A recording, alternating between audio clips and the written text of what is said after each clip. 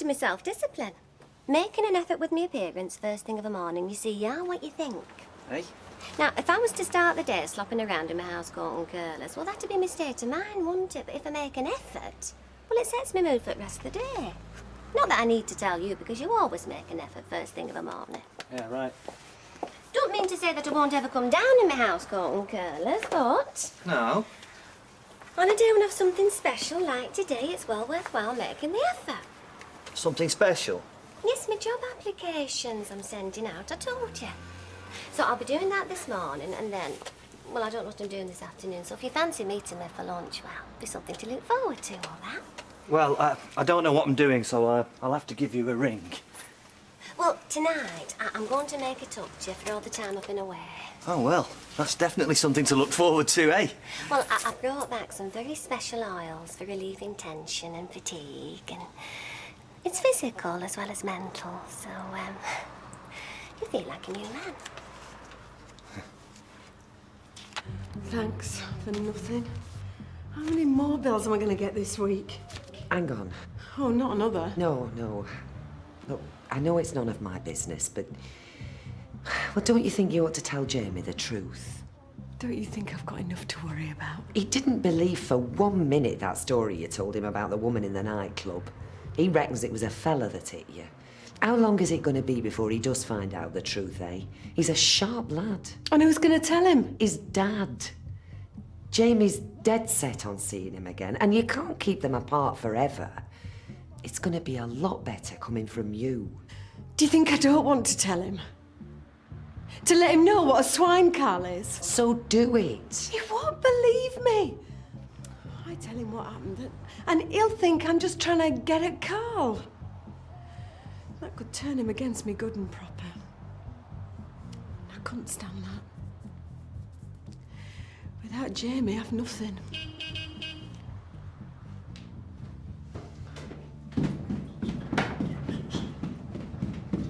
Morning. Oh, hello, Bill.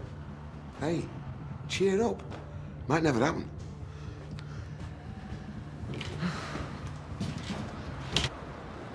Ah, good morning, William. You're early, couldn't you sleep? Yeah, you got me wrong there, Willie, son. No, slept like a log. Do you know that house is quiet as a mouse, so it is. Just thought you might fancy an early hard. Oh, hi, yeah. Sooner we start, sooner we get done. Oh, I see, yeah. You got some plans for night then, Willie, eh? Not with you, Jimbo. Oh, not with me, but with, perhaps young Maureen, eh? What are you talking about? Oh, Willie. You don't know what I'm talking about, and you want me to spell it out, then I suggest you move over for a younger man. If you want a lift, you better get your skates on. I have a meeting with the chief executive before Parks and Cemeteries Committee. Me? I've been ready 10 minutes since. What are you up to now? Nothing you need to worry about. Yeah, well, I do worry, like I always do when I know you're up to something. Oh, you're not still on about your birthday? No, I've told you, I don't want any fuss. So you've said. Yeah, so what are you up to? Nothing! Well, why are you being so secretive then? You couldn't get that bit of paper out of sight fast enough. Oh, there's no fooling you, is there? So you are up to something? Go on, you might as well read it. I'm not going to get any peace till you do. Yeah. Small cut loaf. Washing up liquid. Don't worry, I'll have it gift wrapped. Right then, have you decided? Is it to be a well cruise or a fortnight on the allotment? We're definitely going away. Mavis, we've so much to do at home. You're always saying we don't spend enough time together. Well, we will be together somewhere else. Somewhere where it's a bit warmer and where I don't have to think about cooking 3 meals a day and all the washing and the ironing. I'm thinking of going abroad. Why not? Because you're off at weekend. I mean, it takes you a month to plan a day trip to Chester. Rita's right. It's far too short notice. Oh, you can get some very good bargains booking at the last minute. Just leave it to me, Derek. Look, I'm taking an hour off later, so I'll just see what's on offer. Don't I have a say in this? You've had your say, Derek. If it was left to you, we'd be spending the fortnight turning over your vegetable patch. Oh, now be fair, Mavis. I mean, Derek did suggest spending the first week painting the conservatory. Well, don't go anywhere near that shark, Gilroy. Oh, credit me with some sense, Derek. Ah, good morning. Morning, ladies. Alec, just the man. Oh? Yes, we were just talking about holidays. Now, where would you suggest this time of the year? Somewhere where there's a bit of sun. Why, are you thinking of taking a break? No, not me. No, we were just talking, you know. Oh, well, if you do fancy it, have some wonderful bargains on offer at the moment. You know, the Mediterranean, Canaries, you name it. Do you hear that, maybe? Oh, it's you then, is it? Oh, you're taking the time out. No, well, yes, but we're not going away. No, we just haven't got anything planned. Well, then you should have. Nice little break in the sun, set you up nicely for the winter. Ah, but you see, Alec, Derek and Mavis have too much to do at home. You know, what with the allotment and the conservatory. Isn't that right, Mavis? What are you up to? Me, nothing. So what do you need a checkbook for? Because I'm making a check out, aren't I? Oh, so? Hilary Forrest, if you must. It was the horse money. Fred's coming in to collect it later. Well, it's about time some of it were coming back to us, isn't it? Oh, it will, it will. Yeah, well, it better add, because it seems to me that Hilary Forrest is the only one that's getting out of it. She's on a good thing. £80 a month, and we've no to see for it. Anyway, don't let me hold you up. You want it in the bar when you're finished with that. Right, right.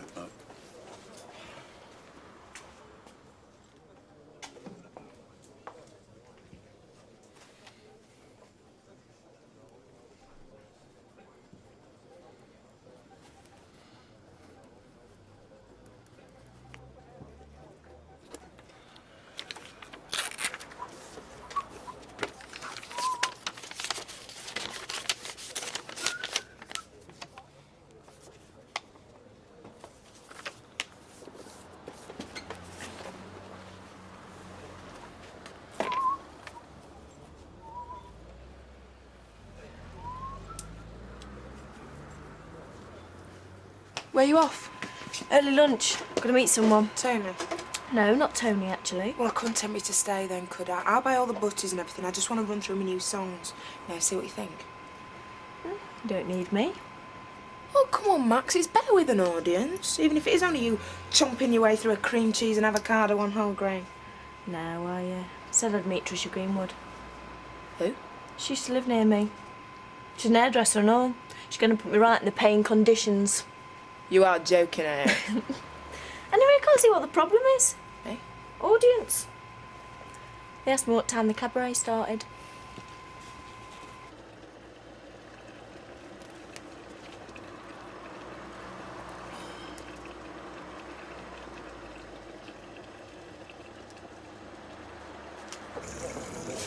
Lovey, if Don comes in, tell us I'll serve him. Oh, you're welcome. He's not a bad lad, he's Don, you know. He's got a face on him to turn the milk these days. Talk about touchy. Yeah, well, you just have to work a little bit harder at it, won't you? Me? Putting a smile on his face, that's what you're here for, keeping the punters happy. Yes, pal? What's up, girlie? Nothing, nothing. Yes, there is. Now, are you not pleased I'm home? Oh, of course I am, of course I am. It's got nothing to do with you, all right? So there is something. Yeah. If you must know, it's the square dealers. The square dealers? Shh. I'm in enough trouble as it is. Trouble? What sort of trouble? I was summoned before the inner rectangle, severely reprimanded and disciplined. Well, what have you done? Nothing. I was dropped in it, wasn't I? Who by? Jack and his big gob. Yeah, but how? Oh, look, just forget about it now. You've asked me what the problem was and I've told you, all right? Yeah, but if it's all over and done with, what are you worried about? But it's not all over and done with, is it? I've got to pay the penalty. What penalty? The penalty of the 49 tasks. Well, what the heck are they when they're at all? I don't know, they haven't told me yet, but all will be revealed. 49 tasks? They could go on for weeks. Months. Oh, I don't believe this. Why don't you have a word with Jack? I'm not allowed to speak to anyone, am I? But nothing is worth getting yourself in this state for. I've no option, have I? Of course you have. You don't understand how it works. I don't care how it works. I care about you and I can see what it's doing to you. Now you just tell these square dealers that it wasn't your fault and you're not putting up with it. And if they don't like it, they can take a running jump. Oh, a great career move that would be, wouldn't it? Considering it was my boss that got me in the first place. Jack? Yes, my turtle dove. Don't you turtle dove me. In here. Hey? Now.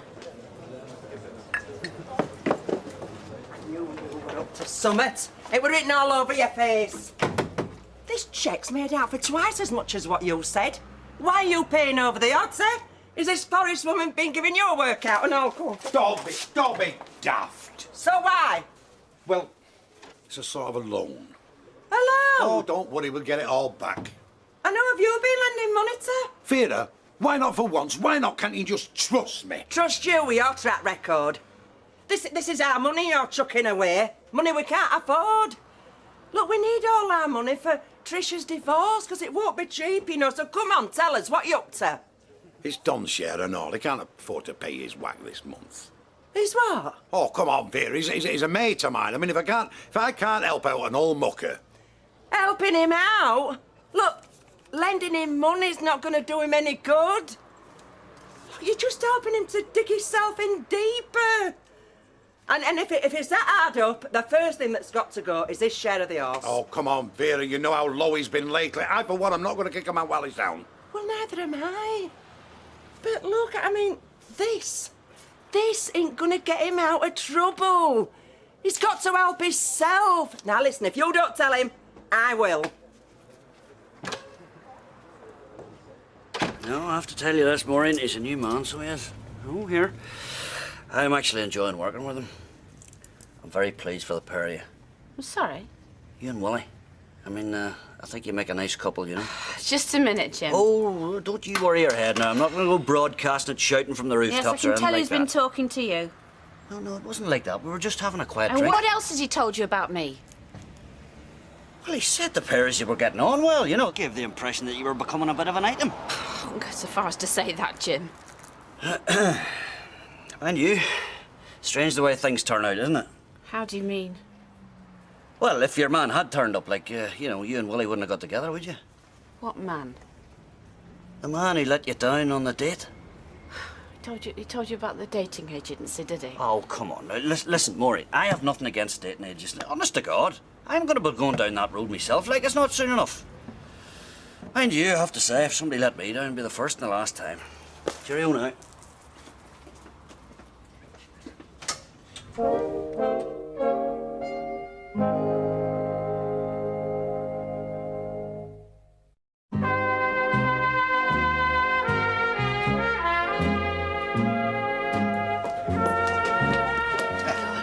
Do you know, every time I set eyes on you, I get the impression I've seen you before. You'll have to think of a better line than that, Alec. I'm warning you, I've heard them all. No, I mean it. Are you a sister in the business? What business? No, show business. A singer, dancer, knife thrower's assistant. No. Mother? I got one of them. Yes. Does she look like you? She's a bit older. And is she in the business? Greengrocery was the only business she was in. She may have been able to juggle 3 cucumbers along with the rest of them, but as far as I know, she never did it for a living. You've still got a very familiar face. There's something wrong if I didn't. A number of times you've seen me behind this bar. So if this is one of your chat-up lines, and you're thinking of asking me to go on a Caribbean cruise and make me into a star, well, don't let me stop you. 25 years ago, I might have taken you up on that. 25 years ago, I wasn't even born. You could be worrying unduly, you know. I'm not. Wives never miss the chance to spend your well-earned brass. Has Audrey actually said she's planning something spectacular? She doesn't need to. Mavis didn't even realise it was my 60th. Spent all day worrying about what she got in store for me. Nothing. Yeah, well, Audrey's definitely not forgot, so if you get wind of anything... Right. Derek, I've done it. Done what? I booked us a holiday. Estoril. We leave on Sunday morning. Estoril, that's Spain, isn't it? No, it's Portugal. Ah. Oh, this is the brochure. It's a beautiful hotel. Well, how much is it going to cost? Oh, it's very reasonable. Oh, so you are going away then? Yes, we are. I've just booked it. Why the heck didn't you come to me? I could have saved you pounds. Well, because this time we actually want to get there. We don't want to spend the entire fortnight sitting about in Manchester Airport. Derek, will you get me a bit of lemon and a chicken sandwich on brown? You got no say in this. I couldn't agree more with Mavis. Take it the answer's no, then. If Eric Furman's away, what have you got to worry about? By the time he gets back, all this will have blown over. It will. And even if Fred Elliott does want to make an issue of it, you're more than a match for him, Curly, and Norris Cole. Just tell them what happened. That you're innocent and you're having nothing more to do with these ridiculous 49 tasks. But Eric... Will you stop going on about Eric Vernon? He's a successful businessman, Curly. He's got more to worry about than what that lot are up to. I mean, he might be a square dealer, but at least he keeps it in perspective. And you're not telling me that he'd let the likes of Fred Elliott and Laurie Cole dictate the way he lives his life. Well, I can't see him thinking much of anybody who would. You know something? You're right. A lighting, I mean, that's something else. Look, Maxine, if this place in town was so good, why are you stopping here? I'm not saying this place is a dump. I'm just saying that we could make it a bit more fun. We? Well, you. Look, Maxine, I am sorry that you don't approve, all right? But there's just one small problem. Like what? Like, who's going to pay for it? Well, you won't have to spend much.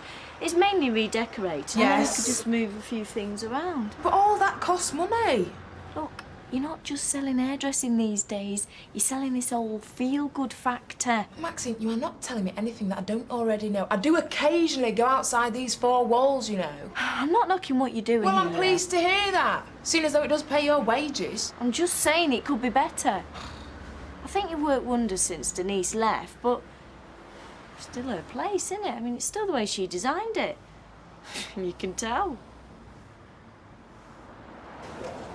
Do you know, I think you and me made a mistake. Hey? Well, we should have got married. I mean, the amount of time we spend in this place waiting for our partners. Did she say how long she was going to be? No, Alf, she didn't. Did she say where she was going? Aye, well, I know the signs. Talk about bright-eyed and bushy-tailed. But why is it every time Audrey gets chirpy, you think it's got something to do with you? What, you're trying to tell me she's not going to do anything for my birthday? Sounds good in town. No, I'm staying in. All she Norris is in chair if you'd like a drink. No, thanks. I'd better get home. You wanted to see me? That's right. We've got some news for you. Oh, news.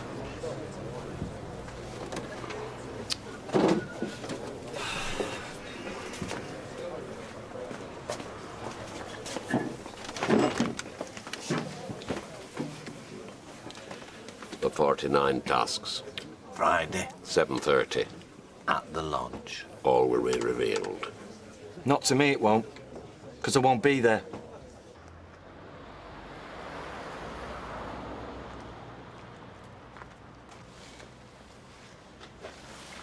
WPC Burrows and PC Bowman. We're looking for Trisha Armstrong.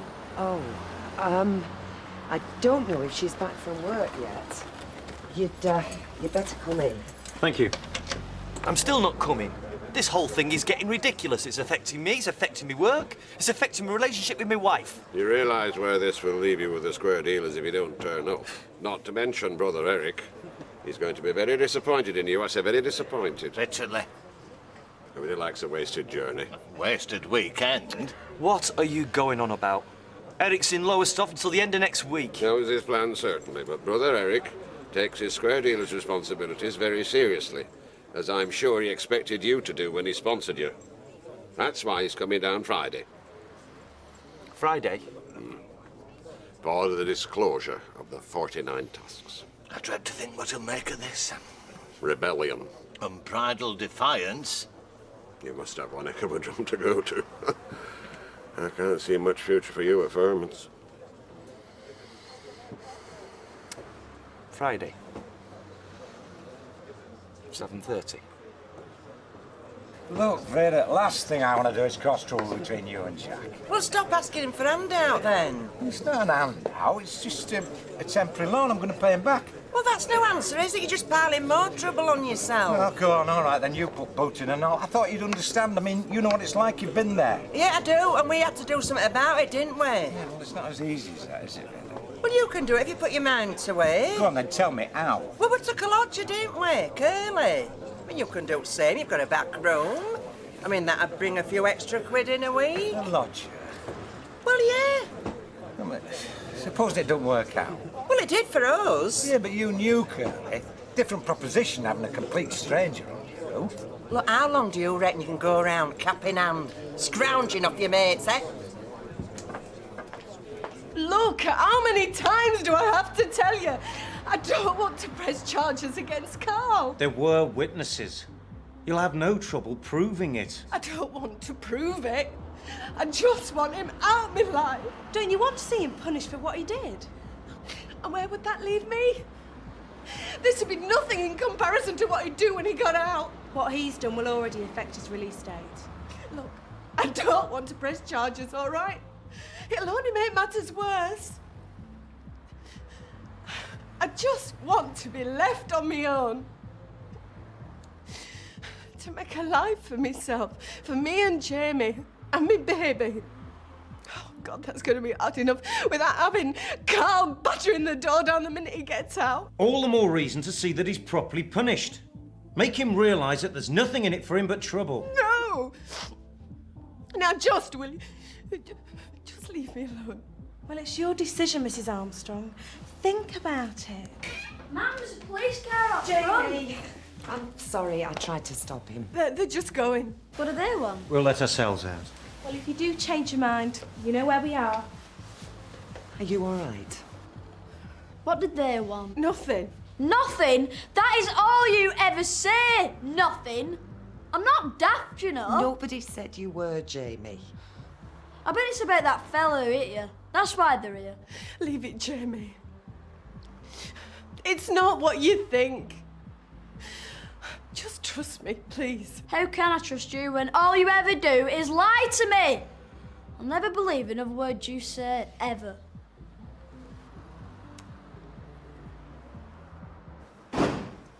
Won't be long. I wasn't sure what time you'd be back. What have you gone to all this trouble for? It's no trouble. Where's the point in having nice stuff if you don't use it? Did you see Fred Elliott? Yes. And you told him? Well, yes. Well, there you go then. It wasn't nearly as bad as you thought, were it?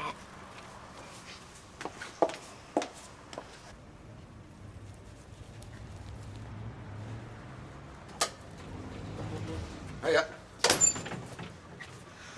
I was wondering if you were free tonight, about 8. I don't think so. Well, I suppose if you can't get out, you can't get I out. didn't say I couldn't get out. I'm not with you. Why did you do it? Why did you go blabbing to Jim MacDonald? Don't you think I feel bad enough about being stood up without you broadcasting it? Look, it wasn't like that. Jim's a mate. We're having a chat. What else did you tell him about me? Nothing. Look, I told him because I was feeling so chuffed that you and me were getting on so well together. Were being the operative word. Oh, come on. Look, whatever happened between you and me was our business. Nobody else's. How do you think I feel when Jim MacDonald comes in here, tells me he knows everything, even about the dating agency? He even said that he and I might be in the same boat, that he might feel desperate enough to go to a dating agency. I feel so humiliated. Look, I'm sure he wasn't trying to put you down. He was genuinely pleased for both of us. When Reg left, I thought I'd never trust another man as long as I lived. I did, I trusted you. What a fool I've been.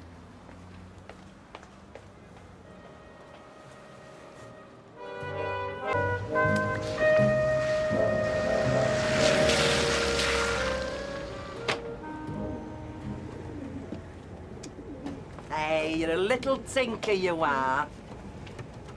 What's a tinker? No but mischief, that's what. I'm not. Anyway, it's time you were off to school. Planet. Yeah, well, I've time for no me. You like them birds, don't you? He says you've got away with them. Never seen the attraction myself. They come back. Oh, hey.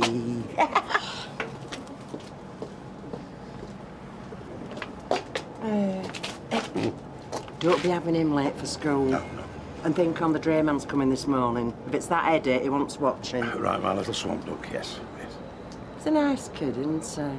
It's a shame. It is. What is? She wants to get her life sorted out.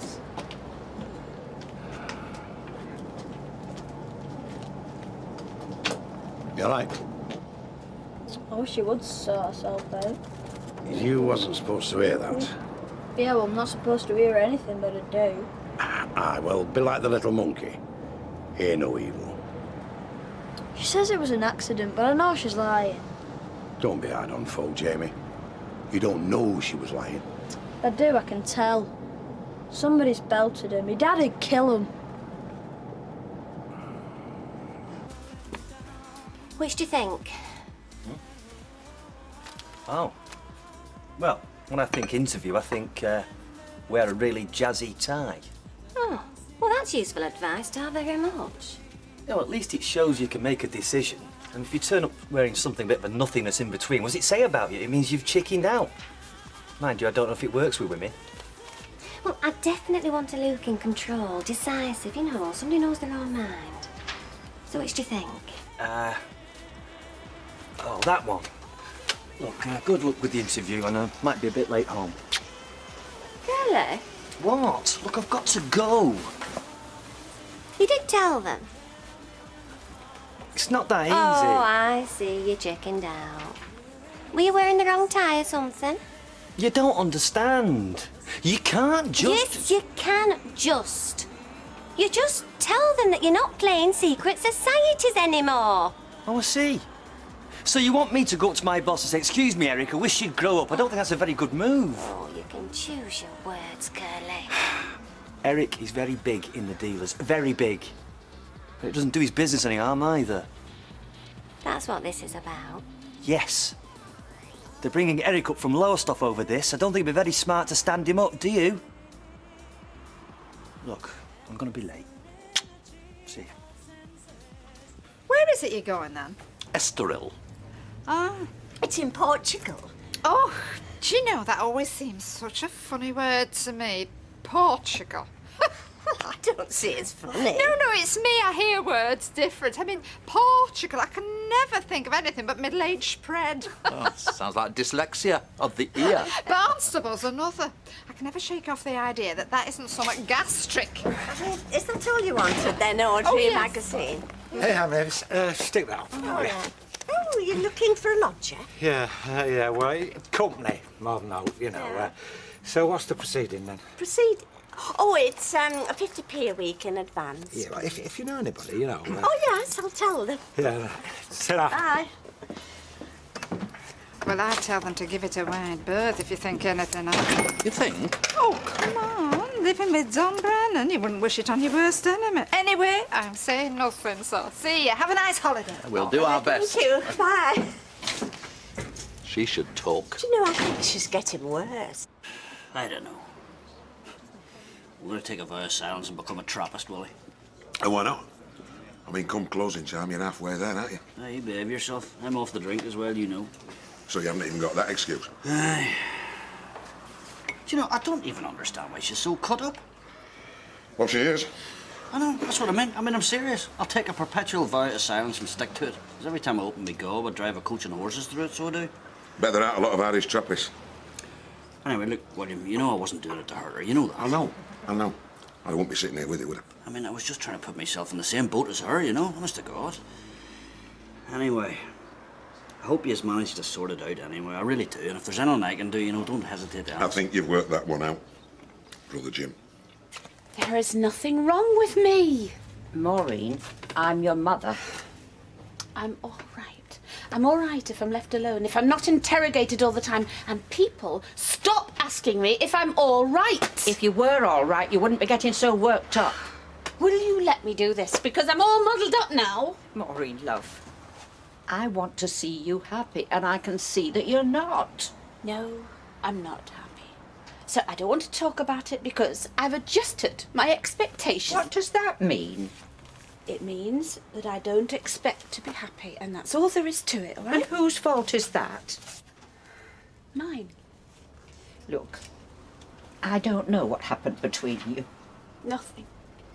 Only I made it into something. Maybe I shouldn't have done, but there we are. That's me. So never mind. Well, whatever it was, you want to go along. Ori, trust me. Please trust me. If I could trust anybody, I'd start with myself. Vera, can you cash me a cheque, save me going to the bank? Oh, all right, then just this once. And wish me luck. Why bring it all on us? No, I've got a job interview. I just don't want to take the boss. Well, that's Don Brennan. He could set you on take. Well, I'll take my chances with somebody else. Want to arrive on a bit of an up, you know. Oh, well, you could be right. How much do you want? 25, all right. Well, there's Paris, Vienna, Moscow, Rome, of course. I don't know where you come up with such stuff. Oh, they're just printers' samples. different typefaces on coated paper. There was just this little bit about how many cities are built on 7 hills. I just thought it was interesting. Durham's another. And Weatherfield? No. Oh, yes, Weatherfield of the 7 wells and the 7 hills. It's in the charter. No. Oh, some sort of stuff like that, way back. Well, there you are, Samantha. You live in Weatherfield, the eternal city. Just feels like that for Friday afternoon. Here's a pint with you, love. I mean, I know there's a slight incline towards the end of Rosamond Street, but where's the other 6? Can anybody name them? Don't ask me. That'd be a task, wouldn't it? Aye, it would. I say it would. Hiya. Oh, hi. How did your thingy go? Me? Course. Oh, well, the first couple of weeks my brain was reeling, you know, because it's a long time since I've done a lot of brain work. Oh, right, that kind of stuff. Oh, a bevy of beauty blocks my way. Sorry. Nothing to apologise for.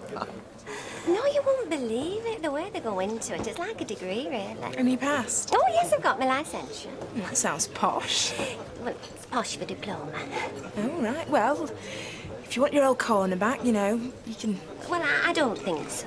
I mean, it didn't really work out, did it? Well, this could be a better time. Yes, well, to be honest, I think that my ambitions have sort of gone past that. I don't really want to be in a sort of backwater.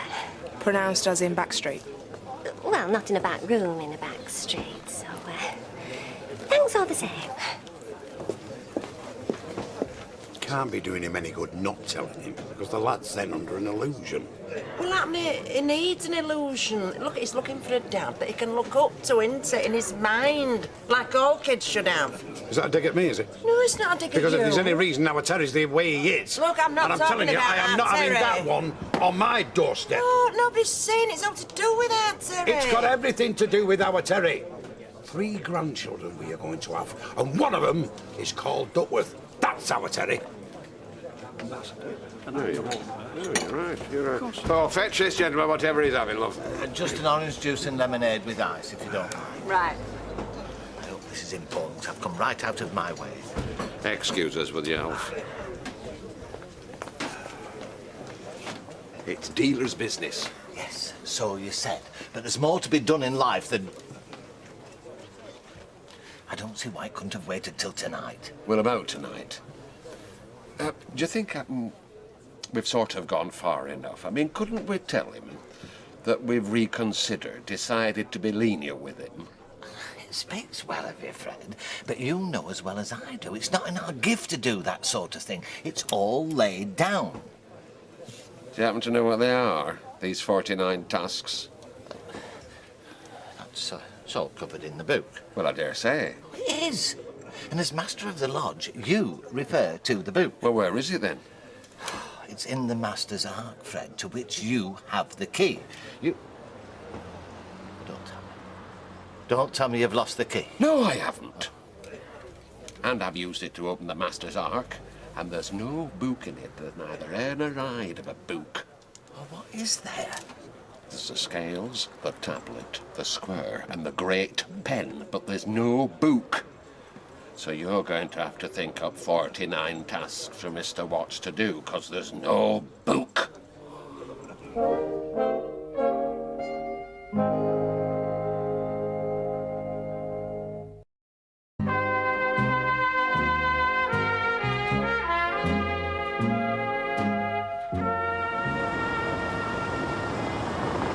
I'm gonna have fancy ones and all. You know, ones that aren't for racing just for show, but the best. Those will be the racing pigeons. Well, where are you going to keep them all? In a great big loft about a mile long. Where are you going to keep it? On your windowsill? You haven't even got a yard. Well, we're not going to live there when my dad comes back. Oh, won't you? Where are you going to live then? In a great big house. Oh, yeah. With a massive garden, bigger than that. And a garage. He'll have plenty of money, my dad will, when he comes back. Because he's in Saudi. Oh, is that what it's called? Well, it's called Saudi Arabia, but out there they call it Saudi. I'm going to go and feed the pigeons. He's not in Saudi. Do you want to know where he is? He's in strange ways. Andy, home? Yeah? Where's my kiss then? Today's been nothing but frustration from beginning to end. Oh, well, it's not over yet, is it? You know, it's so nice having your own place. If you weren't here, I'd definitely see about getting a dog. Did you get your loan sorted out? Ah, no, I couldn't get through, could I? I think every student in the country's been ringing them, because I don't know anybody that's got the cheques yet. I've got a little present for you.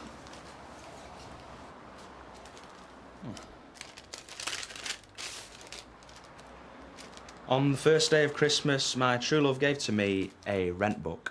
I know it's boring and practical, but they didn't have any exciting colours. So this makes me the lodger. It makes you a poor student entitled to housing benefit. Oh, I see. I know some people think that being in love equals being totally brainless, but just tell me why that's an advantage. Anyway, probably means I can't throw you out. Well, I shall keep it close to my heart. Honestly, Andy, it's sensible.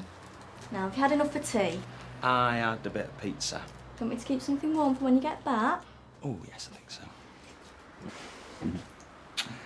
Now, look, I'm going to have to get off, I'm afraid, aren't I? Down to the Rovers, or else I'll never be straight with my landlady. See you later.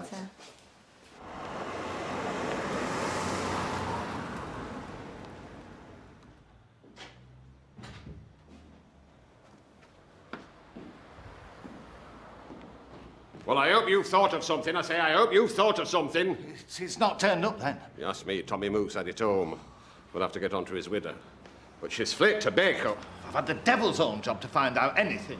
I spent hours on the phone. I tell you, the British stationery trade has ground to a halt over this. You've not mentioned the Moose missing. No, of course I haven't. It gets out. Why this organisation has to be so secretive, I don't know. Do you know, there was not one person who gave me a direct quote from the book. Well, they either couldn't or they wouldn't.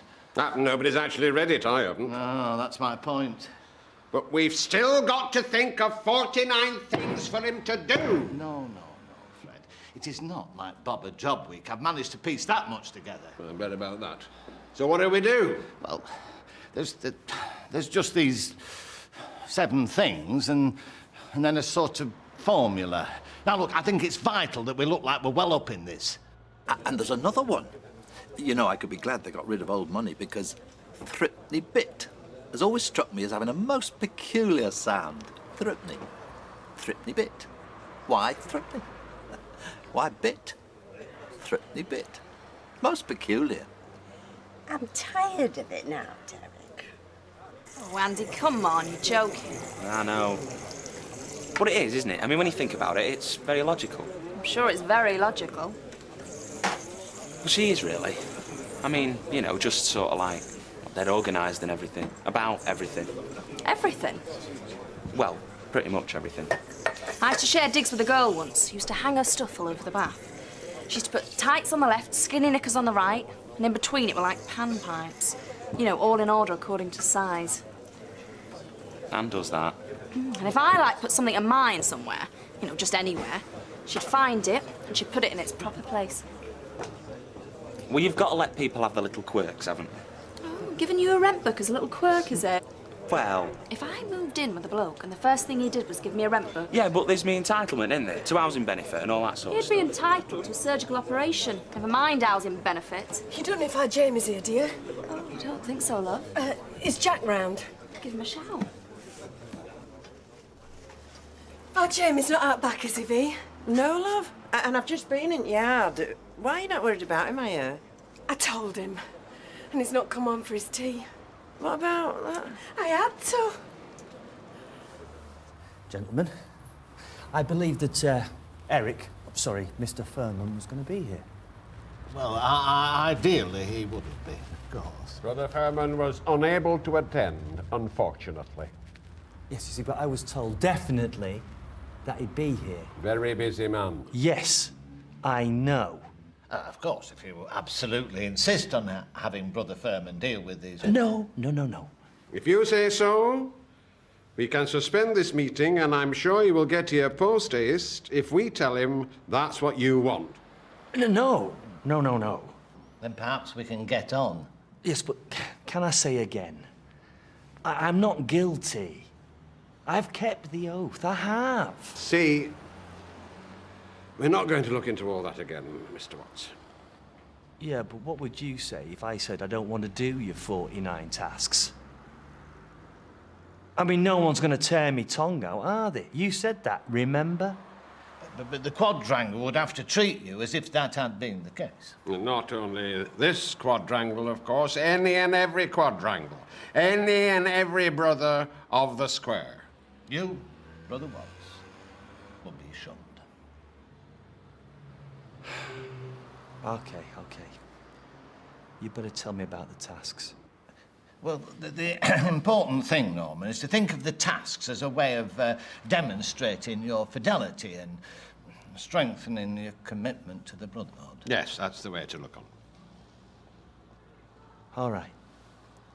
But what do you want me to do? Well, first of all, you've got to understand the purpose of the task, which is what I'm trying to tell you. Yes, but there's 49 of these things. I mean, we'd better get cracking. I mean, how long is it going to take? To complete the task, Brother Watts. 7 years. Thanks, Julie. Thanks, Vera. I've cracked on a no now. He's out there now looking at the pigeons. Well, I've written a number down, in front of a book. Aye. You're not looking for a room by any chance, are you? As it happens. I'm looking for a room with a balcony, under a palm tree, with a view of the Med. Yeah, well, I don't think I could take a woman any road. Hi. Oh, you look tired. Yeah, I am, but I'm all right. There's a deep pan pizza defrosting. Oh, thanks. Hey, how did you get on? Oh, I got the job. Well, that's great. That's terrific. When do you start? I'm not going to. Aren't you? Well, I didn't like the look of the place, and I thought, well, if I can just walk into that position with a bit more effort, I could walk into a better position somewhere else. Ah, so you told them to stuff it? Well, I wasn't quite that rude. I said I'd consider it, but... So they did teach you something about confidence in Maidenhead, then, eh? Oh, yeah. So, how did you get on? Ah, well. So what are these 49 tasks? I'm sorry, I can't tell you. Oh, for pity's sake. You can't take all this seriously. Look, this is something that you can't turn your back on. Once you've joined, you've joined. I joined the Brownies. It don't entitle them to ruin my life. It's not like joining the Brownies. These people have got influence. That's what it's all about, and they're everywhere. You should never have had anything to do with them. You can't even tell me what these 49 tasks might be. Well, it's not 49, really, at all. You see, it's 7 times 7.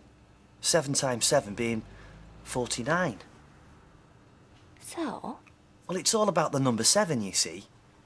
7 is a very powerful number in life. Well, yes, this is true. So 7 times 7 is really... Well, obviously. You see, they work it out according to the 7 different divisions of time in human life. That's seconds, minutes, hours, days, weeks, months and years. Well, yeah, 7. 7 days in a week. Yeah, but there's another 7 going on the top of that, you see. There's centuries and eons and... Oh, I can't remember the rest, but it goes all the way up to eternity. It's like the 7 veils that you sort of can't go through.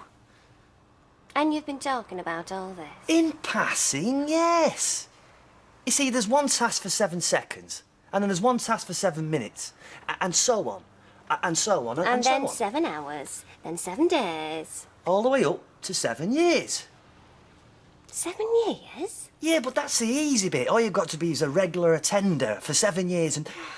Oh, I shouldn't really be telling you all this. I don't think anybody should be telling anybody anything about this.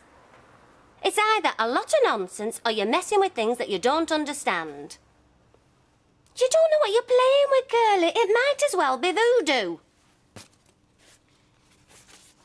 I don't like it.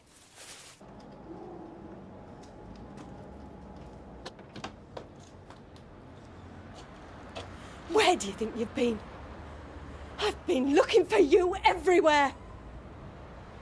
I've I've been worried sick. You didn't come home for your tea. Why didn't you come home for your tea? I've been going out of my mind. Do you hear me? Are you listening to what I'm saying? No. Jamie. Why should I? You're only lying. Don't talk to me like that. Nobody's lying to you. You want to see me, Dad? I wasn't lying to you. Not really. You did. Look, Jamie. Sometimes the truth ain't very nice, so you don't tell it. But that's not lying. Here it is. All right. It's lying. All right. But I'd lie for you. To stop you getting hurt. I'd tell a little lie. Would you tell a little lie to stop me getting hurt? So I told a little lie about how I got this. I went to see your dad to tell him why I couldn't live with him anymore. It's no good doing that. Told him you were having a kid, didn't you? Yes. Jamie! Jamie! Come back! Come back!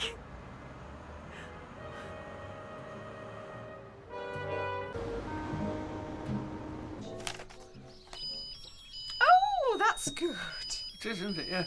70 not out. Oh, do you know, I remember for my 21st I had one with a little handle. You had to wind it. Wind what? The handle, to make it play a tune. Oh, sorry, love, I'm not with you. Oh. Hey, it's playing a tune. Oh! As good as that.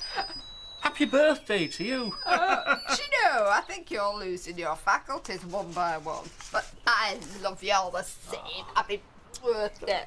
Come on, let's top you up. Hey, don't sup all out at once, you know. It's good stuff, is Yeah, that? I know. I bought it. Ah, with my brass. Oh, now don't start all that. Don't ruin your special day. Yeah. You know, it must be the frequency. You can drive animals mad with that. Oh, there's a card from Ken and Barbara. They've moved out. Oh, no. Yeah. Oh, there's one for you as well, yeah. Oh, right. Yeah, it must be the frequency. It's like a dog whistle, you know. Who's that from? Never you mind, Alfred Roberts. You'll find out all in good time. Oh, you're up to something. It wouldn't be tickets, would it? Now, whatever gave you that idea?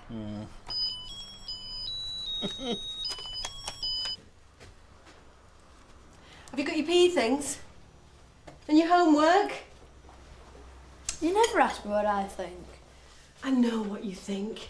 When it gets out, everything will be fine. Well, I'm afraid it won't. Yeah, well, it would have been. That's nothing to do with it. Of course it is. That's why I belted you in it. And what about all the other times, eh?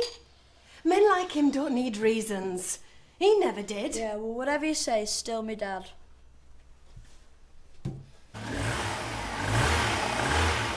All right, switch it off, Tony. What do you reckon?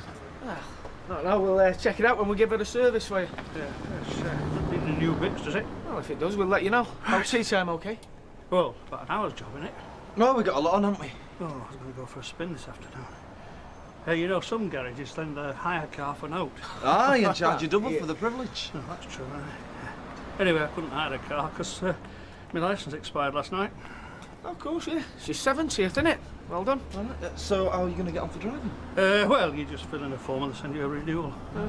Fair enough. So you're having a big celebration then, or what? I think we went to the theatre. Hey, listen, if you see Audrey, don't tell her no, because it's supposed to be a secret. Oh, aye. So who let the cat out the bag? Ah, well, I was polishing my shoes last night and she'd ring round the theatre in last week's Gazette. Oh, a right old Sherlock Holmes, aren't you? Oh, there's not much gets past me, lad. Anyway, the tickets arrived from the theatre this morning, so I reckon Gail and Martin will be going with us, you know, just family. Oh, well. If you're in there at dinner time, I'll buy you a pint. Ah, well, if you don't, you can knock it off the bill. I'll have to be going in a bit. What is this Quayside Club, anyway? Oh, it's a fitness centre. They've a waiting list, long as you're home. Oh. Manchester United? You're applying for a job at Manchester United? Well, why not? It's Manchester United. Well, it's not that daft. A lot of football clubs these days use psychotherapy to develop a winning attitude. But aromatherapy is even more appropriate, combining as it does the elements of massage and essential oils. Over my dead body. Oh, Curly, it's just a job. I'm a professional. Footballers, whatever, they're just clients. But why Manchester United? If it was City, fair enough. Well, if it means that much to you, I'll tear it up. No, I can't let you do that. I'd be out of order. Oh, it's only a tentative inquiry. Shot in the dark. No, but you post it. But you do realise if you get a job there that I won't be going to any of the matches. All right. And when we have kids, I don't want them going there either. I know I'm jumping ahead a few years. Just a bit. I often think about that, you know. Buying him his first city strip. Or her. I'm not bothered either way. As long as they're proud to wear the sky blue. It was one of those shows, you know, where you have to really get into the swing of it when you go dun dun dun dun. Oh, sorry. Is that the lot? Sorry. Yes, thank you Right. very much. Oh, thanks. I believe congratulations are in order. Oh, thank you very much.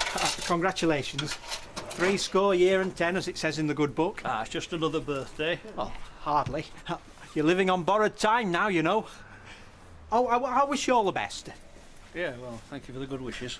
He really gives you something to think about, doesn't he? Like when to keep his mouth shut. Now, where were we? Oh, no, listen, I'll tell you about the show. Anyway, there's these fellas, right, and they're sitting in the front row. Well, they've gone to town. They've got all this hair, you know, like that. And they've got wrinkle pickers on and really skin-tight jeans. They've got the lot. Well, I felt quite out of place, I have to tell you. First time I saw Reggie look like that. Daft, wasn't. He used to sit in a bath of cold water with his jeans on. Well, it used to make them shrink. Yeah, I'm not surprised. Don't you remember, didn't you do that, no? Me? Be after Alf's time. Well, he's only the same age as Jerry Lee Lewis, aren't Hey, you? not then I wasn't. Aw. No, I can honestly say that I've never worn a pair of blue jeans in my life. Mind you, I was regarded as a snappy dresser in my day, you know. I mean, people used to reckon I looked like Frankie Lane. Of course, I knew where to get the suits. There was a bespoke tailor worked out of a back room in Gladstone Street. Izzy Wayman, yeah. A suit was £7 2 and 6, and Westgate thrown in free. She must have cost me that in sugar. Do you remember all that palaver we had with your petticoats? Oh. Out here and stiff as a board, she could hardly get through the door. Well, I hope you enjoy this show. Yeah, hey, if you see Audrey, I know nothing. Right. Hello. Mr. Watts, please. Yes, it is very urgent. Not you, Brother Elliot. Now, you know what day of the month it is? Right. You know what your next task is? Exactly. Now, the brethren have decided that today's the day.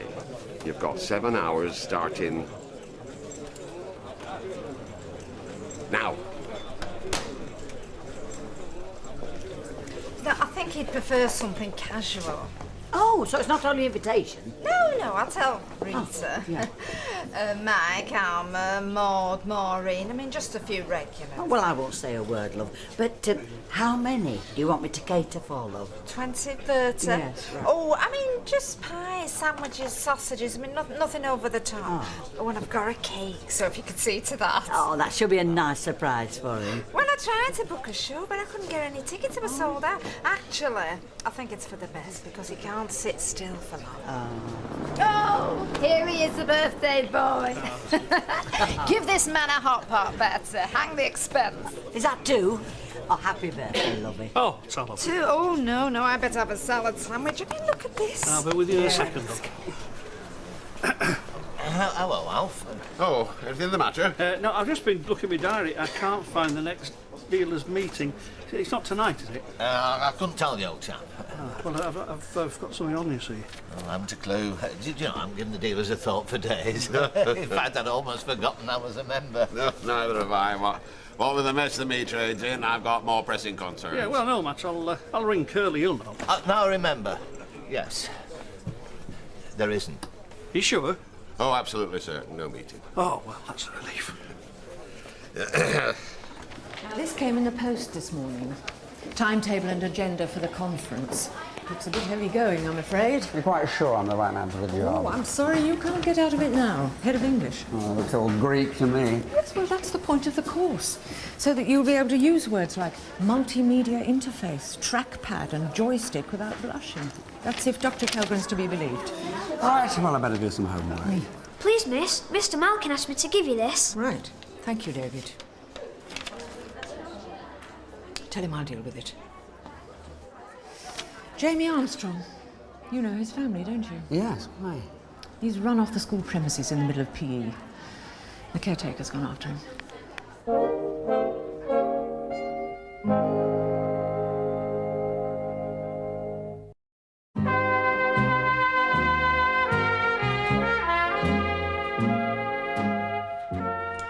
What do you think would have happened this afternoon? Eh? You'd have got to Strangeways, stood there in your PE kit and knocked on the door. Then what? And I told them I wanted to see my dad. And they'd have picked up the phone and rung your mother. Is that what you wanted? Not from what you tell me. And supposing you'd been run over. I weren't. And suppose no one had seen you go bolting off. I mean, just put yourself in Mrs. Jeffers' position. Jamie Armstrong suddenly goes missing. Anything could have happened. I could have gone to the dentist. During school time, you're under our care, and we take that responsibility seriously. I wouldn't care if you didn't. Oh, for heaven's sake. At your age!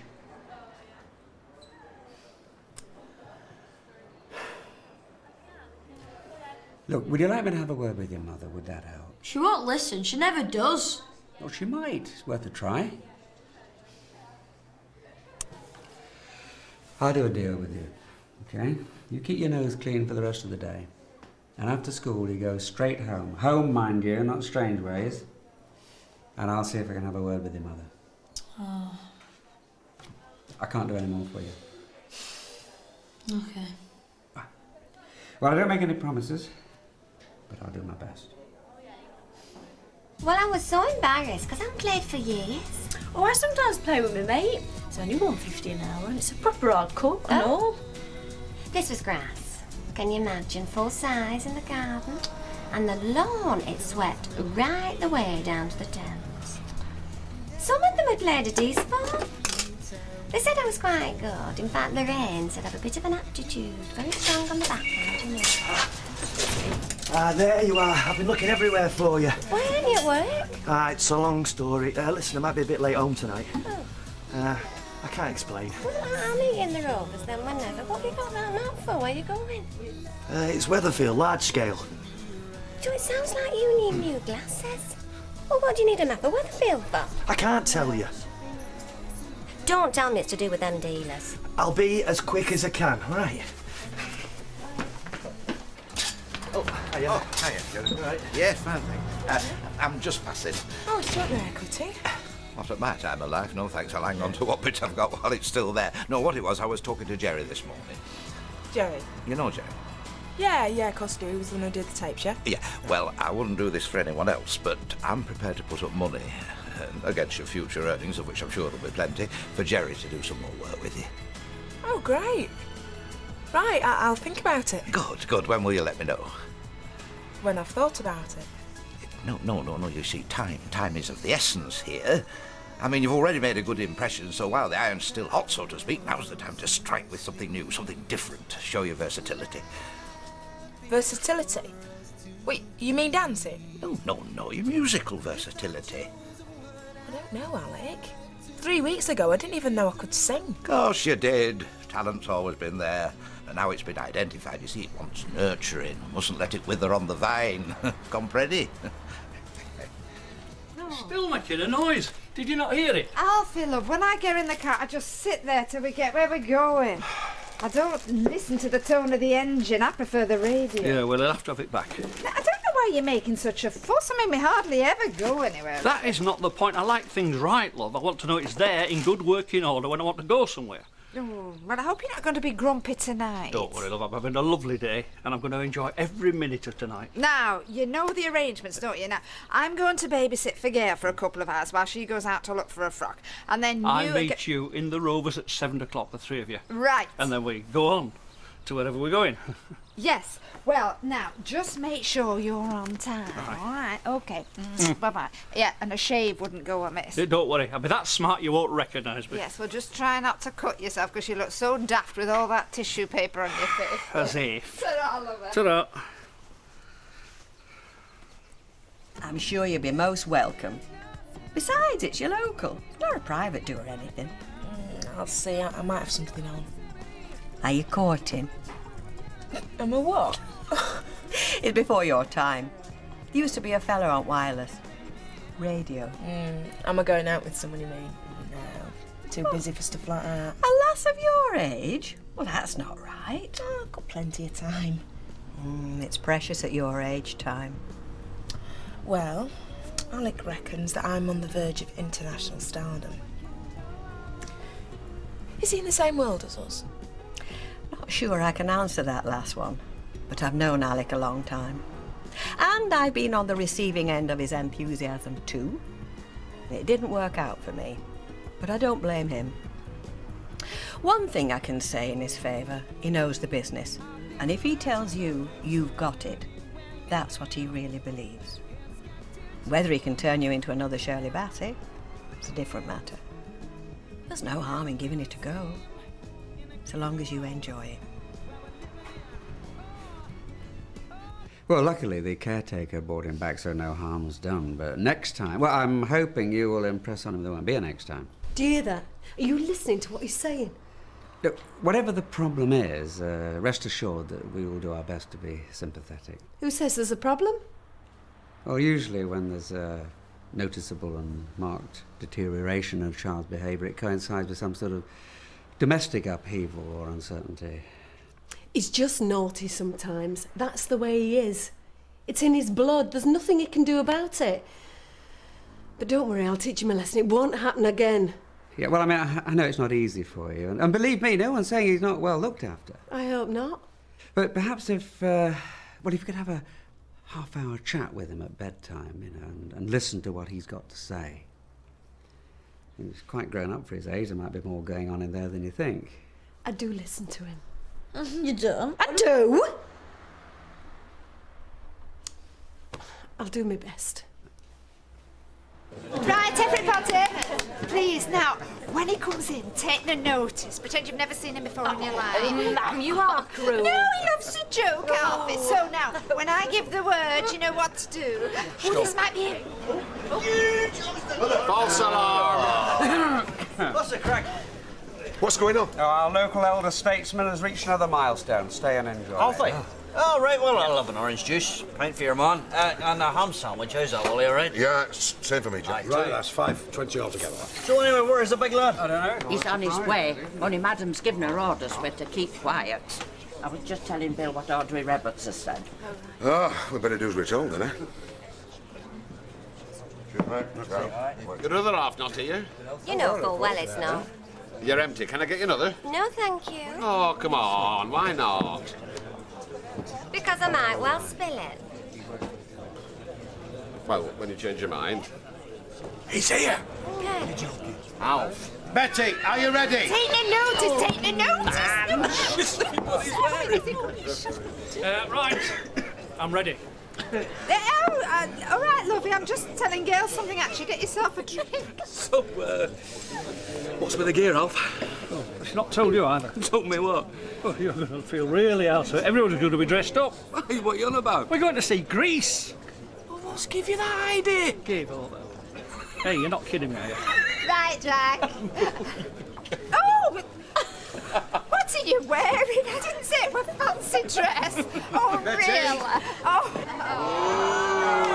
Happy birthday to you. Happy birthday to you. Happy birthday, dear Arthur. Happy birthday to you. Well, I never expected this in a month of Sundays. What did you say? Nothing. Liar, what did you say? I said nothing. You've got no right blabbing to teachers. All that stuff about your dad being in prison. They knew anyway. I didn't tell them. Yeah, well, it might have been a newspaper. They can read, you know. Don't come clever with me, Jamie. So it's your idea, was it, to get him round? No! Telling me I don't know how to bring up my own child. Who the flaming heck does he think he is? Acting all high and mighty? He's got no right coming round here. I'm going to get onto the school governors, see what they have to say. He was only trying to help. Oh, you're taking his side now, are you? No. I mean, he's right. You don't listen to me. I do. I'm listening now. I want to see my dad. Well, you can't, and that's that. He's a bad man, Jamie. He only cares about himself. He don't give tuppence for us. It's just because he doesn't love you. That's why I say such horrible things about him. But he loves me, and I want to see him. Right. I'll fix it. Do you think he's completed? He's cutting it a bit fine. Easy Wayman. The suit cost £7 2 and 6. Waistcoat thrown in free. You were robbed, Alf. You're cross with me, aren't you, Alf? No, listen, I can't think of a better deal than this, and I don't give a fig if it is only the Rovers. What do you mean, only the Rovers? Well, you know, not posh. What do you mean? Do you mind not posh? I've used a full packet of doilies on this. I'd shut up if I were you, Al. Hello, Roby's returned. I'm sorry, you'll have to speak up. I can't hear you. Oh, you want to speak to Raquel? Just a minute, I'll get her for you.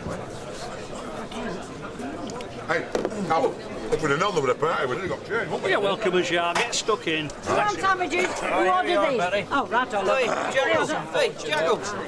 How's a flanker you pulled there then, sunshine, eh? What do you mean? Aye, well, you never mentioned there was free food, so you made us pay for it, didn't you? Eh? I've been that busy, it slipped my mind. Message for you. Where is he? Well, you tell me, because he won't. Look, forgive the discretion, but it's paramount. Well, what did you say? He's found 6 and he's looking for the last one. It's touch and go. Still, he's a fit lad. Do you know you're barming the lot of you? And when he comes in, you can tell him he knows where to find me. And you and all, you are locking up, all of you. What's she on about? Pensioners?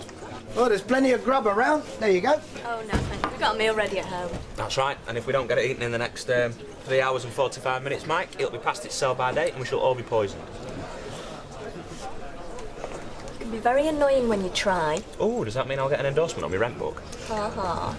You know, like 10 points and then it's my marching orders. Well, you're going the right way about it. Ooh. Only joking. Come on, let's go. OK. Early night. Early night. Oh. See you later, Sal. See ya. So how's it feel then, Alf? Hey, Kevin will be here in a minute, so I'll give you a birthday kiss now. Ah. Mwah. Happy birthday, Alf. Oh, now you shouldn't. Oh, it's nothing. So what did Audrey give you then? Well, as a matter of fact, this is it, you know, and it couldn't be anything better. I was a bit worried in case she had something lavish up her sleeve, you know, because she spends my money like water. Right, could I have your attention for a moment, please? You're not going to make a speech, I better get a drink. Jack, where's that bubbly I ordered?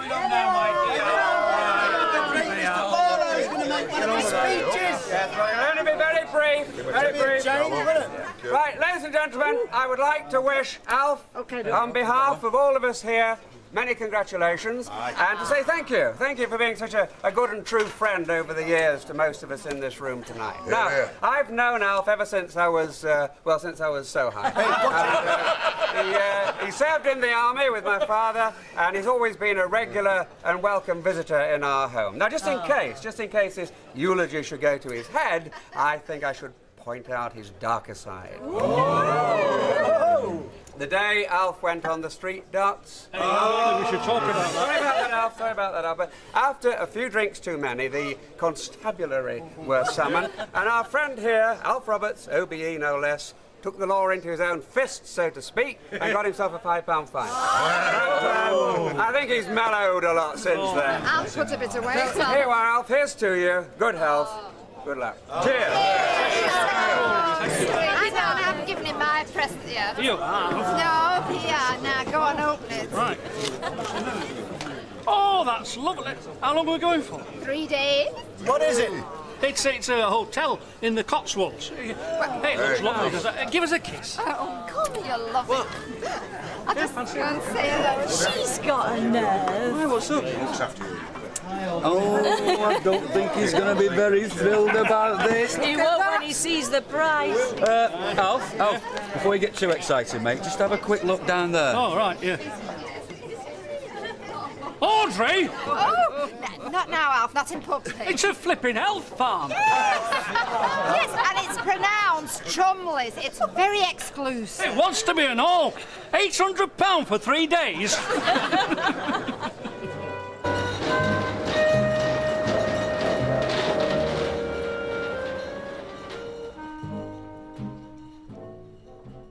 Oh, come on, sweetheart. I said I'm sorry. So Robert, you should be apologising to, not me. Or maybe he's used to the square dealers coming first as is one of them. You didn't say anything, did you? I mean, in front of anybody. What, and risk getting my hand chopped off or whatever nasty thing they do to you when you try and cross them? I mean, it must be something nasty, else you won't be making all this fuss. I just think it's important that you honour your obligations. And what about your obligations to your wife? What's been away for months? So don't that count? All right, look. Tonight, I'll take you out. Somewhere nice, somewhere swish. Yeah, instead. Yes? I'll think about it. It's not that I don't appreciate the thought, love, but a health farm is not for me. But I can't think of anyone it's more for. Come on, look at you. Overweight, unfit, stressed out. I'm not stressed out. Well, high blood pressure, high cholesterol. Yeah, well, I'll go see my GP about that. It's quicker and cheaper. Oh, come on, Alfie. You can't start thinking about saving the pennies when you're talking about health. I mean, you can't, because you're not paying. Anyway, that's it. I don't want to discuss it any further. Just get on the phone and tell them you've changed your mind. Well, I can't. I've paid a deposit. Well, ask for it back. If you're firm enough, they won't quibble. No, it's too early. I mean, the office won't be open yet. Well, ring them as soon as they are. All right? All right. All right. It's a very busy line, though. Can't guarantee I get through. Hey, I'll leave them. I'll do them when I get back. No, I never leave dishes in the sink. Besides, I want everything tidy. Thought we might ask the family for a meal tonight. Whose family? Mine, yours. Mine? Well, great idea that, if you want pots chucked at your newly painted walls. I'm sure they could be polite to each other for one evening. And you're willing to risk it, aren't you? In front of your mum and dad? They've hardly got the highest opinion of the McDonald clan as it is. Maybe it'd be better to have them one at a time. Oh, right. Well, I'll ring my mum then. Will your dad not be offended if you ask her first? All right, then I'll ring my dad. And then she'll be offended. And I can't win, can I? Andy, all I want to do is have the family round like any normal couple. Well, you should have moved in with someone who had a normal family then, don't you think? Sorry. No. I'm sorry. You asked something perfectly reasonable, and I gave you a load of earache. You ask him then? Yeah, I'll ask him. Don't know which one, though. We'll talk about the judgment of flipping Solomon. I shan't be late. Unless your pals find another little task for you. Well, bye-bye then, love. Book someone nice for us tonight.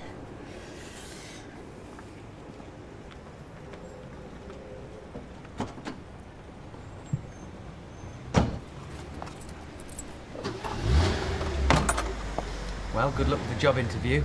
It feels strange working for someone else after helping Carol and Charlie all that time. Well, no disrespect, but you're worth more than flogging pots. No. Anyway, I probably won't get it. They might prefer a switched-on 20-something. So tell them you'll put rollerblades on your Zimmer frame. See ya. Yeah, come in, lovey, come in. I'm sorry to call so early, Jack, but I wanted a word before you get busy. What's up, lovey? It's this stupid square dealers lot. They're giving Curly a load of grief because they think that he's told you their stupid pledge. When? Well, I don't know when, but he says he didn't. Well, it's probably right. So who did? Well, I can seem to recall something, but that wasn't the way it was. Then how was it, Jack? Because this whole business is like knitting fog. Everyone's a flipping secretive. Aye, well, they play the cards a little bit close to the chest, you see. It's one of the conditions of membership. Oh, so I'm given to believe. Like, But you're not a member, are you?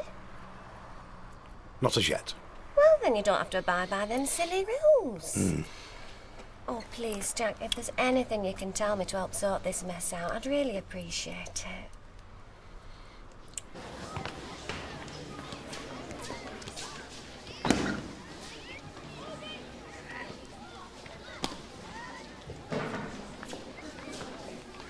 Oh, well, I suppose I should be thankful they didn't say 100. Is it your birthday? Afraid so, yes. Though Lord knows how they find these things out. Oh, if they applied half as much diligence to their work, they'd all be into Oxbridge. Now, my more immediate concern is Jamie Armstrong. There is clearly a problem there. Now, is his father still in prison? Yes, I think that's part of it, even though they're split up. And they've had money worries as well as... I'm not asking you to betray any confidences, Ken, but if there is anything that you can tell us which would help us to help the boy... Well, it's hardly news. His mother's pregnant. And not by the husband, obviously. No, she does her best, but she's hardly the most responsible of people. How's Jamie taken it? Well, on the surface, quite well. I see. What about the boyfriend? Where does he fit in? He doesn't. Jamie's taken on the role of man of the house. At 12 years old? Oh, it's not uncommon, I'm afraid. Maybe you could have another chat with him? Right, I'll see what I can do. Fine. By the way, you don't have bat ears. Talk about ingratitude. Discover a more beautiful you. Well, you'd think he couldn't wait to discover a more beautiful him. I had sleepless nights wondering what to get her. Still, I can't see Alf in a mud pack or doing high-impact aerobics. Especially not at these prices. You can't put a price on good health. Thank you, Roy. Now, that's exactly what I told him. And he said you can when he's the one that's paying. No, but he'll enjoy it when he gets there. I thought he told you to cancel it. Yeah, well, if he comes in looking for me, you don't know where I am. So are you going to cancel it? Or what time I'll be back. She's not going to cancel it. If there's naught wrong, why have you barely had a word to say to Bill Webster of late? You're just imagining it. Am I? You've been more cordial to next door's cat, and that's got fleas. From the wife, croaking at home with a sore throat. Hey, you want to watch that, you know. It's very catching, though. I never get ill. I put it down to the life of debauchery I lead. Oh, you want to give her a few tips. The nearest she's got to a debauch lately is a nip of brandy and a bedtime cocoa. Mike, take no notice of her. Don't knock it. A mother who encourages depravity. Ooh, I wish mine had. Now, you're a man of the world. If you had a tiff with a lady friend, who would you expect to make the first move? You or her? Her, if it was her fault. And if it were yours? Oh, her. See ya. What did you have to go and say that for? I was talking hypothetical. He didn't know it were you. Oh, not much. Miserable chauvinist pig. Him or Bill Webster? Both of them, all of them. If you want to know, Bill told Jim MacDonald that I'd been stood up on a blind date. Is that all? What do you mean, is that all? If you want my advice, you'll swallow that daft pride of yours and tell him you're sorry. Pride won't keep you warm of a cold night. It's not that sort of relationship. And won't get to be neither, lady, if you don't come down off that high horse of yours.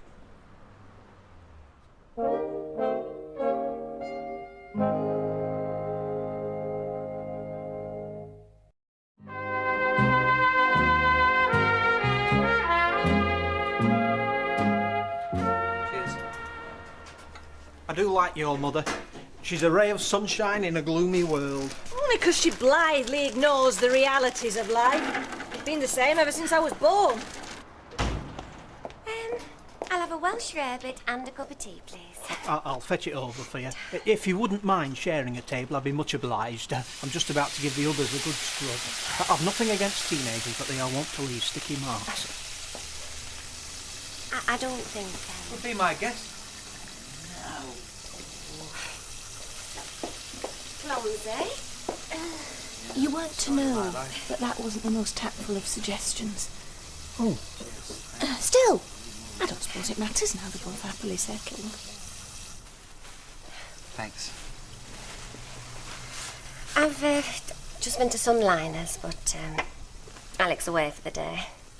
Booking a holiday? No, I was just hoping that he could help me with something. You been away?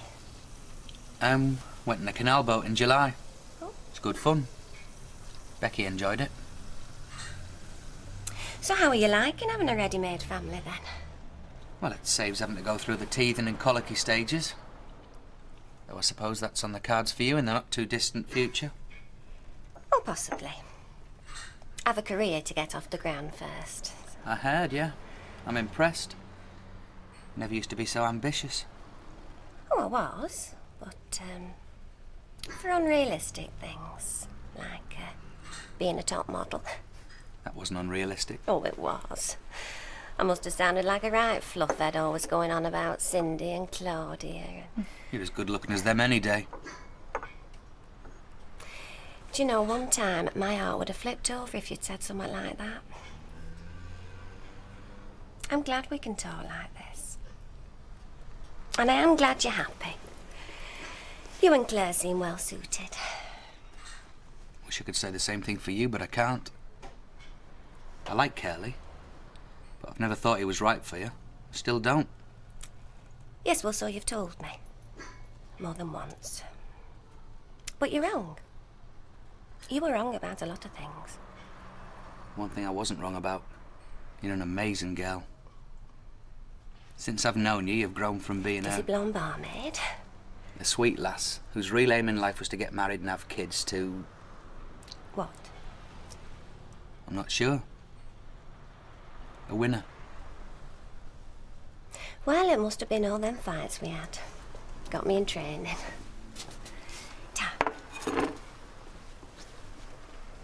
So how you liking cohabiting then, eh? Oh, the cohabiting's fine, mate. It's just all the other stuff that goes with it, you know. Family stuff. Oh, yeah. Well, the good thing about my mother-in-law is, God bless her soul, she's got a good sense to live in Scarborough. Well, I should get mine to do the same thing. It's all up time, innit? All right, lads. How you doing? A pint of orange, a pint of bitter, and 2 Milady's hot pots, please. Right.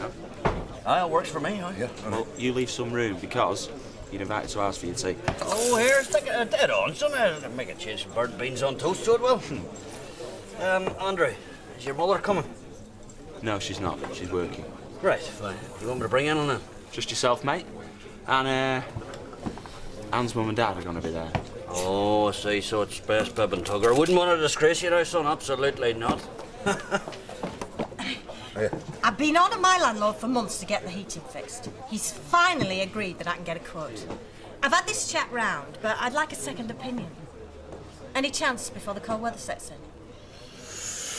Don't know about that, Jimbo, eh? Oh, no. We like to be first opinion. First, aye, absolutely. Oh, yeah, this chap who came round, he was the one who installed it, and... Hey, behave yourself, Joyce. He's only winding you up. Now, me, I might be spoken for tonight, but me up here, well, if you pat your eyelids on him, he may well give you the once-over.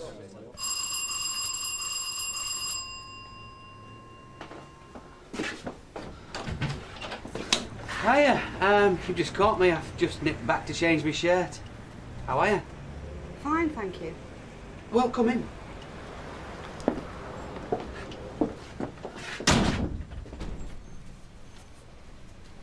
Is Claire not in? She's gone, out. Back about tea time. Would you like a cup of tea? No, thanks. I won't keep you. Becky's hard at it, rehearsing the school play. You'll have to come down and see her. If she invites us. Tell Claire I'll pop back later. Right. See ya. Come.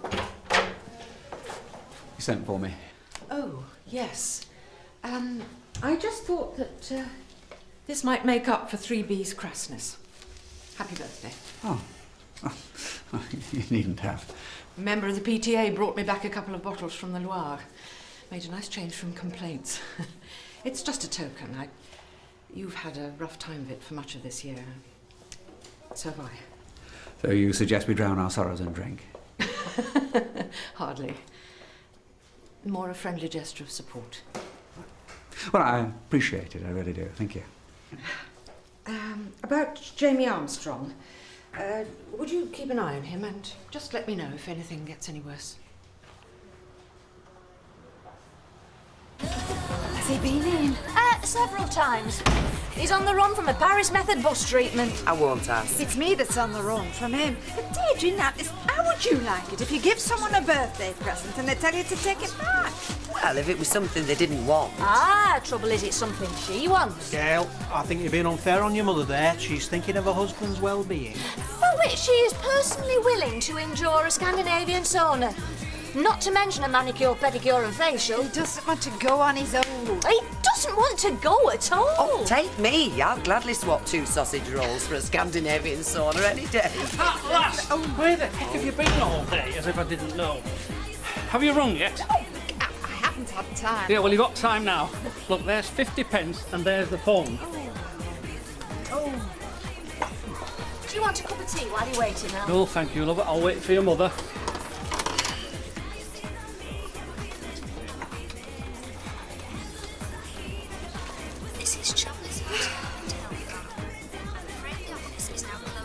The office is closed for the day. Here, give it to me. Hello! First thing in the morning. And no messing.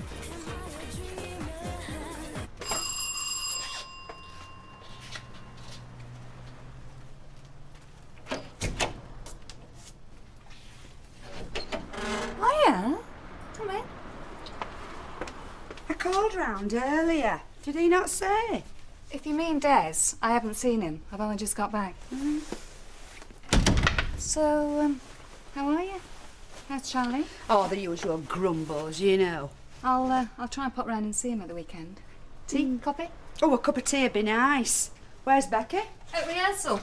She's in the school play. Oh, yes. He mentioned it. He has got a name. You getting on all right, then? Yeah. I'm very lucky. Des is a lovely bloke. I'm not saying he's not. Well, then be glad for me. Have you told him about the money? No. I'm surprised you want to keep any secrets from him.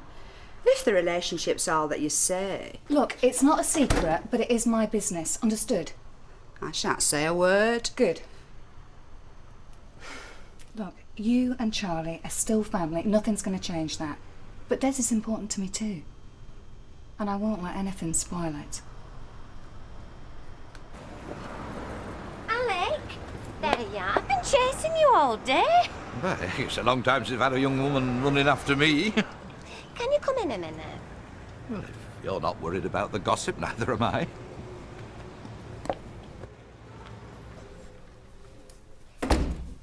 It's Curly. Norris Cole and Fred Elliott are leading him a right dance because they think he's been blabbing square dealer secrets. So? Well, anyhow, it's given us no end of trouble, and I won't care, but it wasn't him who blabbed, was it? It was you. How do you work that out? Because Jack said... Oh, I promised to keep him out of this. He's just scared of offending him. Well, so's Curly, that's the trouble. But he definitely mentioned your name, Alec. Well, I've never mentioned square dealers to Curly. No, not him. To Jack. Oh, yes, I know now. Yes, we had a chat across the bar about the doings of the Marine Rhombus. The what? Oh, you don't want to know about it, Raquel. It's complicated enough as it is. Oh, trust Jack to open his cake hole. Right, leave it with me. I'll sort it out. I'm not impressed with the carryings on like him and your husband. As soon as I see Brother Norris and Brother Fred, I shall set 'em straight, and what's more, I'll enjoy doing it. If anyone wants taking down a peg or two, it's them two puffed-up windbags. Very nice indeed. She always had the makings of a good little homemaker, did our Annie. She'll not thank you for saying that, Sarah. You know how bolshy she gets. There's nothing wrong with homemaker, as long as it applies equally to men. Well, I'm just grateful we didn't have all this feminism when I were courting. He likes his women to know their place. And I know my place, which is why I'm keeping still. That'll be your dad. Is his mother not coming? She's working. I hope he keeps his fists to himself. He will, but if you make remarks like that, I might not. Only joking, love. Where's your sense of humour? Dad, this is Anne's mum and dad. Well, very pleased to meet you. How you doing? Glad to meet you, Mr. MacDonald. Oh, don't call me Jim, will you? Mrs. Malone, how are you? Sarah. Oh, yeah, likewise, Eddie. Well, now, this is a grand wee spot you have yourselves, isn't it, eh? Not bad for a girl of her age. Buying her own home. No, indeed. When my wee lad gets his degree, there'll be no stopping these two, eh? Well, my daughter may think me old-fashioned, but I still think the proper sequence for these things is courtship, engagement, marriage. Old-fashioned. Women would still be in well-bone corsets if he had his way. Oh, here, Laird, now you're talking. That there's dead sexy. That will. Drink, anybody? We've got scotch and some sherry, wine and lager. A glass of sherry would be nice, Tar. Medium dry. Ah, go on then, I'll have a lager with you. Have you got any fruit juice? Fruit juice? Yes, fruit juice. Of course we have, mate. It's in the fridge. Orange or pineapple? Oh, either one. I'm easy. Easy-going chap, me. I've just one question for you. Will you please drop it? Answer me this, and then I will. Do you want to make up with him? If the answer is yes, where does that get me? Nowhere, unless you stop faffing about and go and tell him. I can't. I don't know where he is. Well, how far can he be? I don't suppose you've seen out of Bill Webster in your travels. Mother! Oh, yeah, just gone into the Rovers. Have you got some cream? I was going to bring some from work, and Roy was nattering on that much. I forgot. There you are. Now shape yourself and get down to that pub while he's still there. I'll lock up here. Something need fixing? You could say that. Thanks, Jack.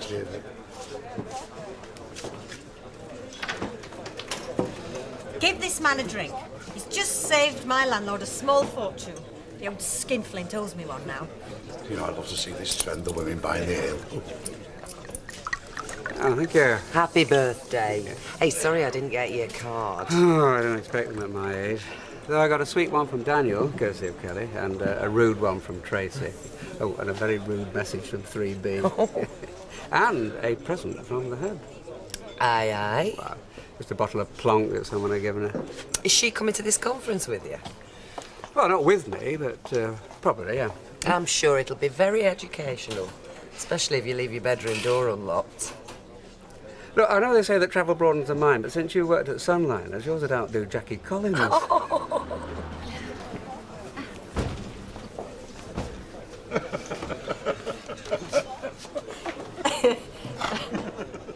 You had no right dragging Jack into this. Well, you wouldn't sort it out, so I had to. So now I'm getting my wife to do me dirty work for me. I'm going to look a right wimp.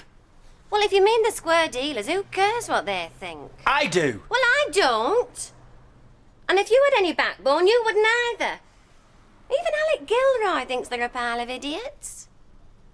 Just how many people have you discussed my private business with? Does it matter if it puts a stop to all this childish nonsense? Look, I know you think it's childish, but there's a lot of influential people who think otherwise. What you don't understand is I'm only doing all this for us, for our future. I want to be able to give you the best. I don't need to be given things like some dumb little dependent, girlie. I'm your partner, not your child. What's happened to you, eh? I mean, you've changed. You're the second person who said that today, but if you mean I've grown up, it's about time. No, I'm not criticising you. I'm very, very proud of you. But you've got to admit, this new you takes a bit of getting used to. Well, maybe it's not a new me. Maybe it's just the old one who didn't have the confidence to speak up for herself. We've a lot going for us, Curly. We don't need help from Fred Elliott and Norris Cole. Or even Eric Furman. Do you love me? You know I do. Right, then do it for me. Tell him that you're sick of being given the runaround and you're going to resign.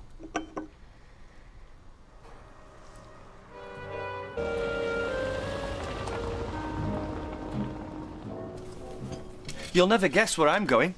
To work? No. I'm going to see Alf Roberts and tell him I want out of the square dealers. Oh, I am glad. Why Alf Roberts? Well, he's the one that sponsored me, and I don't really want to go and see Fred Elliott and his sidekick.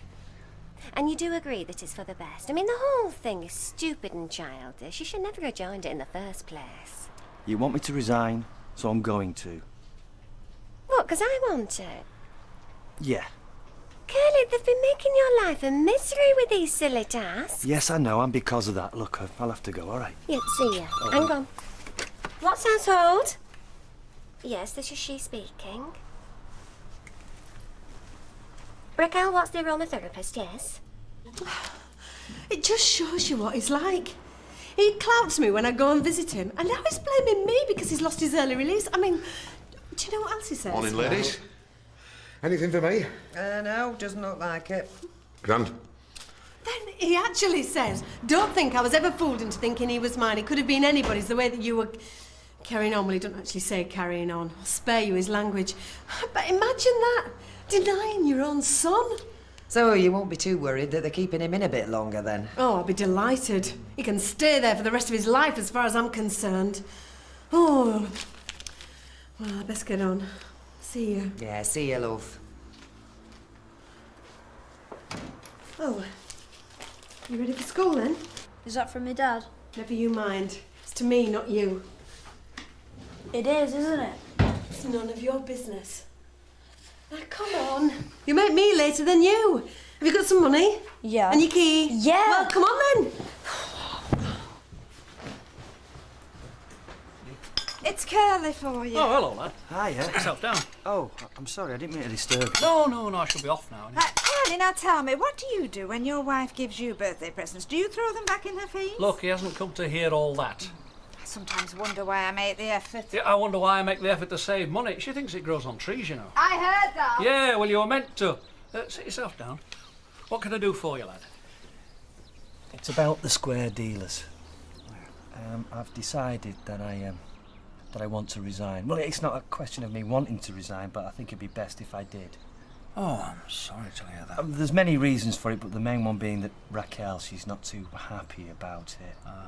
I mean, it's the time that it takes up, you know, and the disruption. Yeah, well, I've been very fortunate there, you see, because, well, Audrey's never minded my going out, you know.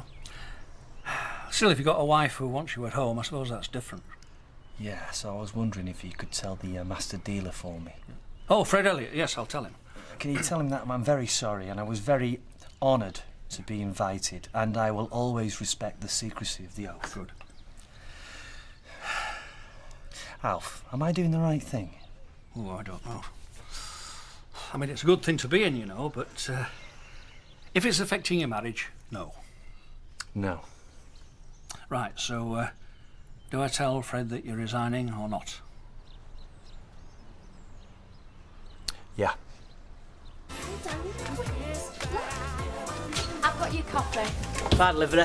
Morning, Ashley. Oh, with an empty tray for you from last time. If you wait a minute, I'll fetch it. No rush, I'm gonna have a coffee. Oh, they don't miss a trick. Bee's delivering. She'll be waiting. I've asked Mr. Barlow and he says you're very welcome to come for your tea so long as you're not expecting him to make it. I'm expecting you to bake it. And I will. So you're coming straight from work? Which will please me, ma'am. Because then she can have Trevor round. She's entitled to a life of her own. Oh, no, yeah. She's made that quite clear. And this is what they taught us. If there's nothing happening, then you must make it happen. How'd you manage that? Well, what I did was I sent out lots of letters. Yeah. Well, no, it was the same letter, but lots of copies. Yeah. Saying all about my qualifications. And what happens this morning? I get a phone call from the Imperial Hotel Manchester, no less. Well? Oh, do you know it? No, not really. Well, it is ever so nice. And this girl, Sonia, says that they've no actual vacancies, but they're so impressed by my letter, would I like to go in on Monday for a chat? Hey, well, Can I leave this list with you? Sally will collect it later. Of course you can. Still enjoying her job, is she? Well, she should be when she's got a husband who works just across the road, who can run all the errands, collect the kids and all that. I mean, I'm saying she'll collect it. You watch. Probably be me. See ya. Bye then. Keep your mouth shut another time. Right, I think that'll do me for now. And have you got any complaints? Because they're all getting it off their chest this morning. Me? What would I have to complain about? How's Joyce? Joyce? Joyce, she works for you, doesn't she? Well, she does a bit of cleaning twice a week for the firm, you know, sunliners. Somebody I see around a lot, but I feel I don't know, because she always seems to be on her own. Oh, well, she lives on her own. I mean, she's got her daughter down the street here, of course. Is there a man in her life, do you know? I'm not actually privy to her personal life. I mean, she just comes in and does a bit of light dusting twice a week. How old is she? Middle 40s. Oh, she's at least that. What's got into you with all these questions? I don't know. I'll get Kevin's list. Is she divorced or widowed or what? Divorced, but it was a while ago. She doesn't like talking about it. Well, none of us do.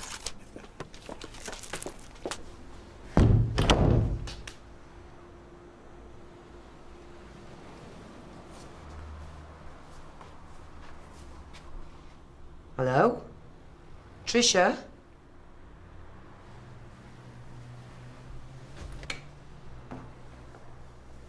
Oh, Jamie. You can't be worried. I thought you were a burglar. No, I was just... I had to come home for something. Oh, right. Well, I'm off out now, so don't forget to lock up, will you? Okay. Okay, see you, love. See ya.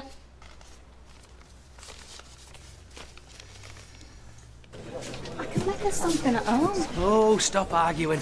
Betty, recommend the hot pot, will you? If I don't, nobody else will. We'll take that as a yes, then. 2 of those, pint of bitter and a white wine and soda, please. I'll get your drinks first. All right, cheers. Forgot to tell you. What? Your mother-in-law called round looking for you. Sorry, it's just... Oh, it's okay. Well, it's not really, if they think that you've given them the cold shoulder. I mean, let's be honest, they were good to you, weren't they, errands? Charlie, yeah, very good. Now it must look to them like you don't need them anymore. Well, I'll ring her. Perhaps you could invite them round, try and rebuild some of the bridges. Am I hearing this? You were suggesting that we spend a jolly night in socialising with my dead husband's parents. Yeah. Mind you, I am barking mad. Ask anyone around here. There you are, £5.50 altogether, love. Cheers, Betty, and yourself. Oh, thanks ever so. Your hot pots are coming on. All right, cheers. Afternoon, landlord. Afternoon, Fred. I shall have my usual tincture. There you are, Doc. Thank you. Had Curly What's-his missus in the other day going on about the square dealers. Do I? I got nothing to do with me, but she did seem to think that you'd been giving her hubby a bit of a hard time. Oh, did she? Well, I've no comment to make, no comment at all. Except that when a man joins the Brotherhood, he takes a vow of secrecy. And that vow covers household pets, wives, mistresses, the lot. And I'm very sad to hear, I say I'm very sad to hear, that it seems to have been broken on this occasion. Well, you'd have nothing to worry about with me on that score because I never tell Alvira out anyway. Did she have aught else to say, this wife of Brother Watts? Not to me, but I did get the impression she'd been talking to some other folk. What other folk? Well, what she Hey, said... Jack, I've just been looking at that back window. You know, that lad of Trish's. He's just hanging about there. Jamie. He's sitting looking at your pigeons. I didn't know whether to tell him to buzz off or come in. So did neither. With you in a minute, Fred. Right.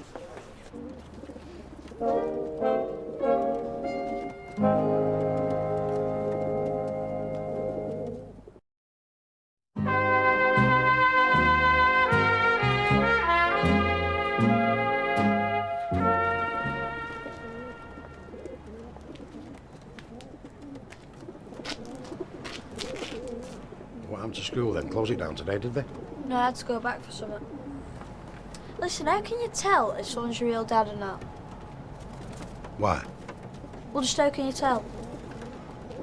What real as in like he was the one that Well, yeah, got your mum pregnant. right, got you, right. Well, I know they have blood tests and things, but I do believe that the blood tests can only prove that he's not your father, blood tests. Yeah, what else?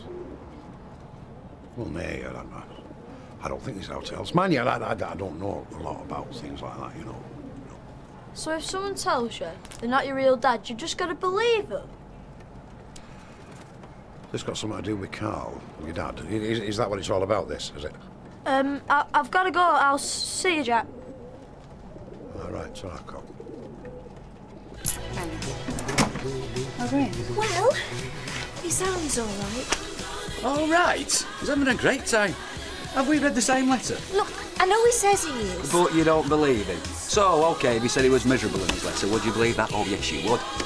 So why don't you believe him when he says he's happy? Oh, I know. Right. I don't know how you put it. Oh, I have to if I want the money. I didn't mean that. It was just a joke. You don't mind, do you? Just a joke. Des don't know that you came back to the house when I was there, and he certainly don't know what we talked about. And you're not going to tell him? Well, I might do, when I'm ready. Only, what I wanted to ask you, you know if you see him in the meantime, can you please not say anything? It's getting to be a real tissue of lies, isn't it? You won't though, will you? I don't know what it is you're waiting for. If you're going to tell him, why not tell him now?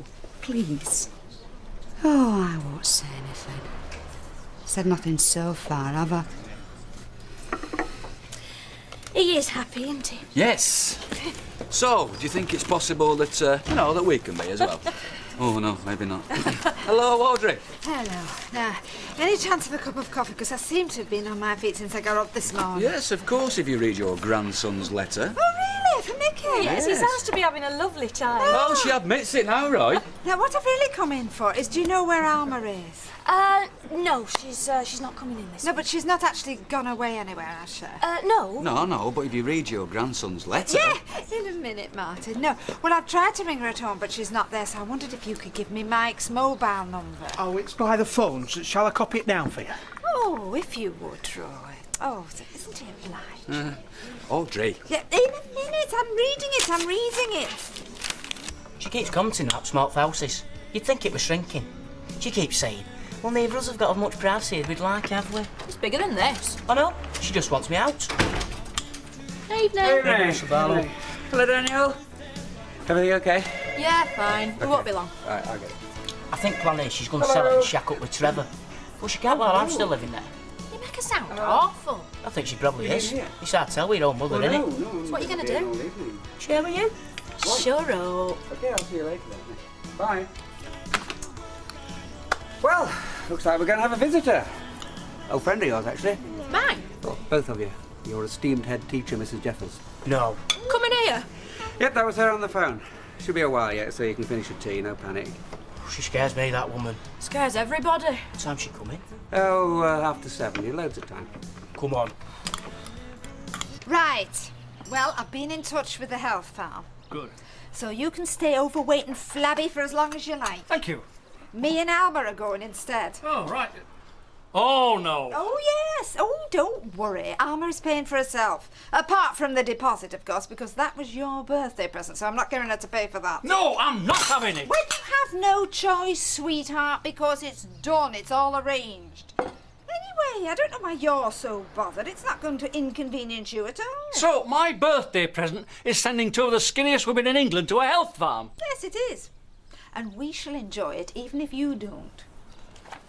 By the way, I owed your Jamie round at dinner time. In here?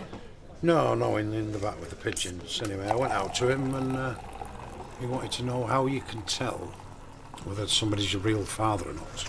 Oh, he didn't, did he?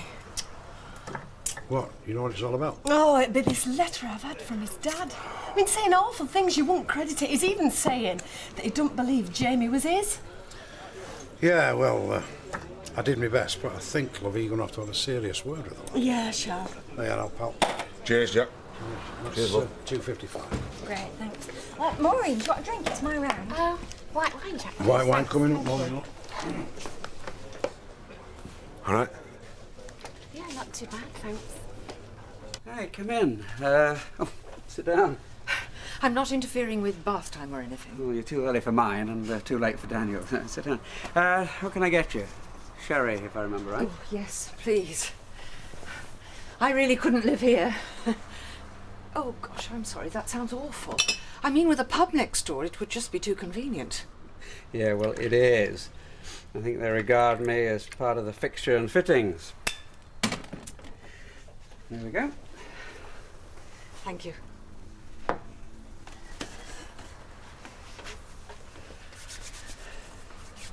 Now.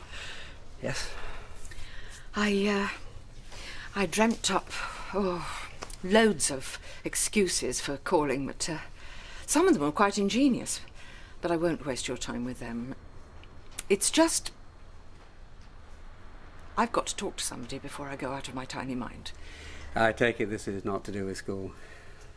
No, it's about what I mentioned to you before. Your husband. It's now a month since he left, and I can't think about anything else from the second I wake up in the morning until I fall asleep full of sherry last thing at night. Well, it doesn't show. I mean, you seem to be on top of everything at school. Yes, I know. I'm classic, aren't I? Repressed. I can't display my emotions, so they all stay inside, eating away. Anyway, I thought I would at least have one night when I could let it all hang out, and you drew the short straw. Well, I'm glad. Another sherry?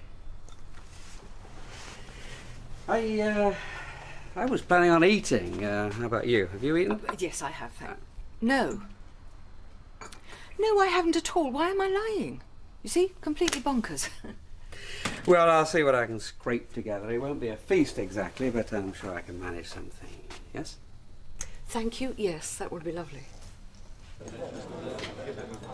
So, you won't have another thing, eh? Her mother will be waiting. Well, I'll best be off myself anyway. I saw you with Joyce the other day. You know the woman who does the cleaning in here? Aye, yeah, I've been fixing a boiler for her. Which reminds me, I've got to see a landlord.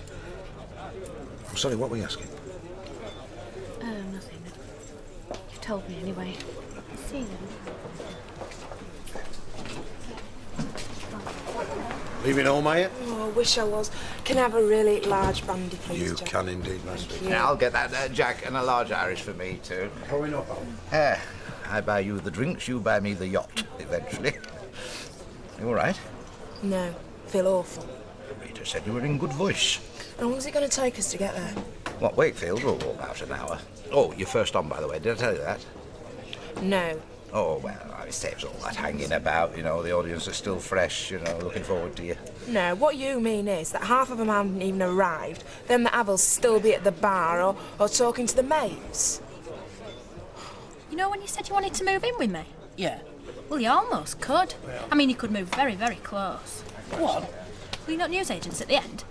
Moving there? Listen, they've got a card up saying him at number 5's looking for a lodger. Him who drives a taxi. Number 5? Yeah, then he'd be next door but one. Just Hey, a pint, really? please, Jack. What's he asking? I wish to speak on the square for a moment or two. Speak, brother. Speak, brother. Well, I have a message for the master dealer from Brother Norman Watts. Words of apology, I hope. Yes, he should have been meeting us here, but he's not turned up. Well, he won't do anyway. Thank you, Jack. Thank you. The message is he wishes to forsake the rectangle and place himself at an angle to it. No. He can't. Well, that's what he wants. I mean, I gather his wife's none too happy. I have a wife who's never happy, but don't mean to say I want to leave. Well, that's not true, is it? Huh? It's nothing to do with his wife. It's an excuse, is that? Well, how do you work that out?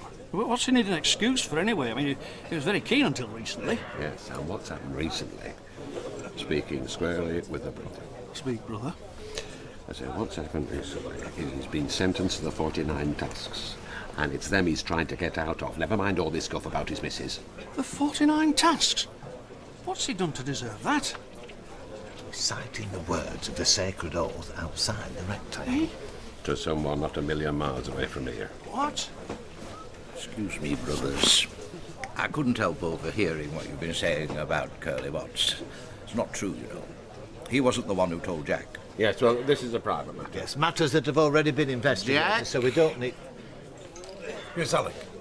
Who was it who told you about the Pythagorean oath? Square dealers mumbo jumbo. Oh, right, got you. Yeah. You want me to tell him? Yes, please. He did. Not Curly Watts? No. How could Alec tell you? He wouldn't know the oath. He's not even in the Brotherhood. Got off at sailor, didn't you, Alec? Chief Steward, Jock McBurney, who used to recite it nightly when in his cups, which was most of the time, so of course I got to hear it quite often. No, gentlemen, I'm sorry. I'm afraid you've done Brother Watts a grave injustice.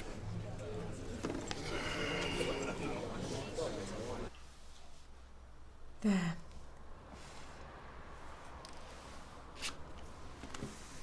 Because we don't want it in the house. Don't even want to have to touch it again. Because it's just a pack of dirty lies. You know that now, don't you, Jamie? Yeah. Carl was your dad. Well, there's many a time I wish he wasn't. And can you blame me reading that? That's the end of the letter. And that's the end of him. He might have been your dad once, but he's not any longer. On Merseyside, there's been a massive reduction in road accidents over the past year. Now, I know you don't want to waste your time looking at us when you've got your lovely wife here. So I'll come straight to the point. There's been a terrible mix-up. False accusations, information I can't tell you. We now think we've got to the bottom of it, yes. We do. So you've seen Alf, Brother Roberts? Just now, yes. And he's told you of my decision? Well, now we'll never get anywhere arcing back. Mistakes have been made. Bad advice has been given. So what we want now is a clean sheet. No more 49 tasks, no more resignations, and we'll be back where we were. I say we'll be back where we started. What do you say? Well, we're saying something about the inner rectangle. Oh, yes. Yes. I think, provided we can draw a veil over past matters, I think that I can promise that you'll be on the fast track for promotion to the inner rectangle. How fast? Extremely. Your feet won't touch. Now then. What do you say? Are you going to stay within the rectangle, or are you going to squeal on the deal? No, I'm not. I'm within the rectangle and proud of it. Well said, Brother Watson. Then I thought, well, what chance have I of starting again? Oh, come on. I'm 51. I wish I were. All right, but, and this is something you certainly aren't, I am the head teacher of a comprehensive school, and you know what that means? That means hard-faced cow. Oh, what makes you think that? When I go to parties, on the odd occasion that I have been to a party, and somebody asks me what I do for a living, all I have to do is say, I'm the head teacher of a comprehensive, and they start edging away with this panic-stricken smile on their face. Then lie. Tell them you're an airline pilot. Anyway, I'm not used to new people. It would all require such an effort. It's early days. Yes. A month. I should wait. And just take it a day at a time. Meeting a man, well, it'll happen.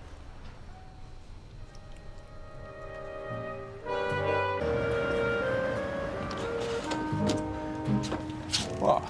I've come back the room you got advertised. Ah.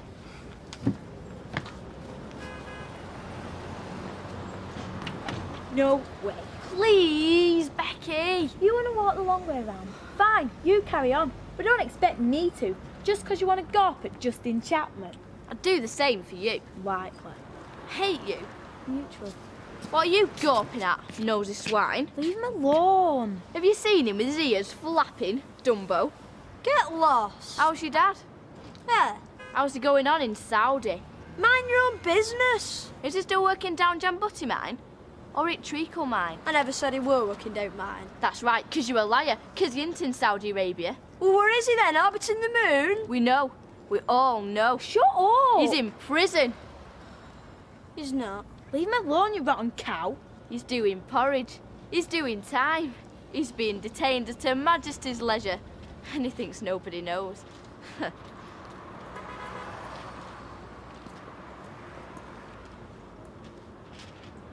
Becky? Becky! 2 empty wine bottles outside the back door, right, which I know for a fact weren't there before.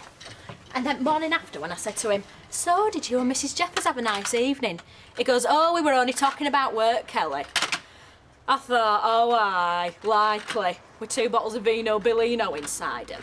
And anyway, I could tell he were lying, where he were dead keen to insist they were only talking about work. So I reckon they're at it. Oh. I know, at their age. You think they'd have more dignity, wouldn't you? And she's married. Oh, playing with fire. And she's honourable. I know. It don't bear thinking about. I've just popped in to tell you that I've fixed up to look at that room at Don Brennan's house. Oh, great. When? Tonight, as soon as I've finished work. Oh, fab. Can I come with you? If you like. Tell you, he'll be out working every night. We'll be able to get up to all sorts. Have you seen them pearl drop earrings? Them I had on day before yesterday. Wow. They're bound to give you the job. They'll be falling over themselves to give you that job. There is no job. I've told you, it's an informal chat. That means that there's no job. What it does mean is that they might bear me in mind the next time they've got something going. Where the heck are they? I've had them think. I can drive you in if you like. I'm not due at work till 10. That'd be help. No problem. Bet they've fallen on the floor behind the wash basin. And I make her laugh, and she makes me laugh. Sure, she likes me. Have you asked her, Willie? Hey? Have you asked her whether or not she likes you? Have you asked her that, Willie? Of course not. Don't be daft. When would I do something like that? Well, how would I know when? I can't. Why not? Well, even before that, look, I think she's still screwed up about the pillock. To be honest, as Maud fondly refers to him like, I think that's at the bottom of it. Have you asked her, William? You what? Have you asked her whether or not she's still screwed up about the pillock? Have you asked her? Oh, yeah, just like that. Yes, just like that. Name of God, Willie. Look, she's going to tell you yeah or nay, isn't she? She'll let you know. William, look, listen to me. All you do is you say, Maureen, come here. Now, what about you and me getting, well, you know, going out together properly? You know what I mean? And she'll say yes or no, won't she? Would you do that? Well, possibly not, but that there's not the You're right. Where are you going? I'm going to talk to her. You don't need me till you finish that cable, do you? No, you're right. No, I don't. No. I'm saying nothing. Right, fine. I'm keeping my mouth shut. OK. Only, as I say, if you ever do want a bit of privacy with anybody, I can always make myself scarce of an evening. You've only got to say, and it doesn't matter who it is. Yes, right, fine, OK. Oh, hello, Bill. Morning. I was just going to put the kettle on, weren't I, Maureen? Oh, were you, Mother? Did you have a nice weekend? So. Have you got 5 minutes? Yeah? Good. Because I want to put a few cards on the table. Morning. Morning, Don. Go on. Van broke down, is it, Bill? Aye, as your accelerator cable. Go on. Well, I just wanted to...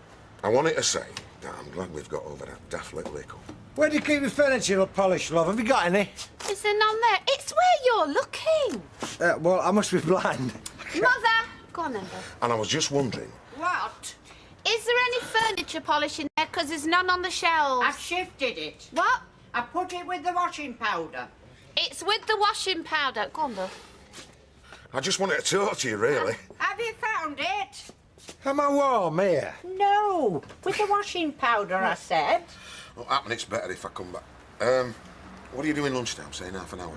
Well, probably I'll be on my feet all lunchtime. I must need my eyes testing. To the left. No, to the left. Well, what did you put it there for? Who's going to look there? I thought it'd be more convenient. More convenient for who? For folk buying washing powder. Look, I'll come back later when you're not so busy. Look, probably after work. In Rovers? Yeah, 8:30. No, make it a bit after that. Dusters, have you got any? I mean, all mine at home are mucky. Don't ask me why. I never use them. Well, they'll only need washing. Take a box of powder. I mean, if something happens, obviously, then the job will go on hold for a couple of months, won't it? Of course, these days, you could give up your job and you could look after any babies. Yeah, all right. There we are, my love. Oh, cheers, Pint, please, darling. Love. Samantha, sorry. Now, here's a fella with a family ready-made. What's up with that? No. Except you miss all the fun. What fun? Sleepless nights, wet nappies, sick everywhere. Oh, what a shame. No, he's done it the easy way. Really? It's no picnic, you know, taking on someone else's kid. Oh, of course it isn't, love. No, in the RAF. The father, was he? Yeah, he was. Same as you, Billy. And will we be hearing the sound of wedding bells in the near future? Why? What's that got to do with anything? Billy? No, I bet we won't. You can bet your bottom dollar we won't. It's got naught to do with us, has it? You want to move with the times, Billy. Shacking up together's been respectable for years, mate. I happen I do. I never thought that's what we should have done, Betty. We should have shacked up together and then you wouldn't have lost your police pension. Mind you, when the police found out you might have been in trouble, you probably had to pay it back and get your wrist slapped. Well, folks don't seem to care about that these days. Claire never said anything about a pension. What, from the RAF? She's bound to have one. And it'll be a generous one, too. How much? Well, I don't know. Could be as much as £5 or more. Oh. What, if you get married again, you lose it all? Well, if you live together as husband and wife, you do, by rights. Of course, it's much easier to get round it if you don't tie the knot. I think you've said enough. You don't know what folks' private arrangements are. No, you don't. Claire might have given it up already, mightn't she? Oh, yeah. Mind you, she's crackers if she has. Eh? 5 grand?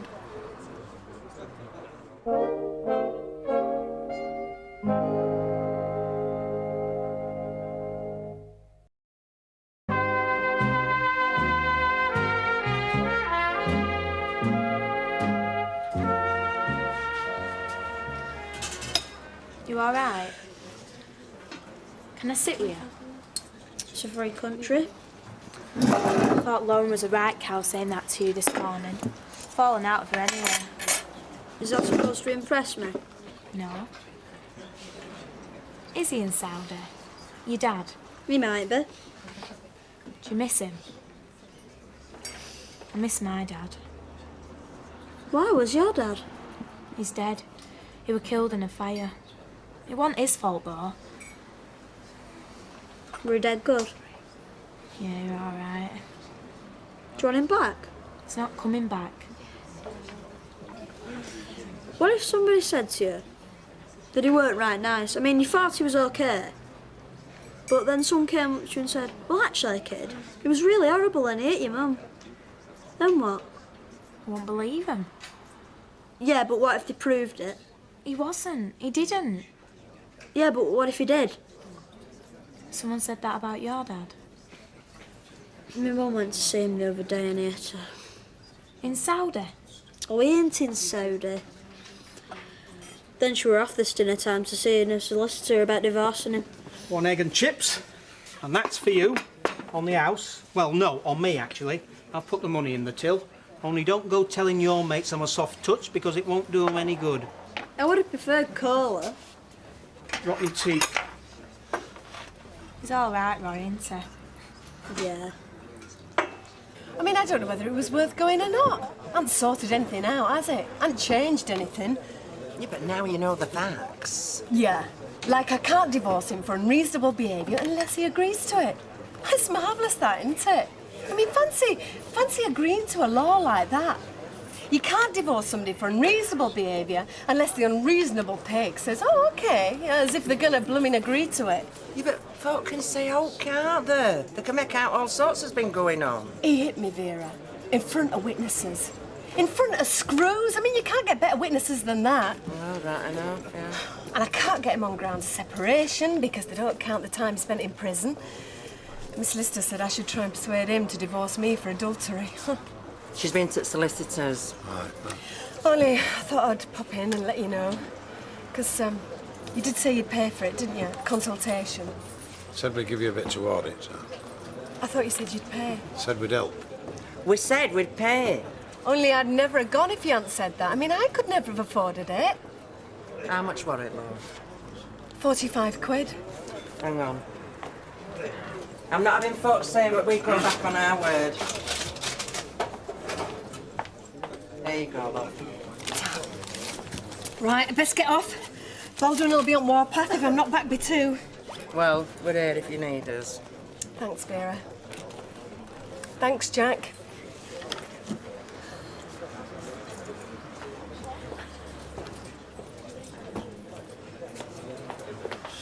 Look, Jack, I had to. I promised her. I know. By the gods, we've made a rod for his own back there, haven't we? Well, Paula, she's got no... No, that isn't true, Vera. She's got the cheek of the devil and she'd have every flaming penny we've got if we're not careful. Well, I thought you felt the same way I do. about baby. I do, about the baby, yes, and I'd be happy to give a bit of help, but I'm damned if I am footing all the bills. Nobody said out about Yes, you. right, and let's just be careful about how much we promise, eh? Otherwise, it'll never end. Well, of course it's not going to end. As soon as baby's born, well, that'll just be the beginning, won't it? Aye, I know.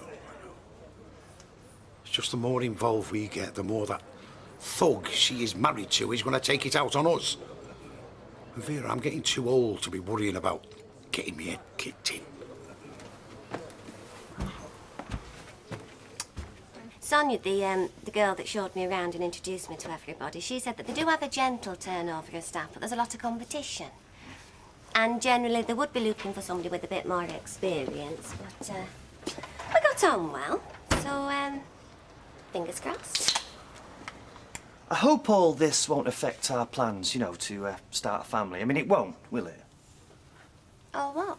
Well, you know, you, meeting people, making inquiries. I mean, we're still thinking about having babies, aren't we? Well, the object of meeting people and making inquiries is to get a job. Yes, I know that, but we've still got our priorities, haven't we? Haven't we? Well, eventually, yeah. Possibly we could, think about babies. Eventually? Possibly? What do you mean? Well, obviously things are different now, aren't they? Are they? Well, yeah. Oh, well, at least I know where I stand. I thought you'd have realised that, Curly. Well, I'm thick, me, you see. I keep telling people I'm thick, but they don't believe me. They say things like, you can't be thick because you're educated. Well, obviously they're wrong. I'm thick. I'm gonna get changed. I thought you'd have realised. What do you think? It smells. Doesn't? I've made a pot of tea. Will you have a cup? No, Can do. thanks. Ah. Go on, then. All right. Did you have a good look around up there? Yeah. Is it what you're looking for? Yeah, pretty much. Right, milk and sugar? I milk 3 sugars and Kelly just milk. Ah, well, I dare say she's sweet enough, eh? Right. Well, it's like I said this morning, it's 30 quid a week. Now, that includes all your bills except telephone, and you see to your own meals. Now, there's no particular rules. You can come and go as you please, just so long as you don't disturb me too much. And it'd be okay having guests, would it? Well, what you get up to in your own room is up to you, kid. As long as it's not illegal, eh? He just meant guests. Yeah, well, whatever. I mean, I'm just saying that I've got no objections to, whatever. Well, it all sounds fair enough. I think Ashley probably wants to go away and have a think about it. Keen to get away from your family, are you? That's my mum's boyfriend. Well, you could move in tomorrow if you want. I mean, well, as far as I'm concerned, you can move in now. Well, I've not told my mum yet. I need borrow a van move me stuff. Well, will it go in my car? Yeah. Well, then. Can I get back to you?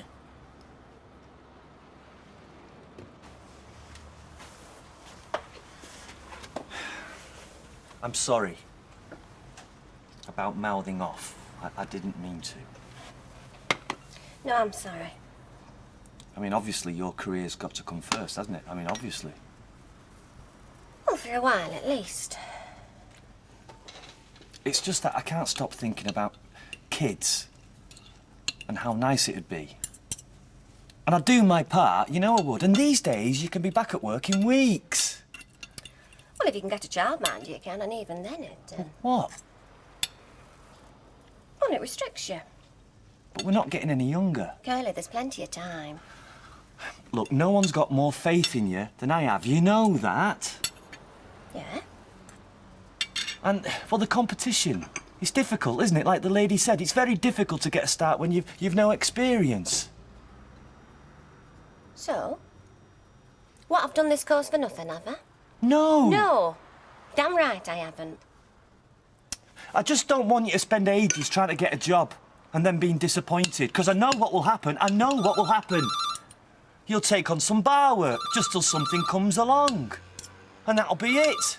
And for all the good reasons in the world, we'll be stuck in this limbo of yours, waiting for something to happen, and we'll never start a family. I won't let that happen. Hello. It's for you. Hello. Oh, Sonia.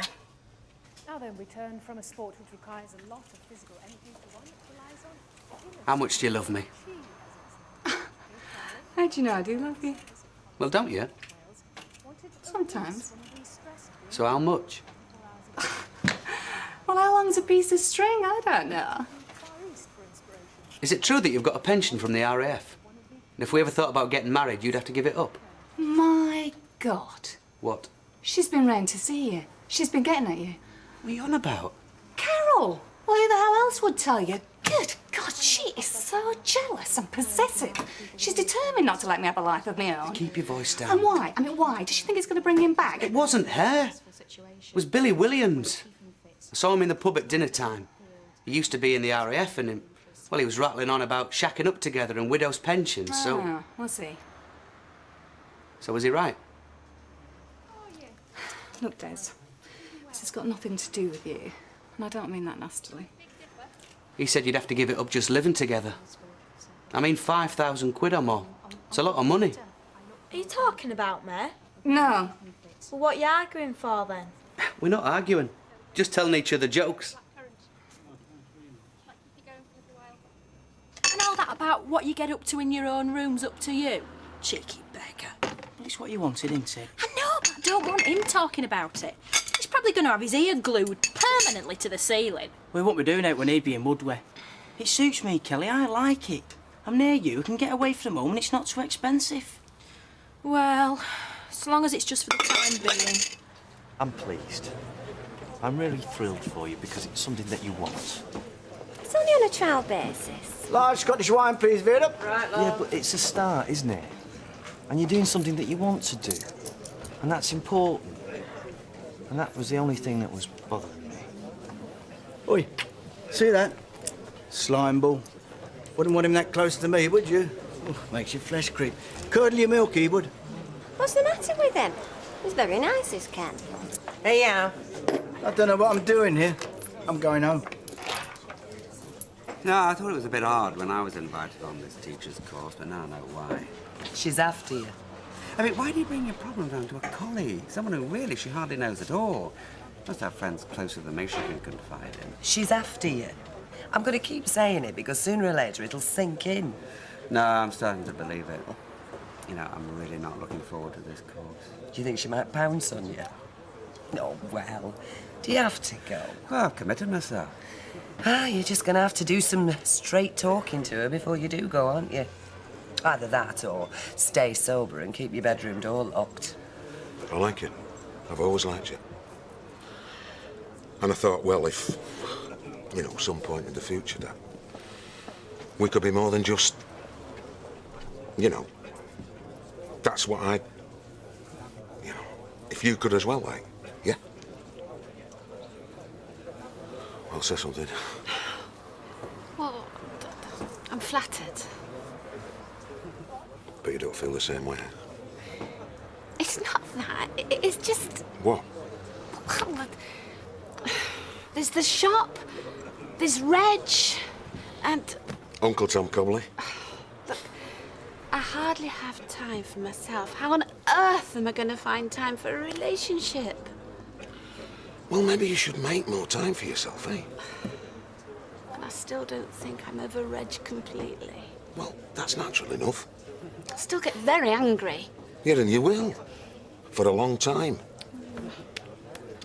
Then, of course, there's my mother. What about her? She's always there. She always has to pass comment. I always have to take notice of her opinion and her advice. She likes me? Yes, of course she does, but that's got nothing to do with it, because that's how she wants to be involved somehow. She's old, she's lonely, Oh, isn't is she heckers like? She's nosy, she's a control freak. She is, you know. She thinks I can't take charge of my life, so she wants to get in there, pulling the strings, nudging things along, just every way she wants to do it. So you're going to let that put you off having any kind of meaningful relationship ever again until Ma's pushing up the daisy? No, I don't know. Things are just a bit complicated right now. So what you're actually saying is no? No, I don't know. Oh, Bill, I'm sorry. You're such a sweet man. The last thing I ever want to do is hurt you.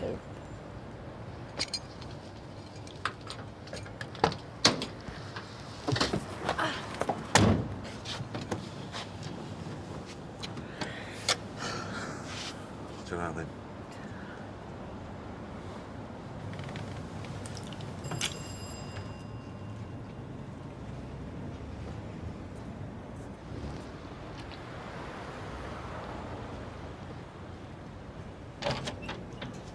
Oh, hello. Are you friends or what? I don't know. You coming out? Only because he's now on telly. Off out with Lauren. Well, just half an hour. It's gone 9. You've got school tomorrow. Right. I think I'll have a bath. I think you should tell me the truth first, because it's bothering me. If you've had to give up a good pension because of me, I think I should know. I haven't given up anything. Yet. Yeah, but you're going to. It's the rules, Des. Suppose I ought to be flattered that I'm worth so much. Every penny. Still, what's 5,000 quid between friends, eh? Actually, it's 16,000. What? The pension, altogether, it's 16,000. That's including what I get from the DSS. Still, and I never thought I'd hear myself say this, I don't care. I mean that, Des. I feel alive again. Happy. That's worth more money than they could ever dream of giving me.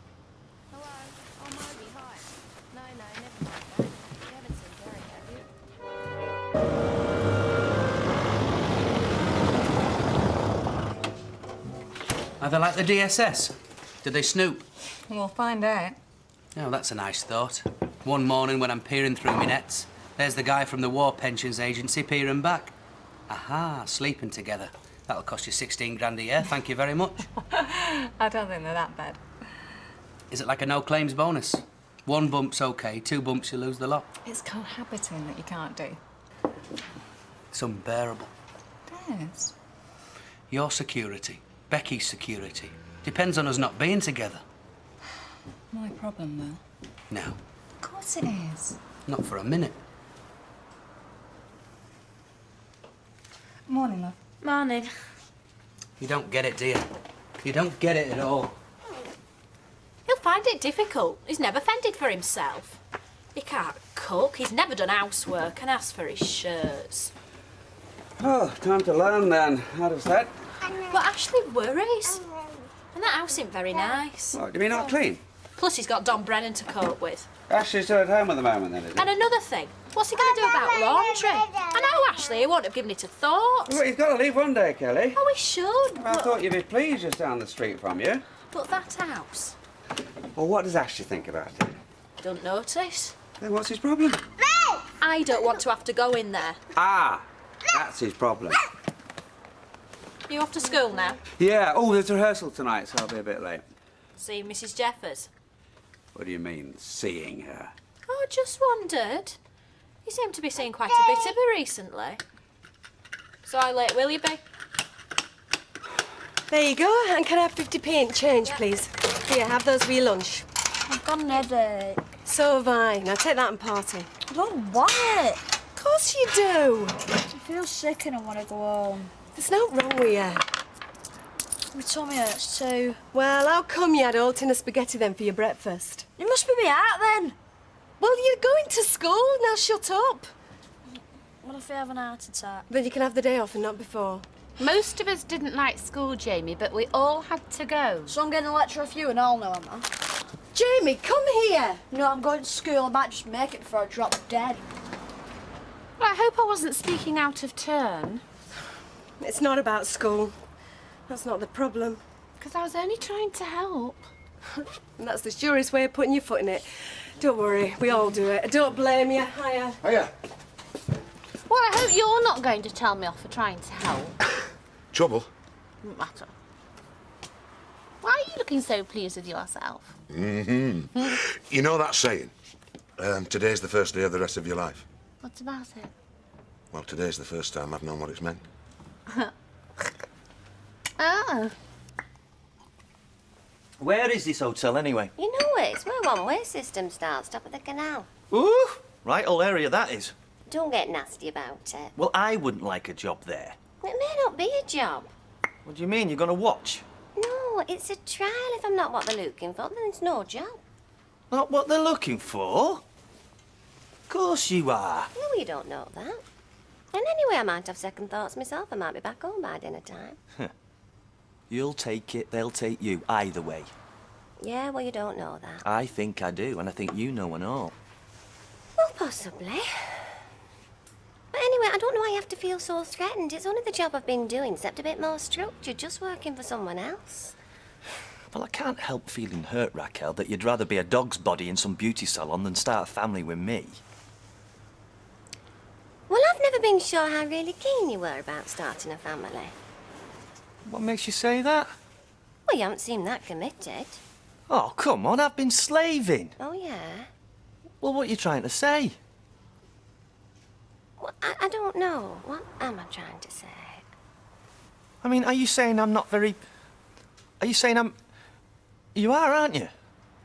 Am I? Well, what are you trying to say? Well, all I said was I didn't think you were that committed to a family. Oh, that's not very fair, is it? I mean, since you've been back home, I've been committing every night. Twice once, remember? So that's commitment. Well, who can commit more? Well, you could try and commit some interest. Decorate a room, or think what school you'd like them at, or put some money by for them, find a house with a garden. I don't think you'd even thought what names you like. Well, it's all a bit early for that, isn't it? And the only committing I can do is... what I've been doing. Well, anybody can do that, just commit all over the place. I'm talking about commitment. Oh, he's so well behaved. You'd never think it was the same little lad who'd spent his whole life yelling his head off. Wonder what's made the difference. There's Ashley. I'll have to go. Ashley! Deirdre. Look, when you see your mate, tell her she's played a blinder this time, will you? You mean Liz? Yes, I mean Liz. She's got me to value my own furniture. Jim. Look, please remind her that when I bought the house, I paid for the furniture, OK? The price I put down, paid for it. Listen, I wish you'd leave me out of it. Look, whatever the furniture's worth, it's nothing to do with her, because I bought it, OK? You're both as daft as each other. It's going to cost you thousands, all this. So have you told your mum? Yeah. How did she take it? I don't know yet. What do you mean? She's not reacted. What did you say to her? Well, I said, do you know my room, Mum? Well? And I was about to say, well, how about if I move out of it? But I didn't get that far because she said, you're a good lad, Ashley, and it's nice to have a man about the house. Do you want it decorated? She said that? What did you say? I said no. And? That's it. That were it? Yeah. Well, you hadn't told her then. She's not daft, me mum. I never said she was, but she'd have to be Einstein to know you were leaving from that. She knows me, though. Mind reader, is she? No, but when she said you want to decorate, I said no. I'm sorry, Ashley, but that doesn't tell her you're leaving. I said no. That still doesn't say it. If I was staying, I'd have said yes. She doesn't know that. She does. You're gonna have to tell her. I've not, she knows. She's not flipping psychic. She knows me that well. She knew I'd failed my GCSE maths by wanting curry with me chips. Trust me, Mum, she knows. Is everything all right, Ken? Fine, yes, it won't take a second. Well, sit down. Oh, right, okay. Next week's conference. Well, I think I'm going to find it very difficult. And I wonder if you'd mind if I cried off. Oh, Ken. Yes, I know, I'm sorry, but, well, it's Daniel. He's unsettled at the moment. I mean, Kelly's excellent, I'm not saying, but, you know, I think that the more time that I can give him, well, the better just now, you know. He's not poorly, I hope. I don't think so, no, just fractious.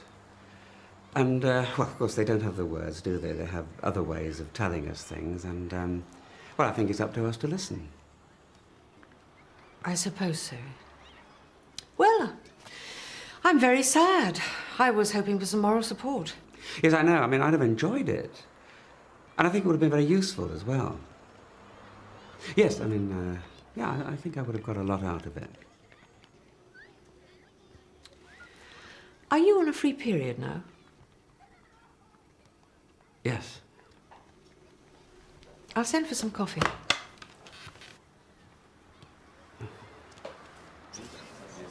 Have you finished? Yeah, I'm just off. You haven't got any spare bedding, have you, girl? Sheets? No, I'm on that for sheets. It's blankets. Duvet, if you've got. Oh, no, sorry, all I've got I need. Yeah, well, I'm thinking about young Ashley, you see. Once he's paid me a couple of weeks' rent, well, I'll get him some, but it's just to see him moved in, you know. Oh, well, it's not that cold yet. So he's going to be moving in without any bedding? Oh, no, it's just that it's old. It's just... It's Tilsley's bottom drawer by the look of it. An eiderdown, a counterpane, that sort of stuff. In mothballs, is it? Yeah. I should hang it out, air it, I suppose, yeah? getting domesticated. Well, it's only fair, that lad, isn't it? Yeah. I mean, like I say, once he's paid a couple of weeks' rent, I'll buy him some, but yeah, if he stops, I might redecorate. Huh? Well, he seems almost human all of a sudden. Well, company might do him good. Solitary people can be on the odd side. It's a very interesting time of life. For both of us. Is it? In different ways. I mean, you've suddenly acquired an all-consuming responsibility, while I find myself with none at all. Oh, on a personal level, I mean, there's plenty of responsibility here. Sure. In fact, I think this could be a very positive time for me, but I have to make the most of it. Yeah. Yes, I think the mistake that we make is to feel that we're lacking something if we don't have partners.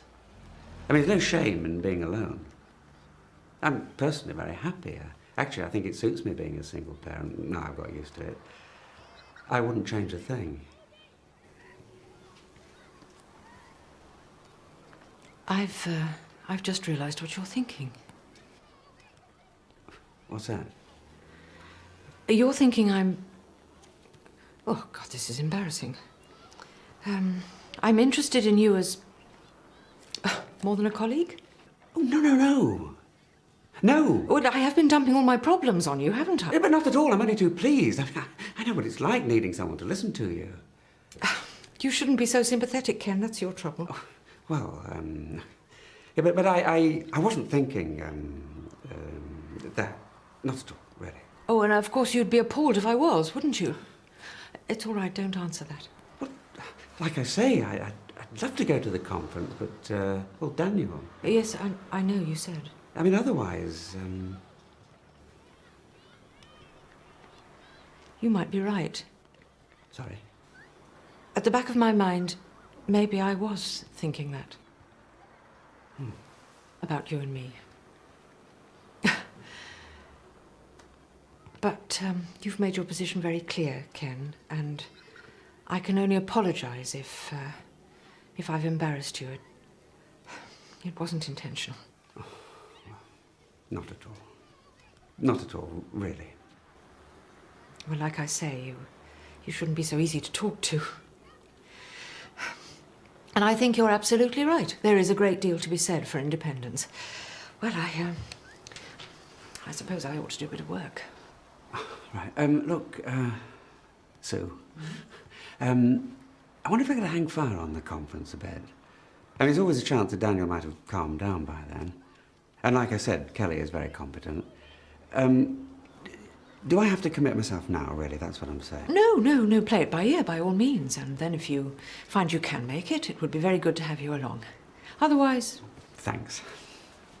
Right, well, I'll do that then, shall I? Why not?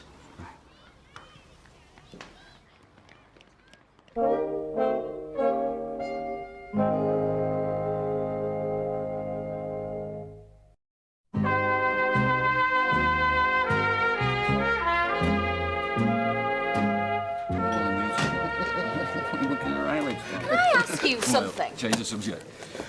Hey, go on, fire away. Do men ever think of anything but sex? Well, he doesn't. He's only got 6 brain cells. Hey, forward.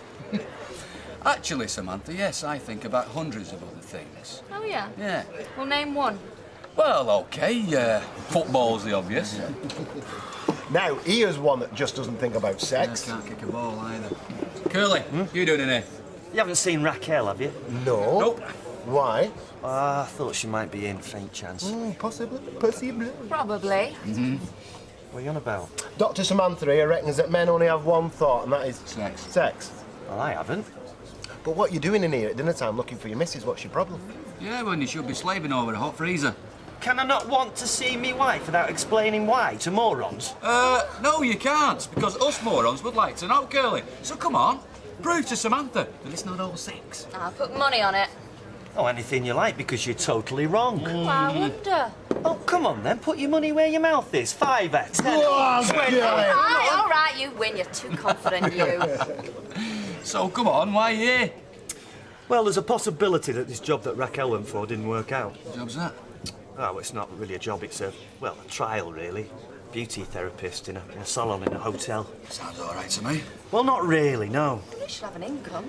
Well, it doesn't seem right to me. I mean, reading between the lines, I think she'll just be a dog's body. And anyway, we're concentrating on a family. Oh, yeah, and what does that mean? Well, you know, trying for a family, really trying. I mean, we got really, really close, and then...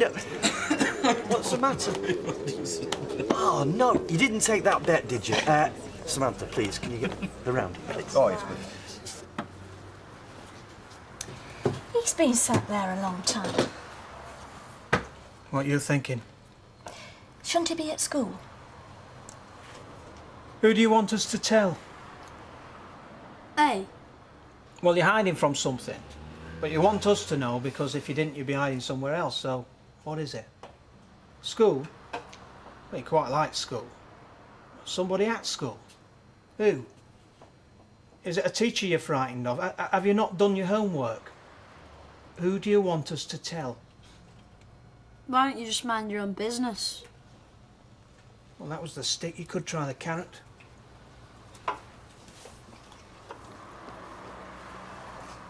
Do you want your man, Jamie? You look very sad. I'm not. Has something happened? Well, you should be at school, shouldn't you? Do you want me to take you? Do you want me to ring your mum at the factory? No. What about your dad? Just shut up, Cropper! Keep your nose out of it, alright? Okay. Do you miss your dad, Jamie? Not really. How long is it since you saw him? Not long. Anyway, I better be getting off. Where to? School, of course. Here, could you lend us 50p for a sandwich? I'll make you one. I'm all right. Oh, I don't have the time. I'll see you. Well, you certainly hit the nail on the head with his dad, Roy. Didn't get the answer, though. Who's he want us to tell?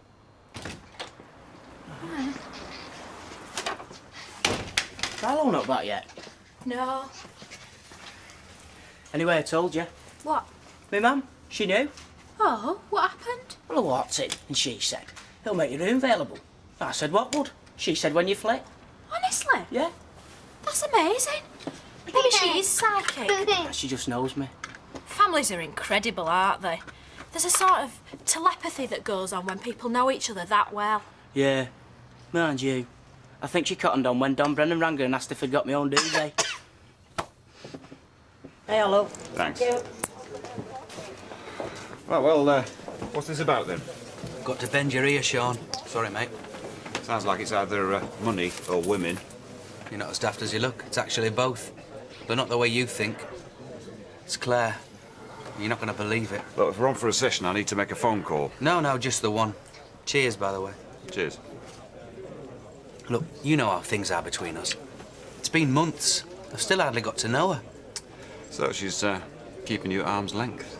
Maybe she knows your reputation. I kept on at her. I don't know how many times I asked her to stay over. She never would. Everything she did made me think that she wanted it casual, you know, nothing serious. It's been going on months, Sean. Suddenly she moves in. I discover she's on this widow's pension. Air Force. Only found out by chance. How much? 16 grand a year. And here's the point. She loses it if we cohabit.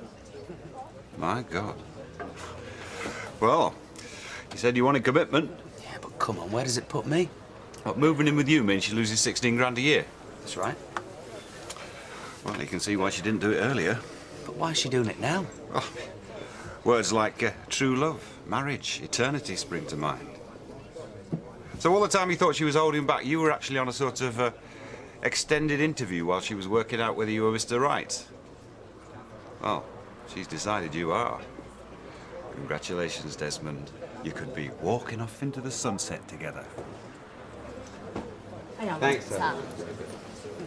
Cheers.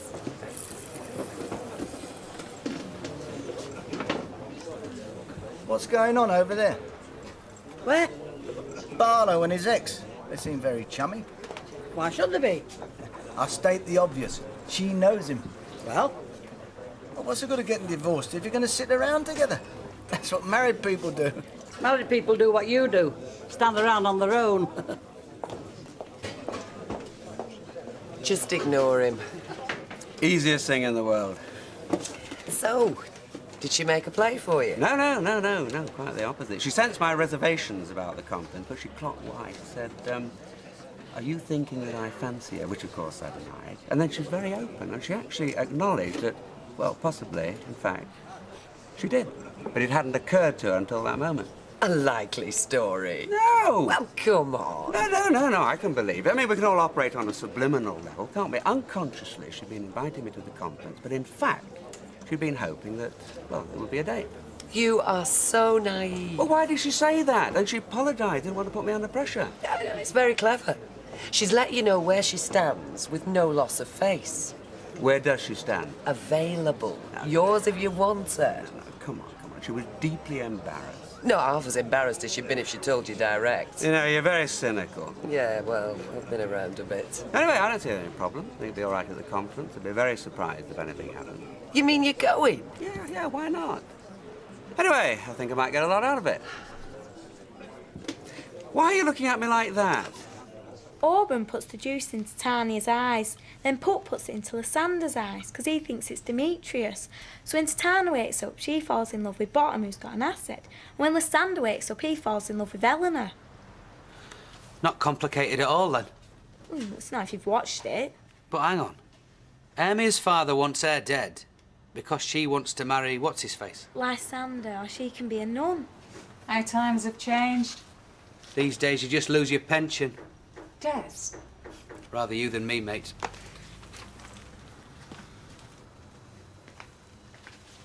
Well, how do you think it feels? Suddenly hearing that we're going to get married. What are you talking about? I've said nothing of the sort. Well, it sounds like it to me. If you're putting in 16 grand a year, that's a pretty serious commitment. I can't match it. I'm not asking you to, and I'm not interested in marriage. Becky, can you give us a moment, love? I'm busy. Please, just 5 minutes. Thanks, love. You know what gets me? This hasn't been so much of a friendship as an assessment, a sort of extended interview. You've been thinking, am I a fit enough person for you to chuck your money away on? For some strange reason you decided I am. But where does that leave me, Claire? It doesn't change anything, and anyway, I haven't been doing that. Of course you have. I can't let you chuck away 16 grand. Look, it's my decision, my responsibility. Your decision, but it hangs on me. No, it doesn't. Well, I can't cope with that kind of commitment. I'm not ready for it. I want a friendship. I don't want marriage. It's no commitment. I've just moved things on a bit, which is exactly what you wanted me to do. Just shows how wrong I can be. I always screw it up. Look at me history, Claire. I tell you did the right thing by playing hard to get. I haven't been playing Because what happens with me, Claire, is I find women attractive if they're unavailable. I know. I suppose I deserve what I get, don't I? The problem is, you've just made yourself available. Are you telling me something, Des? I'd have said that was obvious. You no longer find me attractive. I'm saying you've made yourself available. From now on, my history dictates that, well, it's going to turn sour. I know me, I'm not a good bet. And I know what you're trying to do, but I'm not fooled. OK, I'll say it again. I want you to pack your bags. Do you? For your own sake. All of us. Becky, me too. Hang on to your pension. Just go.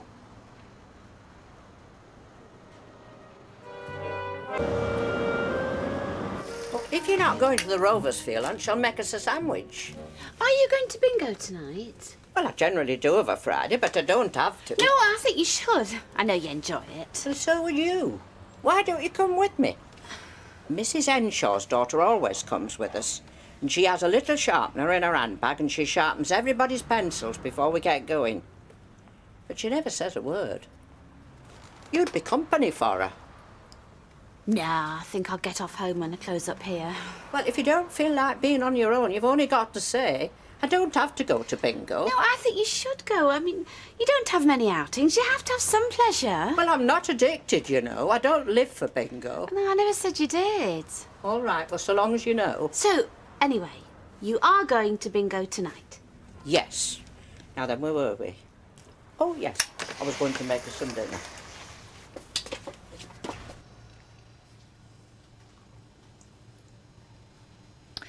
Des, we've got to talk about this. No time. I'm due back at work. First race is 1:30. Oh, come on, Des. We'll talk tonight.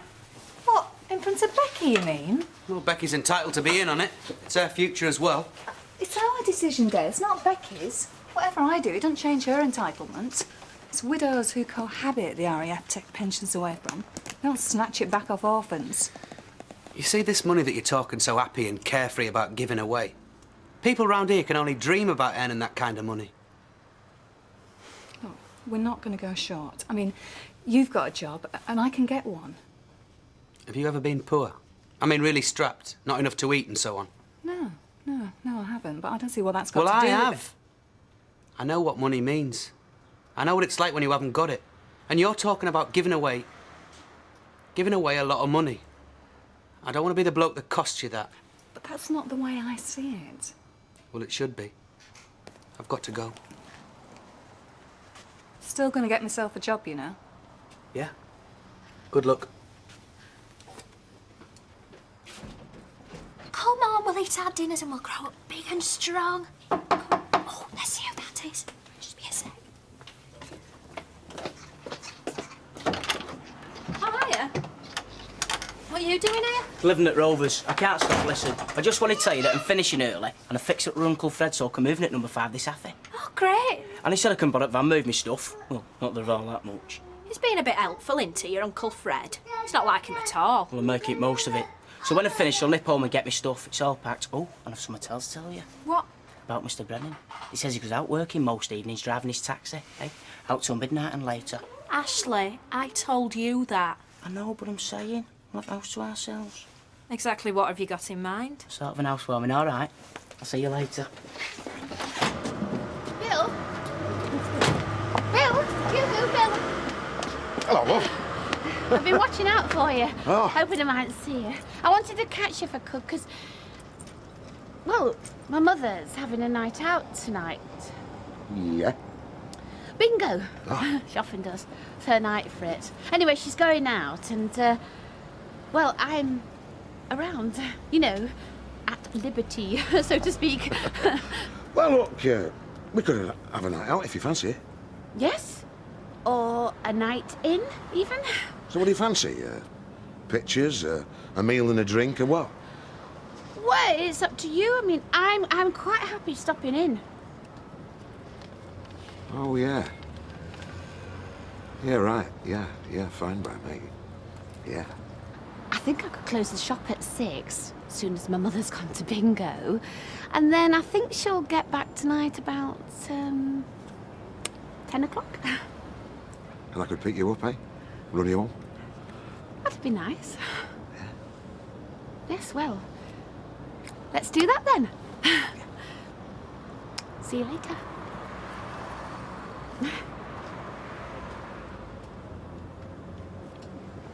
Bye, Mrs. Spencer. Enjoy yourself.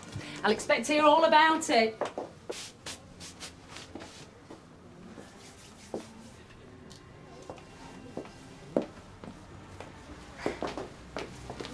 She liked you. She told me she thought you were very good. Oh, well, that's nice. Well, we aim to please, don't we? She said she'd ask for you next time. Her husband's a footballer. Oh, well, she never said. Are you rushing away tonight, after work, I mean? Well, I haven't thought. I don't have to. Only me and the girls generally have a bit of a get-together at the end of the week. You know, not exactly a staff meeting. They would do sort things out if there is anything.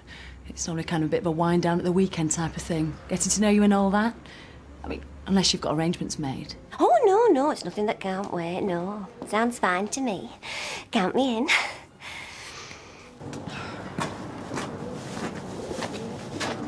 Oh, Jamie, lad, come to see me, have you? She brought me. Is that your mother? Yeah, she's in your front room now moaning about me.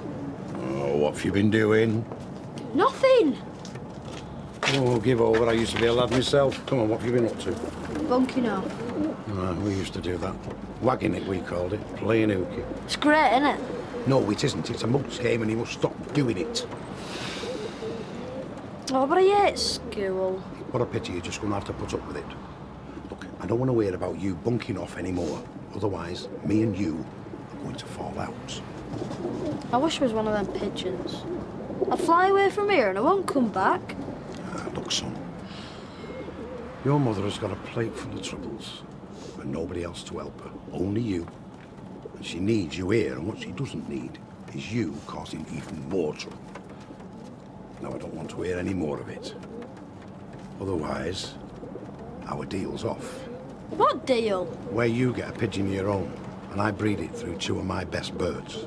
Oh, but you promised. Aye, and I'll keep me promise if you play it straight.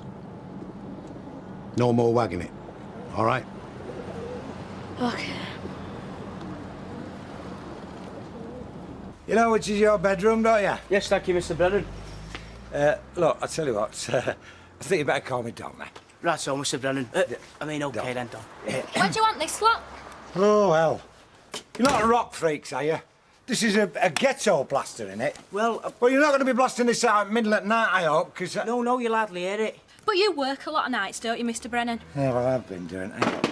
Don't call me Mr. Brennan. Look, I can't stand it in my own home. Like I was telling him. Just call me Donny, yeah? I've never heard of any of these. Have you got any Shirley Bossy? No, but my granny has. I bet she'd let me have a lend of them to you. Don't bother. Right now, the fridge. I've cleared out middle shelf, OK? That's yours. All right, sir. Right, I'll show you how to work washing machine. Oh, you've no need, because I can do your washing, Ashley. I've asked Mr. Barlow, and he says you're quite all right to use his machine. Oh, well, my mum said I could take my washing home to her and she'd do it. Oh, I see. 2 women fighting over your washing, lad? Well, make the most of it, because I tell you now, it won't last. Now, have a good time. I always do. Now, are you sure you don't feel like coming? No, thank you. Some other time, maybe. Well, I should shut the shop and get off home. I think I will. You've been working hard. You could do with an early night, if you ask me. Matter of fact, I was thinking that myself. Bye, darling. Bye, love.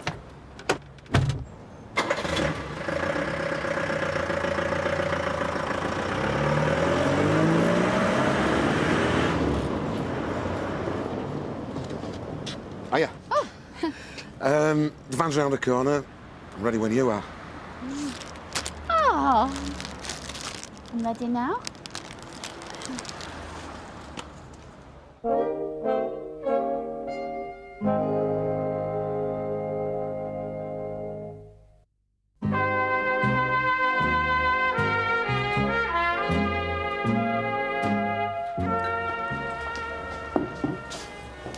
Oh, I've poured you a drink here, Raquel. I'm assuming you do drink. Oh, yeah, I like a drink. Good. See, we don't know much about each other yet, do we? We all like a drink, don't we, girls? Yeah. In fact, we have been known to have a drop too much. Oh. On rare occasions. Well, cheers. Cheers. Good. Well, we've all had a look at you this week, Raquel, and we think we like you. We think you suit us, so we hope we suit you. Oh, yeah, I love it. I already feel like I've been here ages. In the nicest possible way, of course. Good.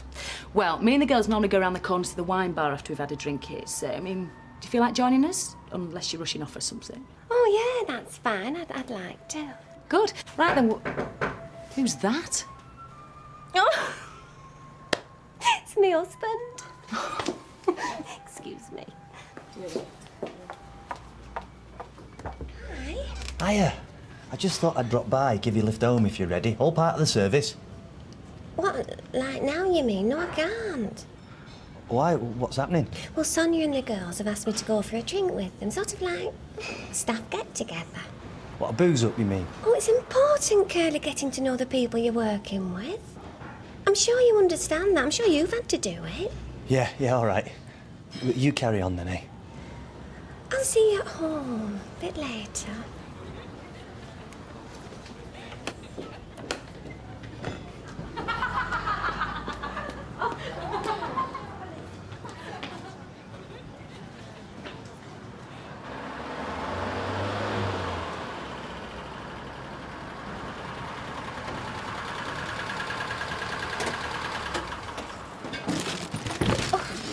Would a van be all right here, then? Oh, yes, don't worry about it. Are you hungry?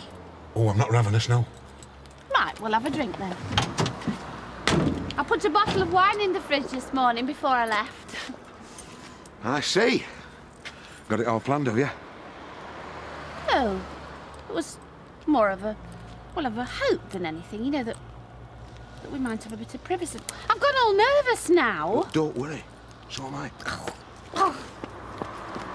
It's the provisional hole for Sunday's Indy 500 belongs to Danny Sullivan after he clocked 218.35 miles an hour over the track. Next in line was Al Unser, followed by the favorite, Rick Mears. The race time is 1 o'clock, and the weather picture looks favorable at this point. Race should go. I can't tell what you're saying. Oh, never mind. You two not going out tonight? Well, we thought we'd stop in with it being Ashley's first night here. Ah, right, yeah. But you'll be going out working later, won't you, Mr. Brennan? I mean, Don. I used to work all hours at Godsends. You used to? You mean you don't now? There's not much point, is there, when money ends up in some other beggar's pocket, like Mac Baldwin? Now, I warn you now, if ever you shake hands with that fella, count your fingers. So, you won't be going out tonight, then? Nah, too old. Come on, Ashley. I said, come on, Ashley, we are going out. All right. Yeah, before you go, here's your key. Then you won't disturb me when you come in, will you? All right, sir. Ashley, come on.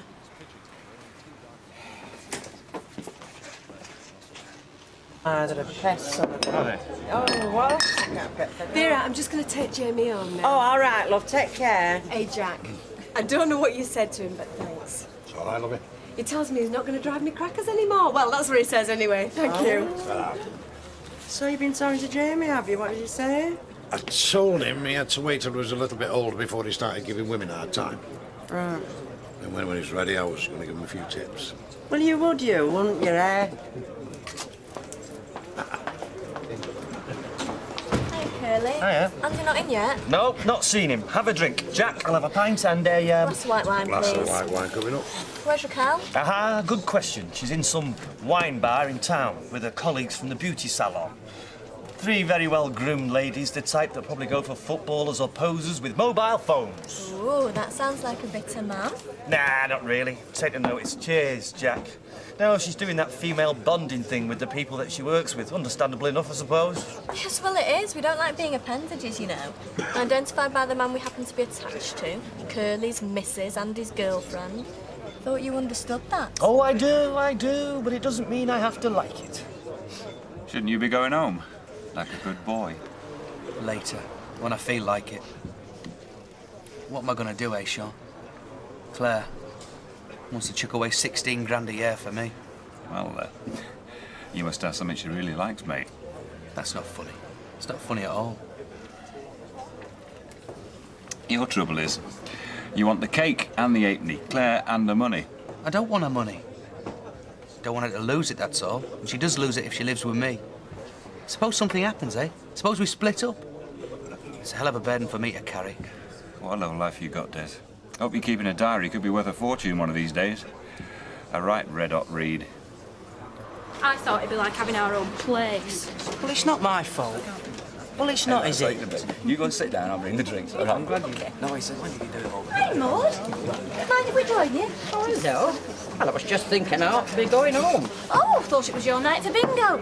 Oh, yes, it was, but the place is closed. There's a poster up saying closed owing to staff illness. Flu outbreak, somebody said. So I come back here thinking our Maureen might be in. I was just going to ask Jack to ring for a taxi for me. Oh, you don't want to be paying for taxis. Our car's just down the road. Martin will run you over. You've not had a drink yet, have you? No, that's true. Oh, that's very kind of you, Martin. There's not many folk as would offer. No, that's true as well. It's difficult getting time to yourself, you know, on your privacy. Because Mother's always there. Well, she thinks a lot about you, you know. Yeah. She was very good to me after Reg went. I'll tell you this. That man was a fool. I've got to say it. He had you and he didn't know how well off he was. Thank you, Bill. You're a cracking woman, Maureen. You're the best thing that's happened in my life for a long time. I hope you don't mind me saying that. I don't mind a bit. hope you know how I feel about you. I think I do. Yeah. Yeah.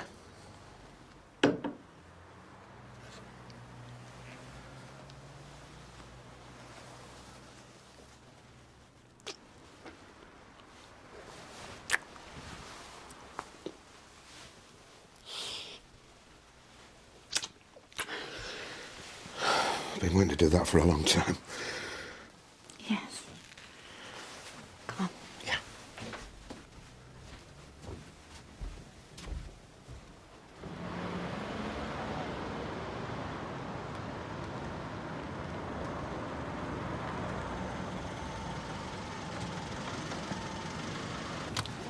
Right, OK, I'll sort your chair out. Thank you, lad.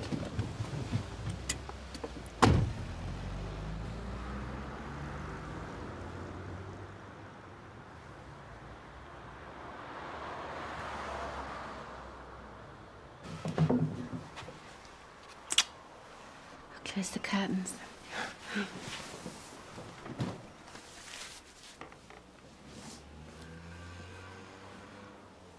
I don't believe this! It's my mother, she's here! You what? My mother, she's come home!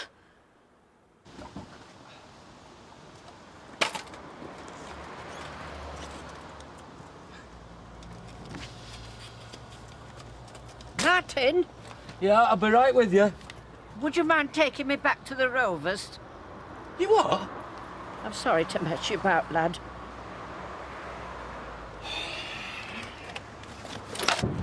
I thought you said she'd gone to bingo. She had, she had. Oh, his shirt's hanging out at the back. Hey? Oh. Right, you've come here for a meal. Yeah. You came late into the shop and I invited... I don't believe this. What? What? Well, she seems to be going away again.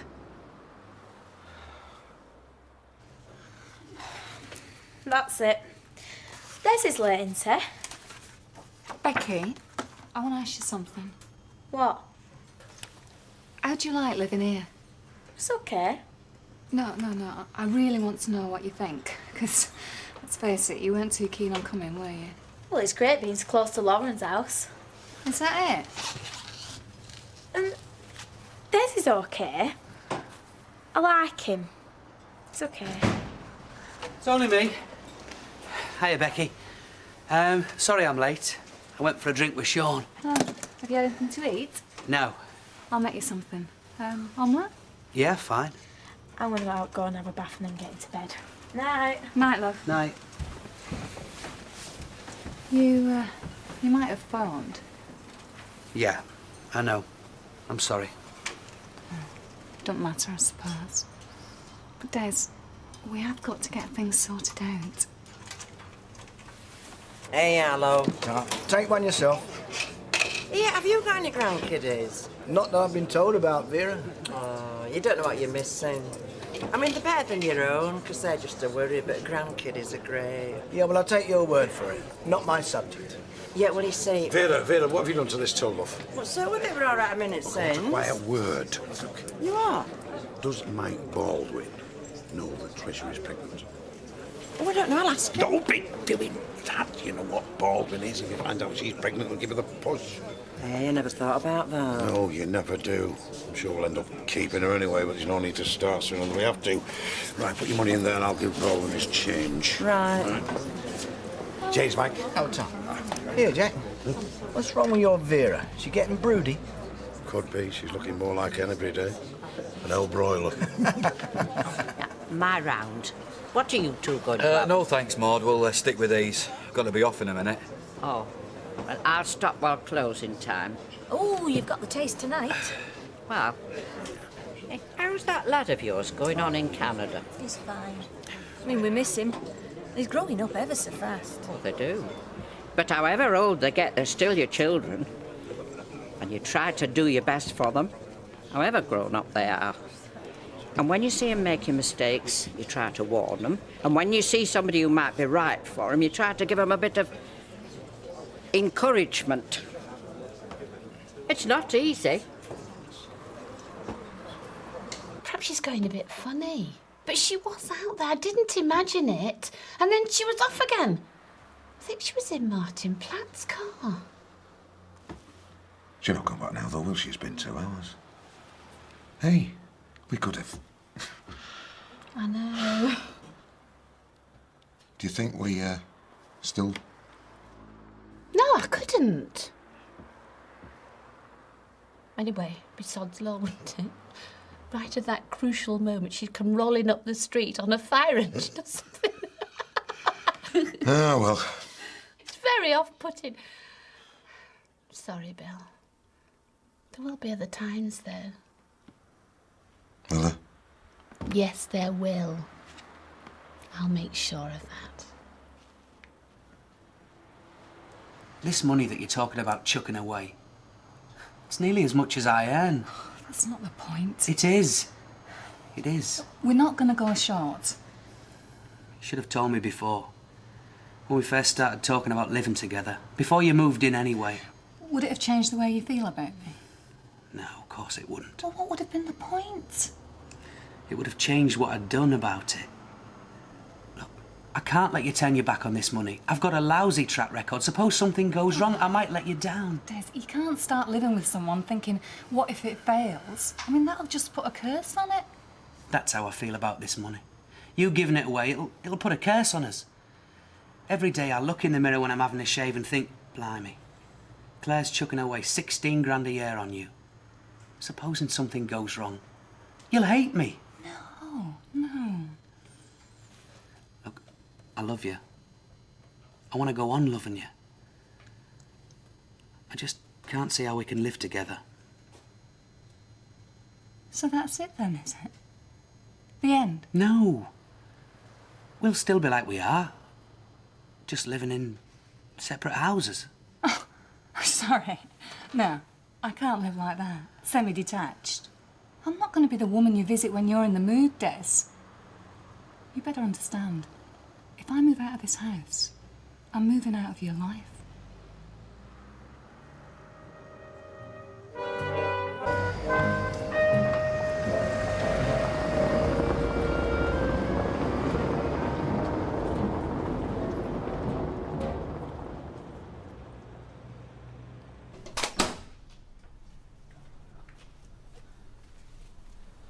It's stupid to throw away everything we've got. It isn't me who's throwing it away, Des. And what about Becky? I know things weren't easy at first, but, well, I'd like to think she's got a bit of stability back in her life. And who's taking it away from her? You're the one who wants us to move out. And I resent you bringing my daughter into this. If you think you can use her as a pawn to get me to change my mind, you couldn't be more mistaken. We don't have to call it a day, Claire. All I'm asking for is time. And all I'm looking for is commitment. The same commitment from you as I'm prepared to give. It's obvious that I'm asking for the impossible. And without that, there's nowhere else for us to go.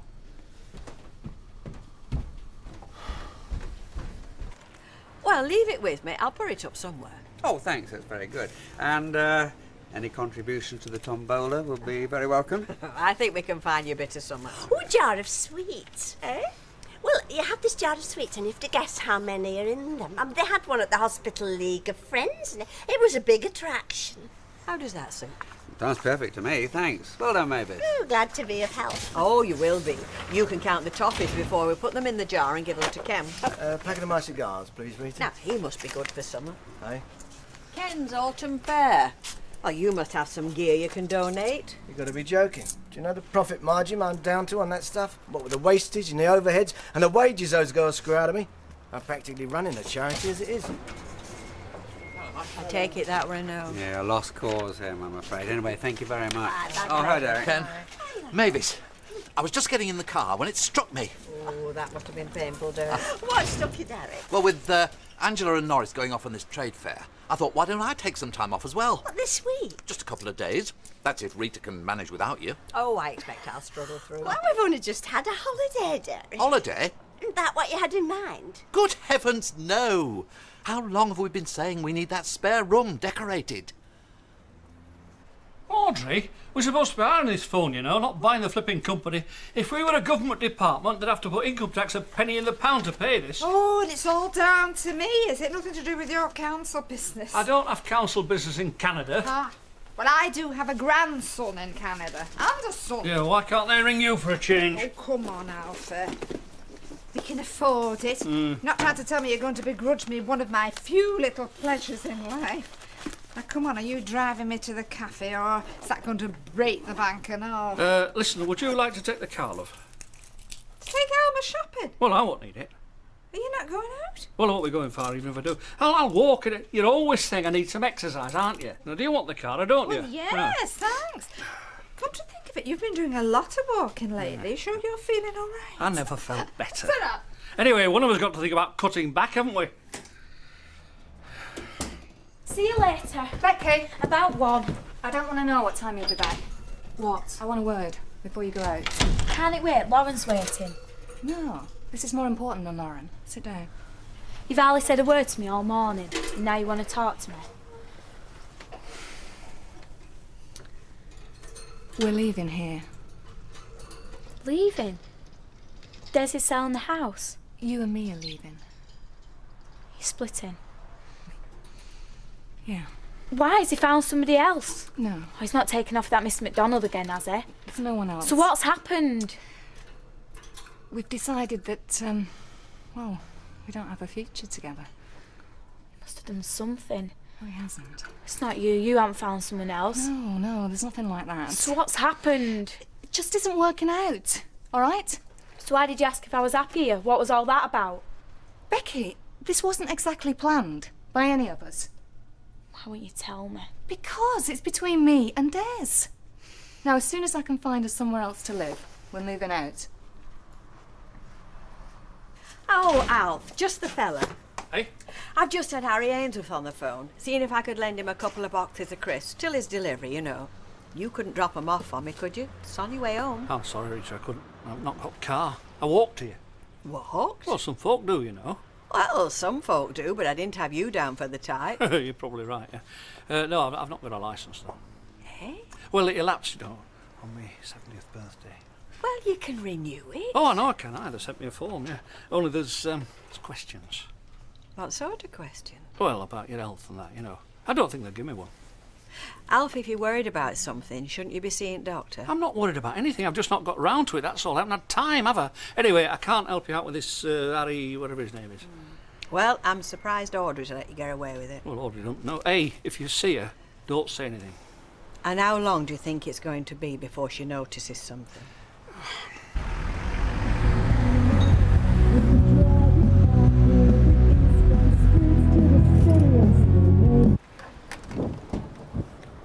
Didn't think you were coming home for dinner. Something I want to pick up. Do you want to come for a sandwich with me? I've got to get back. Uncle Fred thinks I'm on delivery. I'll see you tonight then. Yeah, give us a ring when you get Daniel in bed. Thanks a lot, girls. Liz! Hi. Hiya. How are you doing? Are you going in there? No, I wish I were. I'm going to the solicitors yet again. Still no progress, I take it. Oh, no. I think if we carry on much longer, there won't be anything left to fight for. Solicitors will have had the lot. It's a pity you can't go to arbitration. Arbitration? Yeah, arbitration, mediation. Everybody's at it. Papers are full of it. If they can sort out industrial disputes, you'd think they'd be able to do something to help folk like you and Jim. Anyway, I'll see you. Yeah, see you later. It could be her. It is her. How do you know? My mum said. There's no one else. So they can't stand aside of each other all of a sudden? It's all my fault. You? It must be. Her and Des were getting on so well. Thought we all were. Now my mum can't even talk to me. Whatever's happened between them, I'm the one she's blaming. But you were all for it this morning. Yes, well, I hadn't had time to think about it then. Anyway, I've arranged to take the time off now. Just tell them you changed your mind. And what kind of an executive does that make me?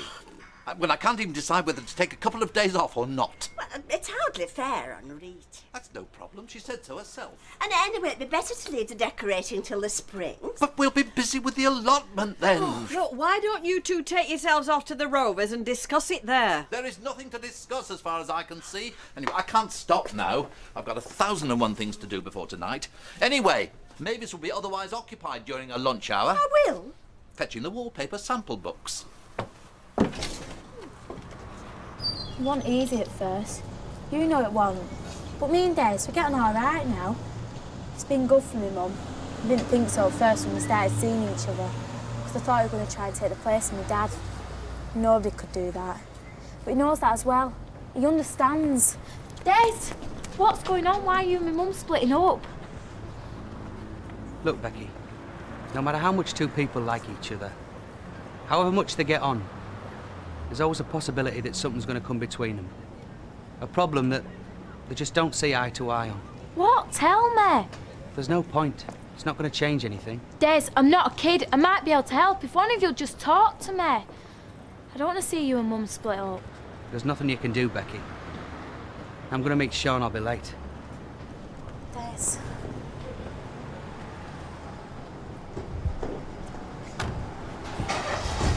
Well? He's not saying anything either. Must be me.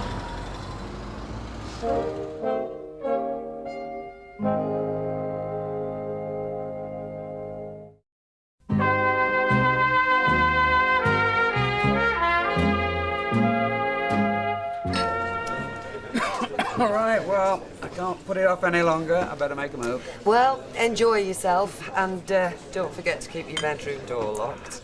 I don't think I'm in much danger, and certainly not from Sue Jeffers. Oh, I know what she said, but it could just be a cunning plan, you know, catch you with your defences down. She won't catch me with anything down, I promise you. Well, go on then, don't keep Miss waiting. All right, I'll see you. Bring us a stick of rock back. That's if you see daylight. Going away, is he? Yeah, Southport. All right, for some. To a conference. Somebody else is paying, right? Yeah, we are, aren't we? I don't think it's the way Ken would choose to spend his half-term. Not like some of them, then, eh? I'm not with you. Come on, you're not trying to tell me now what goes on at these places. Among certain types, maybe. There are still folks, you know, who have standards. Excuse me. Some folk have no choice. Hiya. Glass of red, please, and whatever Deirdre's having. Oh, go on, I'll have the same again, thanks. I take it went well. Couldn't have gone better, thanks to you. So, arbitration is a possibility then? Mediation, yeah. And what about Jim? Well, my solicitor gets in touch with his solicitor. So, keep your fingers crossed there. If he agrees, we could have it all sorted out by tomorrow. I take it this was Derek's idea, decorating. Yes, but it has got a point. That room does need doing. You've changed your tune. Oh, yes. Well, it was all a bit sudden at first, but now I've got used to the idea. I'm really looking forward to getting started, because there's so many good ideas, I mean, apart from the wallpapers. I quite fancy having a go at a bit of rag roll in one wall, or maybe a bit of stippling. Any road, if you could find me sometime, say an hour round about lunchtime, it'd be much appreciated. It'll make a pleasant change for me. Just one thing, if Mr. Sugden comes in, don't mention decorating. I don't want him getting any ideas. See them. Talk of the devil. Ah, you've got the sample books then? Yes, and there's some lovely bedroom wallpapers. There's something wrong? Well, you know this trade fair that Norris and Angela are going on? Well, they're not.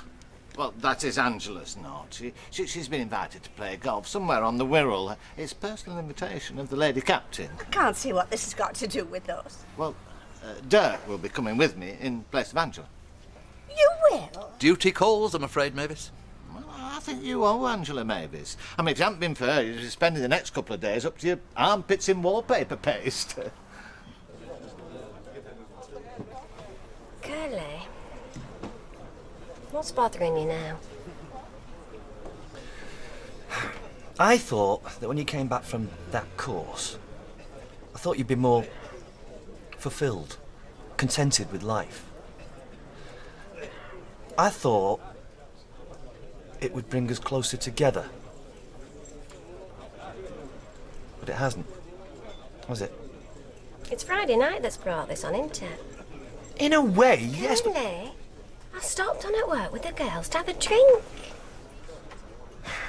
I used to know your world as well as you knew mine. It's not the same anymore. I feel... left out. Well, it's no different to the way I feel when I go to a Vermon's do your square dealers, but I don't complain, do I? I just make the most of it. I accept it because it's a part of your life, just as I expect you to put up with certain things which are now a part of my life. Like Friday night, you mean? Right. Right. Because we've moved on, Curly. We've bettered ourselves. Would you really like to turn the clock back to when you were at Red Jules with Beck and Coulter when I was on Tills? No, of course you wouldn't, and neither would I. So just relax. Think how lucky we are. There must be tons of folk who'd give anything to be in our position.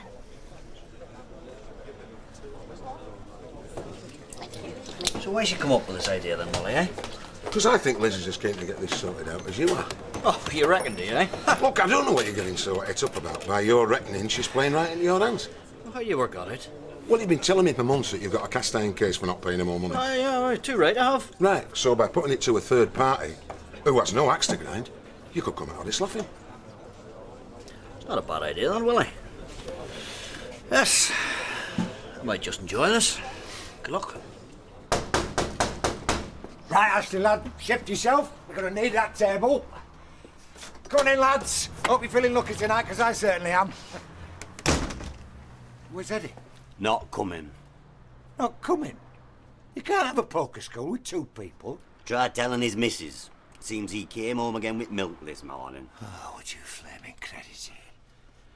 Oh, well, better sit yourself down. We're not going to let this lot go to waste. Lad not play? Ashley? What? You played poker, do you? No. Well, you better start learning if you're going to be stopping here. I'm going out, sorry. Well, you could have said no, you weren't going, but that never occurred to you, did it? And a fine career move that would have been. Whatever Norris wants, Norris gets. He says jump and you leap through hoops. That's not true. But he is my employer. I have to give him some consideration. Yes, but I'm your wife. I think I'm entitled to some as well. You just don't understand the machinations of big business, do you? Norris hasn't got me under his thumb. It's the other way round. Oh, yes, I can see. That's perfectly obvious. Well, he might think that he has, but it's only because it suits me. Oh, so you did want to go to this trade fair, then? No! But I had no choice in the matter, so I just had to make the best of it. There's no room at the top for an executive who can't turn a temporary setback to his own advantage. Your advantage? Certainly. When Angela pulled out and it was clear that I would have to go with Norris, what could I do? Make a big issue out of something I couldn't possibly win, or take it with a smile on my face and show that I was ready and willing to put the company first? So you didn't really want to go with Norris? Correct. But by handling it your way and using your business psychology, you've managed to turn it to your own advantage. Correct. So now you've got Norris and Angela just where you want them. Correct. And the next time you want something from them for a change, they'll be only too pleased to oblige. You've got it. Right. Well, you can start with your tea, because if you think I'm going to cook for you tonight, you're very much mistaken. Oh, Mavis! Oh, Mavis! So, your mind is not with you tonight? I think you've got the wrong idea about me. I'm not under Judy's thumb. No. Oh yeah, I've noticed that. I get what I want out of life, I do. Only sometimes it pays to play it canny and let other people think they're getting it the way that they want it. Oh, so that's the game you're playing? Well, it suits me, yeah. Another pint, please, Samantha. Not being pined away waiting for me then? I've got to talk to someone, haven't I? You could have asked Raquel about a new job. Well, we don't talk the same language anymore. They're on a different planet, her and Curly. They're making some of their lives, aren't they? If that's what you call making something of your lives, yeah? You don't want to get to know anyone, you. Not unless they're sup here at the same rate of knots as you. Or stand at the other side of the bar answering to the name of Treasure. Treasure? Keep all their assets in one big chest.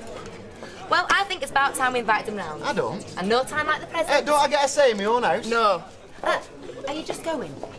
That's right. It's been a long day for both of us. Only we haven't seen much of you, to talk to. Not since you got your new job. No, well, It's quite time-consuming, having a career. Oh, well, I'm dying to hear all about it.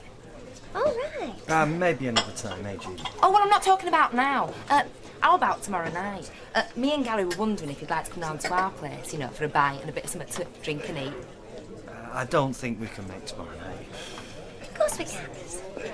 Well, there was talk of a staff meeting. We'll move it to another time. You're the manager. Would be delighted. Oh, great, about 7:30. We'll be there. We'll really look forward to that. Smart move, that, Gary. What's that? You certainly let her think she was getting her own way there. Even had me fooled for a minute. Did I?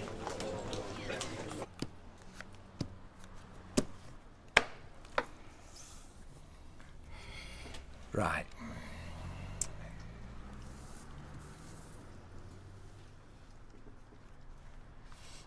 Go on, lad. Pick up your cards. Now, have you got a pair about? Jacks. Right, good. So you open up, right? Now, remember what we told you. I'm only sitting in till Kelly rings. Oh, yeah, like you said, yeah. And I'm not playing for money.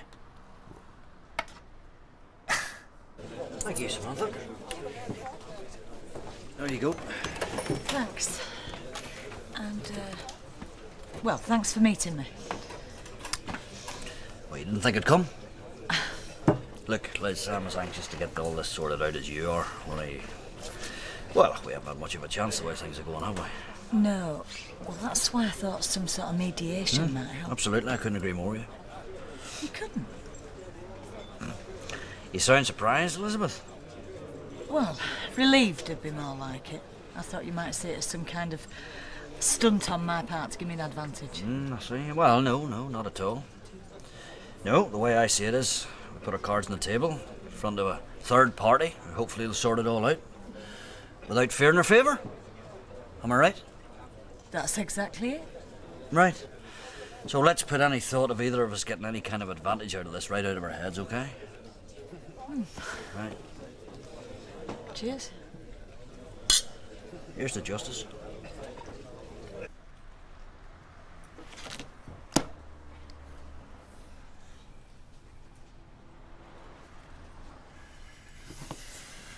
Where's your 50p?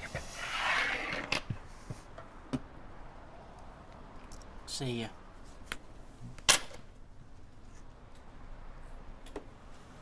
Are you sure you've never played before?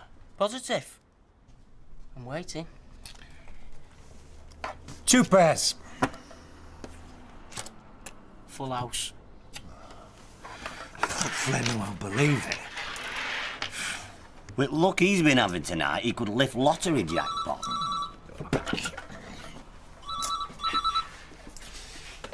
Hello. Can I speak to Ashley, please? Ashley, it's Kelly. Oh, tell me there in a bit. He says he'll be there in a bit. Now? I think she wants to speak to you. I'll not be long. What are you doing? Playing cards. Cards? Don and Stan are teaching me play poker. Your Uncle Fred were right about you. As soon as anybody puts temptation in your way. It was only while I was waiting for you. Well, you're not waiting now, are you? No, but I'm winning. Well, if your cards mean more to you than I do. I'll not be long. Well done, Ashley, lad. I'm proud of you. Mind you, Eddie will like that at his age. All the more reasons to make the most of it. While you can.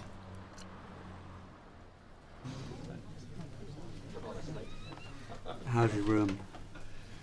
Well, if you mean, am I comfortable being just across from you? I think I can trust you. I take it you don't sleepwalk? I really am sorry about that misunderstanding. It's history as far as I'm concerned. Oh, by the way, have you phoned home? Oh, yes. Everything's under control. Kelly's a very capable girl. Good. Then we can relax. Well, not for too long, I'm afraid. I've got to catch up with a bit of reading before the morning. Information technology is not my strong point. Mine neither. Well, one more drink and we call it a day? I got held up. Sean wanted me to go through some figures. None of my business. Not anymore. If you don't mind, I'd like to take a bath. Saw Becky at dinner time. Yeah, she said. She's taking it badly. Well, how did you expect her to take it? Eh? You know how difficult it was for her to accept you. But she did. And now it's all blown up in her face. She feels let down, Des. Just like she did when her dad died. She did, you know. She felt him going like that let her down. Oh, so now I'm the villain? Well, I'm not having it. You're going to have to tell her why you won't be seeing me anymore. No. Don't have to tell me. How long have you been there? Long enough. Becky, you're the last person I wanted Just to see. stop it! Stop patronising me! I'm not stupid. I know why you two are splitting up. And you can hate me as much as you like, but don't take me as a fool. Nobody hates you. Yes, you do. It's obvious why you won't tell me what's happened.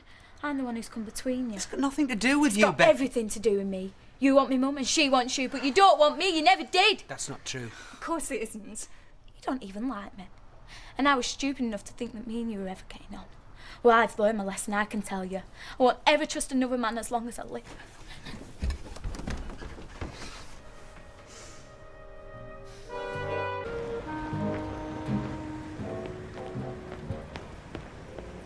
How many times do I have to tell you? If Des and I do split up, which, okay, is a possibility, it doesn't mean it's your fault. It isn't anything you've done or not done. Just saying that. No, I'm not. I mean, why would I lie? To make me feel better. I get on his nerves, don't I? No. Honestly, Becky, the problem between me and Des has no connection with you. Your mum's telling you the truth, Becky. This is not your fault. What's it all about then? Because I know you love me mum and I know she's mad about you. Becky, I wish you'd keep out of this. It's none of your business. Let me tell her. She might as well know. You know this pension that your mum gets because of your dad? Well, I've only just found out that if she moves in with me, she loses the lot. Did you know that? No, don't think so anyway. And I've told Des time and time again that the money doesn't matter. Yes, it does. Of course it does. And I don't want to be the cause of her losing all this money. That's the reason, the only reason, why I don't think we should live under the same roof. Is that really what it's all about? Yes, it is. Are you satisfied now? Oh, teenagers. They think everything that happens is somehow all about them. Hey, good timing or what, ain't it? Right, come on, let's go.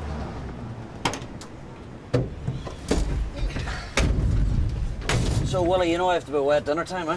Oh, yeah, you're seeing this, what's the name? Mediation, it's called. Oh, yeah. Still, I suppose it means light at the end of the tunnel. I'll tell you one thing, it'll be a shock for Liz. Hey, what about United then, eh? You know, she hasn't got a leg to stand on, you know that? If they don't get into Europe this year, they never will. What? What are you talking about? Football, mate. Because I'm sick and tired of talking about your divorce. Hello, love. Morning. Hello. Morning. You couldn't tell me which is the best night in the local paper for flats to rent? Well, it's tomorrow. But there's always some advertised in the weekly, and that's just out today. Well, I'll have one, please. Right. You can play with it for a few minutes, but it belongs to Sophie, really. Oh. Hiya. Suppose you better come in. Where were you last night? I was expecting you. I know. Especially with Mr. Barlow being away and us having the house to ourselves. I know. Don't keep saying I know. Where were you? I was playing cards, you see, with Don Brennan and his pal. Yes, you told me that on the phone. You also told me you'd be coming round here. Well, I couldn't, you see, because I won a lot of money. So? Well, Don, his pal said he had to give him a chance to win it back. And did they? Yeah. Oh, Ashley, what am I going to do with you? Go on! Get out, get back to work. Don't you think I've enough to do with kids all day? Never mind you as well. Right, there you go. So, you like working here, do you? Yeah, it's all right, you know. It's the job. Yeah. Well, I used to do it. Oh, yeah, I know. I don't think I'll stop here that long, though. I'd like to travel, you know. Just get on the bike and take off. And end up who knows where. Yes, I used to get feelings like that. Not that I've got a motorbike, mind you. No, you've got a husband instead. Hello.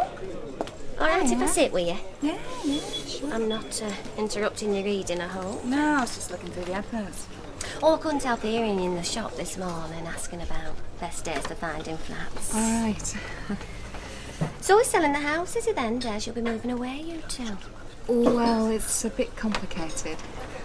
Oh, I'm not being nosy. I know Des did put the house on the market, but couldn't sell it. I just wondered if he'd found a buyer. Des won't be moving. If anybody moves out, it'll just be me and Becky. Oh, I'm terribly sorry. I don't mean to pry. Actually, I'd be quite glad to talk about it. It's very difficult. Look, I know you don't particularly like Des. No. It's none of my business. But really, he's very nice. You just have to take my word for that, I'm afraid. Another one here, Betty, please. Look, Okay, when you're ready. dear. You having one, Deirdre? Oh, go on, Bill. I'll have half a lager with you. How's Maureen? I've not seen her in here this week. Is she okay? Well, her mother's poorly. Not serious like, but it's keeping her a bit, you know. How's your mate Jim today? Oh, he's gone to a meeting about his divorce. Don't tell me anymore. I'm sick of hearing about that. I never hear him talking about anything else. Liz is the same. I have to listen to all the ins and outs and who said what to who and what the solicitors do and all. Look, if getting divorced is so much trouble, why don't they put the same effort into staying married? Aye. Well, Jim reckons this meeting's going to settle it. They've got this mediator woman, and he's convinced she'll be on his side, like. Oh, dear. What? Well, Liz thinks exactly the same. She says nobody in their right mind could possibly side with Jim. Please, come in. I'm sorry I had to keep you waiting. Oh, that's all right. So it was worth the wait. Please sit down.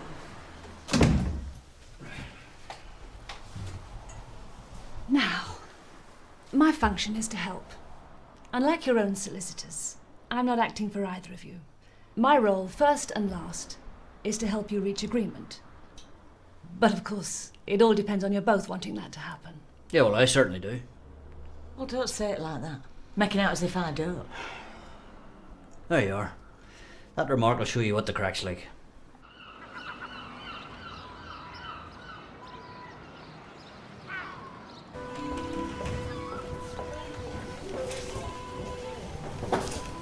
I thought it was quite a good session this morning. And of some practical use too, which isn't always the way at these courses. Yes, it was. Oh, good heavens. There's a face from the past. It's our ex-caretaker from school. Now, I don't much want to meet him. We parted on rather bad terms. Too late, I'm afraid. He's coming over. Ken! And if it isn't Mrs. Jeffers. Well, it is a small world. Hello, Mr. Wilton. Yes, it gets smaller every day. You know Mr. Barlow, do you? Oh, yes, we're neighbours. Of course you are. I'd forgotten. Are you on holiday, Mr. Wilton? Oh, no. Good Lord, no. I was between executive appointments when I was helping you out at the school, you know. Back in my original career now, up with the high flyers. Ha! Oh, well, I'm very glad to hear it. Derek, make yourself useful. Get the samples out of the car. Chop, chop. It's my colleague. I better make sure he's not making a mess of things. Well, I might see you later, Derek, if you're staying here. If time allows, Ken, if time allows. Here we are, Mr. and Mrs. Cole. I know. But there was a telephone call. It's 2 rooms now. Mr. Cole, myself, and my colleague, Mr. Wilton. I'm sorry, Mr. Cole. The hotel is fully booked, this education conference. Oh, this is impossible. We've got your original booking, Mr. Cole, but it's the only room available. Derek, never mind the samples. Get here.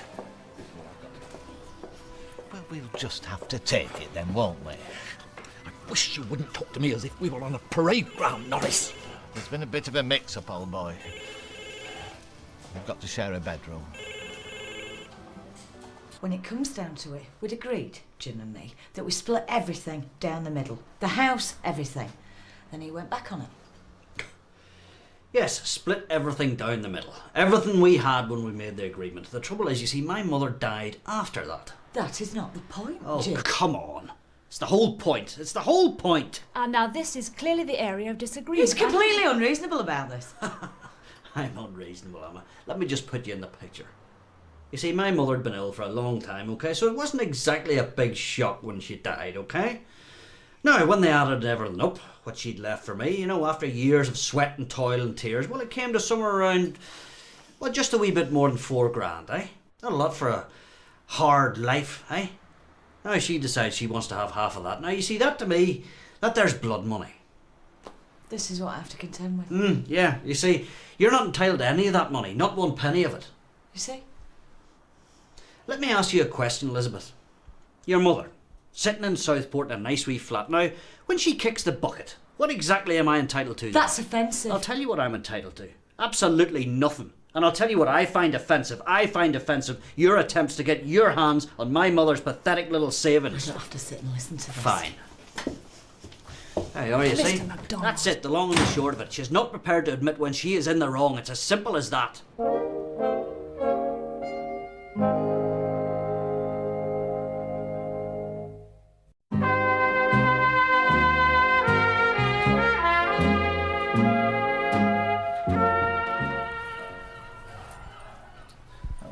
They've brought the cases up anyway. Well, at least it's single beds. It can't be helped, Dirk. What, single beds? No, sharing the room.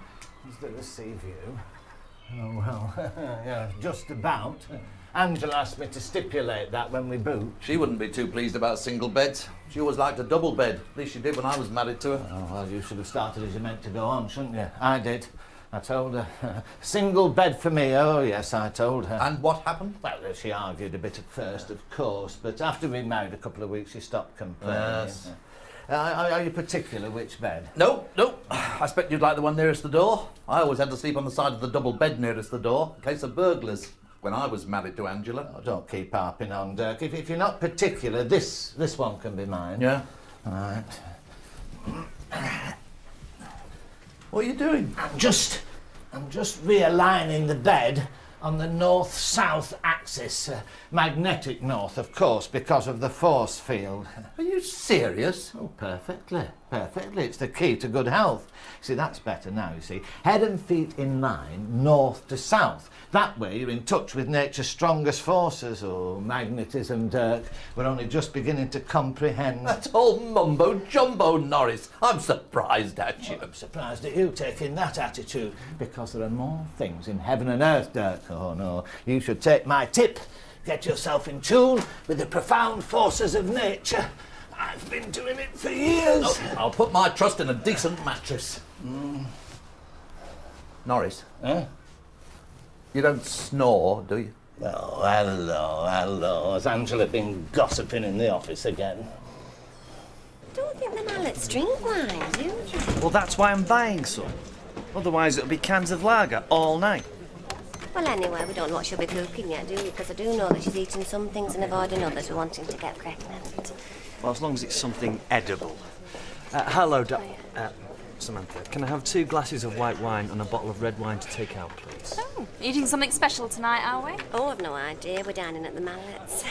Be egg and chips then. Drop of red will be nice with that.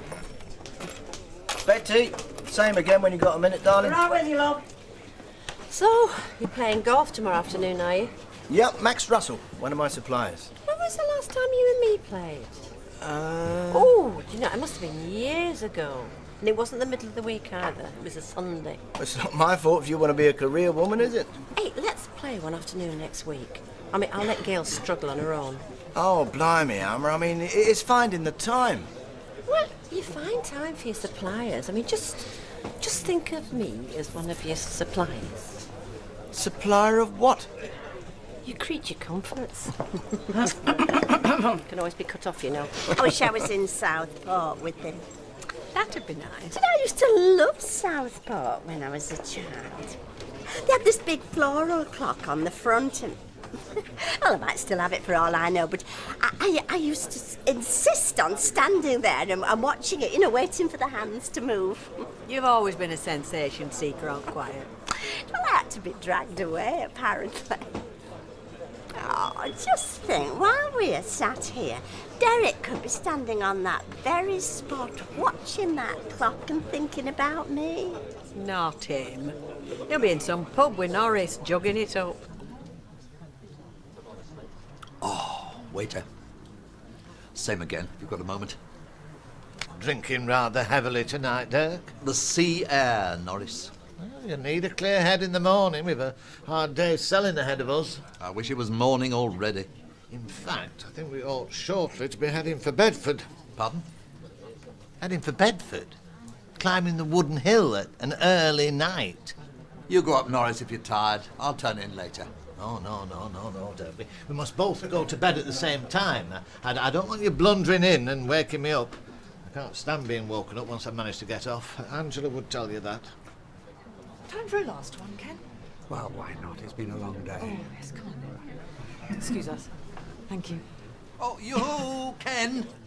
Come and have a drink with us. Well, actually, we were planning on having just the one. I insist. Oh, thank you. Now, Norris, you know Ken, I think. Yes. But you don't know Mrs. Jeffers. She used to be my head mistress. Oh, in the academic sense, I trust. Oh, just an innocent remark, dear lady. I'm delighted to meet you. Now, what will you have? Well, perhaps a brandy. And half a bitter, please. And another one of these. Thank you. Yes, Norris. Mrs. Jeffers used to be my employer when I was in the executive wilderness. Truly charitable act, Mrs. Jeffers. Would you believe I was school caretaker cum boilerman? Mopping, shoveling coke. Oh dear, you were at a low ebb. But I failed to give satisfaction. Well, you did me a favour giving me the push. I bear you no grudge for it. Oh, I'm pleased to hear that. School's a hell to work in, Norris. Well, we sometimes feel the same. Not all the time. Your school certainly is. The kids run wild. Little monsters. Thank you. Do the round again, would you, and make mine a large one? This is very nice, Judy. Yes, it is. You not having any? Oh no, I'm not eating puddings, not yet. I will when I get pregnant. I'm gonna have some more lettuce. Anyone want some? And what's lettuce with the pudding? Raquel might. It's supposed to make you more fertile. Do you want some? No, thank you. And get us another beer, will you, Jude? Do you want one? No, thanks, mate. I'll stick with the wine. Bring us two anyway, will you? Save you getting up again now I've got the taste. You can have one, and that is your lot. I'm not the only one who has to be fertile, you know. You've got to be fertile too. I'm capable. So, anyway, nothing's happened yet, then? No. But we're trying hard. And what about you two? Are you trying? No. Not yet. But I bet you're still practising though, eh, girlie? What's that noise? Oh, that's my alarm watch. I'll fetch me a drink. I got it out in Mum's catalogue, and you can set it, you see. Come on, Mrs. Mallet, up them stairs. For your optimum time, you know, hitting jackpot. You two will be all right, won't you? I'll put telly on for you. You might have to turn sound up a bit. It won't be long. No, though, keep open we might be. Now, you don't mind, do you? No. We'll just start this house to anything. Come on, you.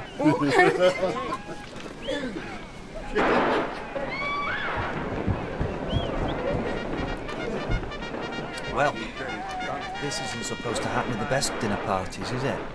A pair of nutcases.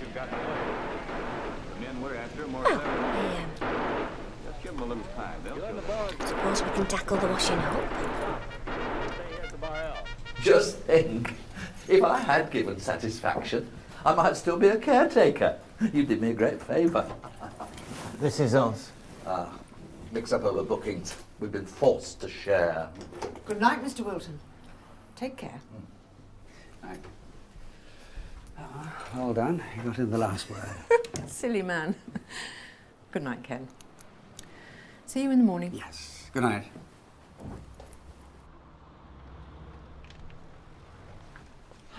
What does she mean, take care? What was she getting at? Somebody has moved my bed. Well, chambermaid probably when she came to turn down the covers.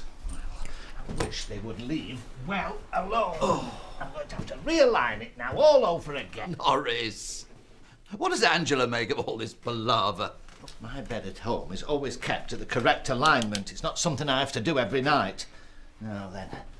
No, wait a minute. The sea is in that direction, right? Yeah. Yeah, so that must be west. Therefore, your bed cannot possibly be in a north-south line. That's nothing like north-south.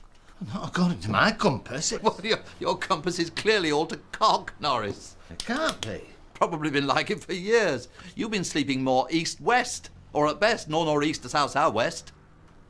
Good Lord. No wonder you don't look well. Oh, give him a kiss from me, will you? Oh, Kelly, there's someone at the door. I have to go. Good night.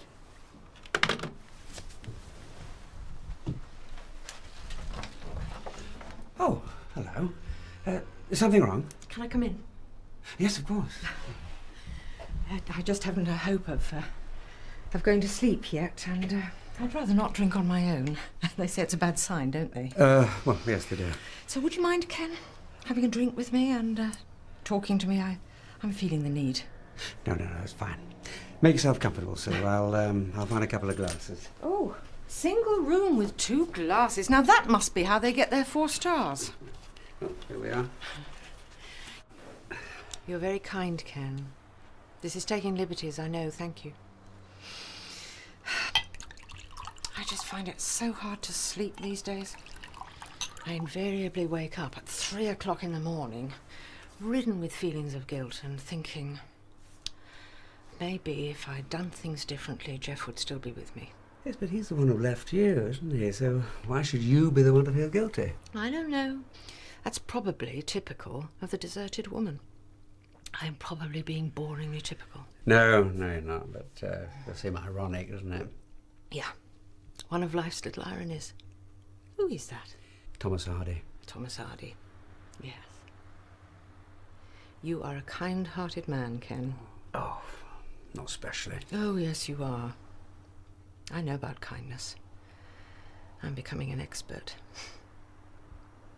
It is a rare commodity.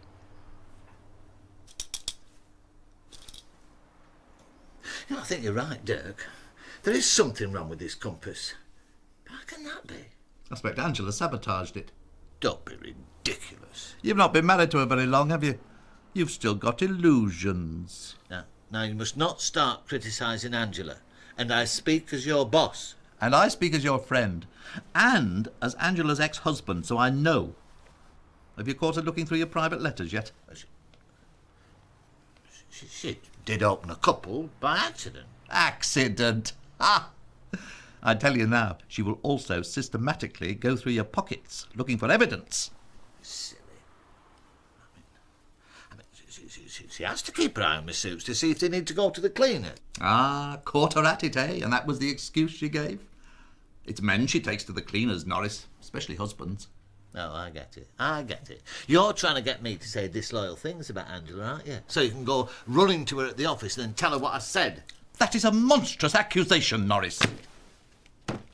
If we had a spare room, I tell you, I'd be moving into it right now. Huh.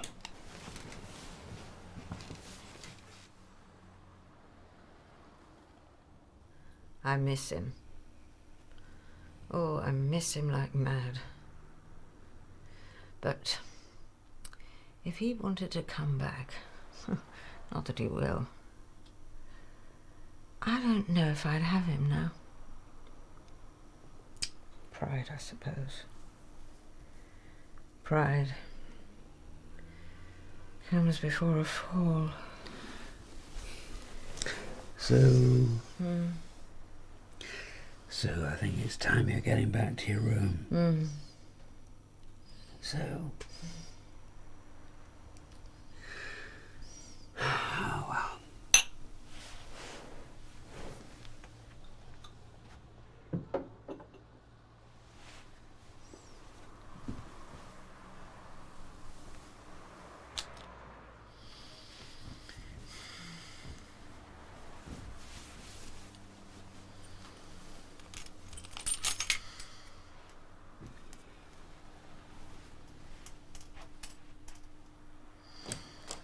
It's Becky that I have to think about. I know. That's why you can't give up this money you're getting from the RAF. Oh, the money is not the most important thing. Oh, you can only say that because you've never been short of it. No, Des. What Becky needs is a bit of certainty in her life. I don't want to be moving her from one home to another. I want her settled. And I want to be settled as well. I want some certainty in my life too. Yes, I see that. I don't know if I'm the right man. I don't know if I can give you that. I've a lousy record with women. I was a swine to Raquel. I'm divorced. No wonder Raquel walked out on me. You and Raquel live together? Well, yeah. Here? Yeah. I wish you'd told me, Des. Well, you knew we had something going. I more or less told you that. Not the extent of it. Oh, I feel a real fool now. I was talking to her today, telling her all about us. She could have told you I'm bad news. Surprised she didn't. Are there any other women round here I ought to know about? Have you got somebody else lined up, Des? Is that why you want me to move out? It's not like that, Claire. Well, maybe you're right. Maybe moving out is a good idea. Yeah, I think you've talked me into it, Des.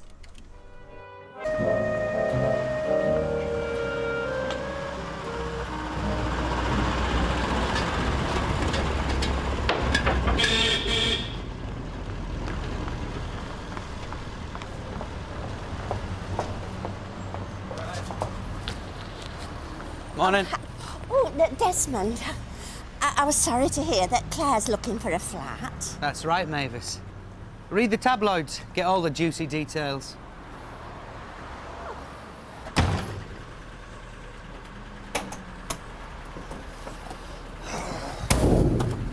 Bad night? No. Bad thoughts, Willie. I should have said more at this meeting, all right? I mean, I should have told Mrs. Mediator none of this was my fault. Yeah, but that was yesterday's fiasco, eh? It's been and gone. Yeah, fine. Fair enough for you, yeah? Look, all I'm saying is, if Liz is bitter, she's only herself to blame. After all, look, she wanted the divorce, not me. You've said that, Jim. Look, I should have made it clear, all right? All I'm saying is, at the meeting, I should have made it more clear, all right? You've said it 1,000,000 times. Well, I can't have been very pleased about it, or else he wouldn't have snapped my head off. Any signs of life at 16 Kitchener Street? Only it's 5 weeks now. Yes, they've paid me. It was £9.95. I didn't have any change, so they told me to keep it. Oh, well, your lucky day. Well, it was until you met Des. I wasn't being nosy, Rita. I was being sympathetic, because we really like Claire.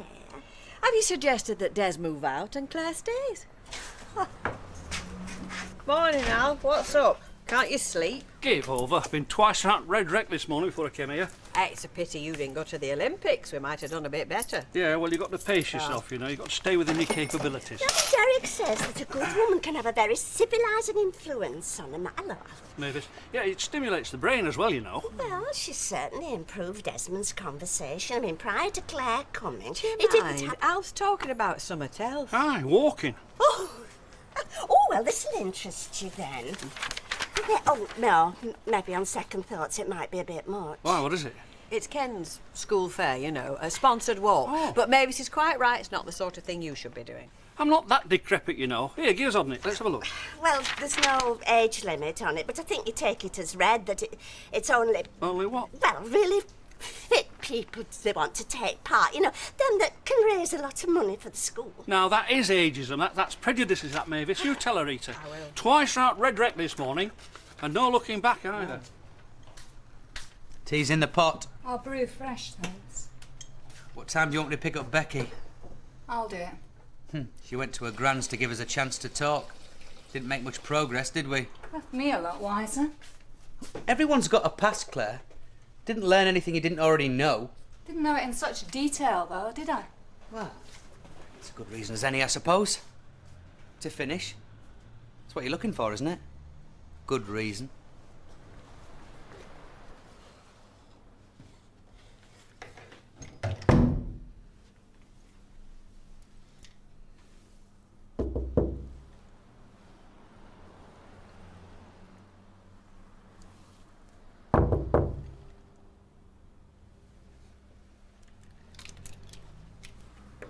Morning, Ken. Oh, morning. Just a few circuits of the ground before breakfast. Oh, right, yes. Well, that's where I'm going, actually, breakfast. Well, why not join me, eh? Work up an appetite. No kit, unfortunately, sorry. Right, well, off you go then, Maurice. Come on, enjoy yourself. Will do. Okay. Bye.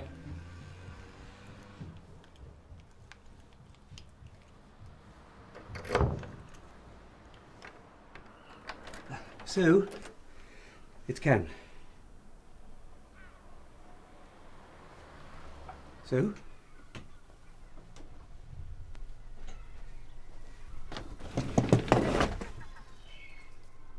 Sue?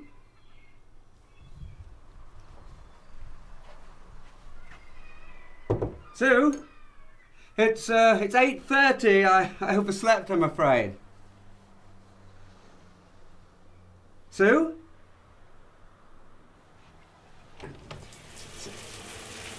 God! Sue!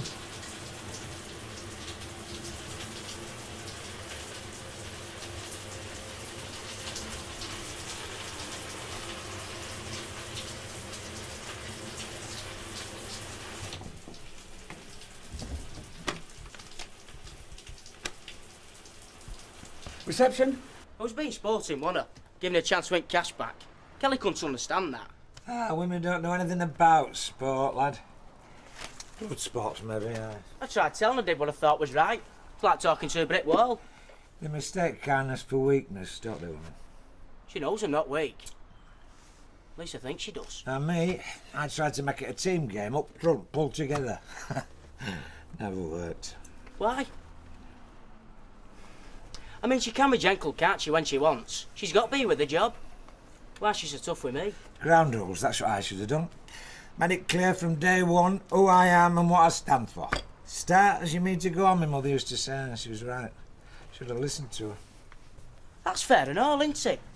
Start as you mean, go on. Yeah, that's fair. Thanks, Don, I'll see you.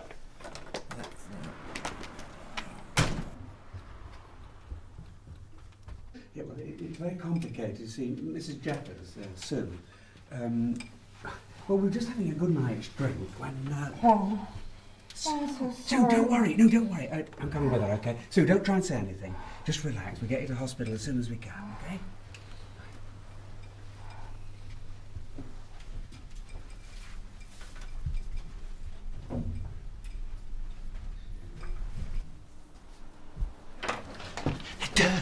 Dirk, you'll never guess what I've just seen. A psychiatrist, hopefully. What is it? Delusions of sanity? You'll be gobsmacked when I tell you. I expect he's writing a case history even as we speak. Headed Cole of the Magnetic Pole. Ken Barlow and the headmistress, with the emphasis on the mistress. No, Alf's got this thing about keep fit. He doesn't use the car anymore. Well, you two have set him a good example, haven't you, booking into this help farm? Oh, hey, I forgot to ask you, how are we getting there? We're going in your car, the red racer. Oh, no, I don't think Mike will be too chuffed about that. Like, he reckons it acts like a sort of magnet, you know. Well, according to Mike, whenever a fella sees a woman driving a sports car, he's got to look at her. Oh. Well, lust after, that's what he actually said. Then we're definitely going in your car. How long are you going to go on with this, Jim? I'm sorry, but it's your one and only topic of conversation. No, forget that. It's not conversation, it's obsession. What in the name of God's eating you, Willie? What you said to Liz, what Liz said to you. You couldn't agree the time, the pair of you. Do you know that? She dominates your life, Jim, but she doesn't have to dominate mine. I lost my wife through no fault of my own. You lost yours through being thick.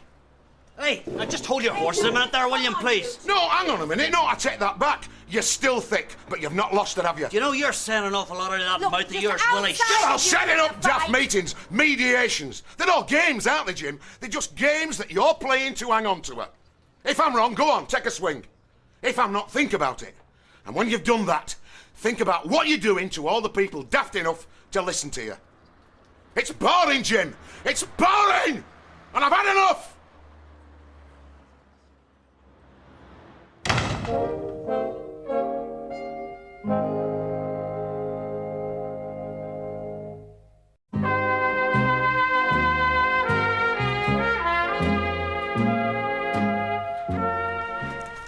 How are things at home? Grand's? No, I mean... Oh, I don't know. I've been at my grand's. Give the adults time to discuss the relationship. I see. Which one of these has got Oasis in it? No idea, love. I'll just ask my teenage assistant. No, on a stretcher. Are you sure it was Ken's room? Oof, well, I mean, the mind boggles. Hey, young Becky wants to know... I'm talking to Derek in Southport. It's incredible. Go on. Yeah, I was just talking to Rita. Oh, well, you wanted to look at the wives he's had. Deirdre had a lucky escape, in my opinion. Have you found it? No, perhaps it's in one of the newer ones. What do you think these are? Well, you don't get the latest, do you? Not like they've got in precincts. Look, if Orlando isn't there, it isn't anywhere. Oasis. Rita. Yeah. You've got to hear this. Why, is Derek coming home today? Yeah, later, but it's Ken Barlow and Mrs. Jeffers, the headmistress. Oh, hi. Well, it seems that she spent the night in his room and was carried out this morning unconscious. Carol, did Derek tell you this? Yeah, well, Ken's school conference is in the hotel where Derek's staying, and the rooms are on the same floor. And Ken's all right, but apparently his paramour was admitted to hospital. Just hang on a minute. Look, if it's not there, it's not there. No. Look, if I find it, I'll bring it round. Osmosis, is it? Oasis. Right, go on. Do you think she heard? Probably. But there's only you and me now, so come on, chapter and verse. So, what do you do in your spare time? Don't have any. Busy life, me, 120. Just thought we might have a few things in common, you know. Like what? Oh, I don't know, books, theatre, love of animals. No. How about cookery, Morris dancing, knocking on doors and running away? Parachuting, how does that grab you? Yeah, it grabs me. I won't say where, but it grabs me. Free fall or static line? What? Well, one's when you pull your own, and the other one's when you have it pulled for you. Is it? You don't know what I'm talking about, do you? No, but I can dream. William. Hiya. What about you? Listen, can I put one in there for you? Yeah, all right, yeah. Sammy, over here when you're ready, love. Look, Willie, last word on the subject. Look, and then I promise the matter's closed, all right? Liz again? Yes, promise, last word, all right? You know, I thought with the girls about the health farm, you and me could spread our wings a bit. Doing what? Sportsman's dinner, Piccadilly. Got a couple of tickets. Sorry, I can't, mate. I'm having to watch the intake. The grub, you know. Oh, yeah. Yeah, there's more graves dug with a knife and fork than ever there was with a shovel. That's why you're using a spoon, is it? Oh, well, some walk this horse. First today, is this? Yeah, you'll have another pint before you go, though, won't you? Get thee behind me, Satan. Look, now, why don't you do what I do, mate? You know, put the car away and start walking. Tried that once, but I lost my licence. Didn't enjoy it. Give over. You had a chauffeur. Correction, chauffeuse. That I did enjoy. Yeah, likely. Anyway, I'll see you, Mike. Ta-ra. Willie, look, I'm not doing this to prove you wrong, okay? I'm doing it for my own peace of mind. I want this sorted out quick as you like. So you're going to offer Liz more money then? Well, it does seem the sensible thing to do, does it not? Then, why didn't you do it at this mediation thing? Or whatever they call it? Because I'm thick and I'm awkward, that's why, sunshine. Hey, now I never said you were awkward. Fair play. Come on, Sammy. So you didn't sort anything out last night? No, I told you. Right, where does that leave me? You? I'm your daughter, aren't I? I'm supposed to be responsibility. Only when it suits you. Des suits me. Well, up to a point he does. Suits me too, Becky. That's the problem. I saw you. You were casing the joint. Get off, you know to be. I saw this person loitering outside. Reckon she's a pal of Becky's. You know I am. Never seen her before in my life. Are you staying for tea line? No, I just stopped by to see Becky. Did you get that magazine? Couldn't find it. Got some gossip though. Better be good. Barlow and Jeffers caught in Adden carried out of his bedroom unconscious. Oh my God! Been talking to Sean. There may be a solution. What have you been talking to Sean about? Nothing personal. Anyway, you can keep a secret. All boys together. Give us a break, Claire. It's close. And that's where I want you. Close. It's a flat above the shop. The bookies? I didn't know there was a flat up there. Well, it needs some sorting out, but once we've done that, it'll be ideal. Not ideal, but next best thing. Brew the tea. Just three of us. Lauren's not stopping.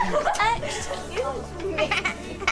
If you two sit down and stop bothering my customers, I'll bring you some orange juice. Goodbye. Orange juices. That's what I said. You said an orange juice, that's all you want. Isn't education a wonderful thing? Okay, 2 orange juices. Now sit down and shut up. No, you shut Hey, I say, Alf's taking his keep fit seriously, isn't he? I mean, he's given up driving, he's only on one donut. What if it was really serious? He'd go to this health farm with you and me mum. In fact, he'd go instead of me mum. What, me and Alf? I mean, what are you saying? Well, my mum doesn't need to lose weight, does she? Yeah, but she's not going to lose weight, she's going to lose Alf. Neither do you come to that, you and your self-like figure. Oh, me, I'm just going along for the ride, keep ordering company. And I'm going to get you a nice cup of tea.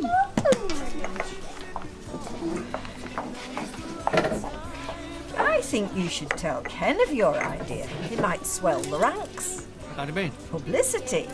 Sponsored walk to be officially inaugurated by Councillor Alfred Roberts, OBE. Oh, you mean if they think I'm in it, more people will join in? No, not in it. No, of course not. I mean, nobody will expect you to partake, not at your age. No, just start it off. You know, like they do at these charity football matches when a celebrity kicks the ball. Grandad, would you sponsor me for the school fair? Because I'm walking around the field lots of times. Snap! I'll tell you what, I'll sponsor you if you'll sponsor me. How's that, eh?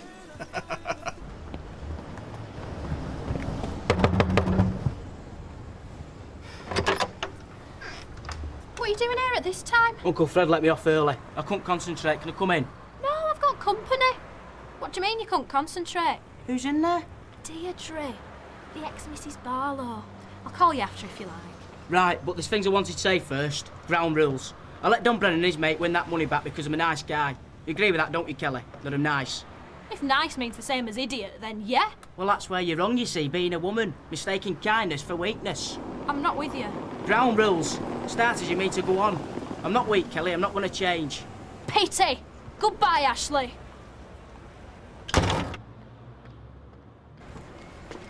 Well, Ashley, is Mrs. Rashid in there? I don't know.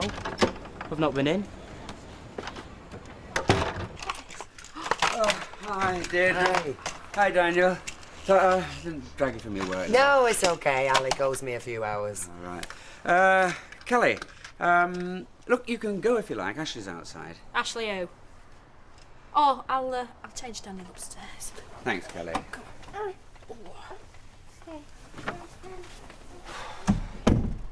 What's gone on, Ken? You sounded as if somebody was chasing you on the phone. I just had to talk to somebody. Well, you, I mean, your automatic choice. Been a hell of a day, Deirdre.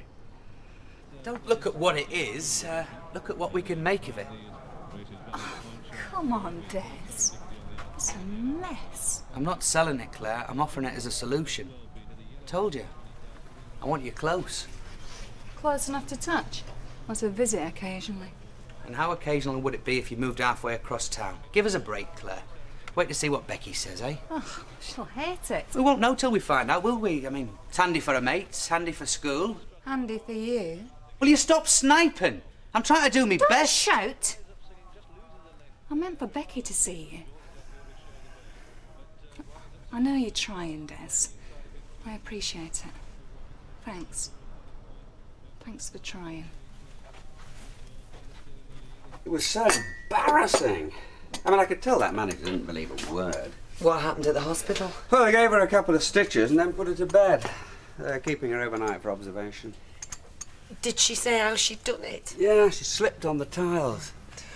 Oh, if she decides to sue that hotel, it's going to be a terrible mess. What? I'm sorry.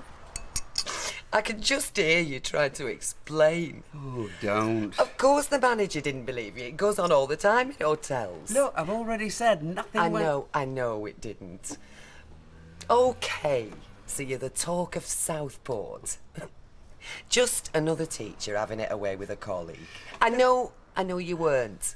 But that's what they'll be saying. It'll all be forgotten by the time they have the next scandal. I felt so sorry for Sue. Or did I feel more sorry for myself? You know, for a moment I thought she was dead. Oh, then you really would have been in trouble. I'll never forget the look on that manager's face. Just keep away from Southport for the next 10 years. There's no danger. I was in panic when I rang. I thought the whole world knew about my predicament. Well, it doesn't, so forget it. This is just between you and Sue Jeffers. You'll keep your trap shut and she won't be giving any interviews. Thanks, Deirdre. Thanks. I just needed someone to put it into perspective, you know. Well, it could only happen to me, couldn't it? You can say that again. If that warehouse phones and I'm not there, act daft. Otherwise, they'll only dump a load of Christmas rubbish on me. Oh, it's business as usual then. Me playing monkey to your organ grind. Got it in one. Oh, look, Emily. Emily, come and join us. Oh, no, really, I'm not Oh, stopping. now, come on. You slip in there and I'll get you a drink. No, you see, Betty's promised me a knitting pattern. Yes, and well, I've only... Betty isn't here, so you sit with us. Sherry, is it? Well, Oh, go on, part your bum. Mavis, tell Emily about her next-door neighbour. Well, you know as much about it as I do. I know, but you tell it better. Is this Ken we're talking about, or Don? Ken, the love machine. Go on, Mavis. Love machine? Yes, it seems he and Mrs. Jeffers. His headmistress? Yeah, they're on some sort of school conference or other, and, well, apparently she spent the night in his room, and the following morning... Thanks, August. Oh, I can see why our Ashley's decided to flit to your place. Handy for Nanny, isn't it? Kelly's a nice lass. See, you're not encouraging her to come visiting, are you? You know, up in his room playing snakes and ladders. Ashley's a nice lad and all, considering. Yes, yes.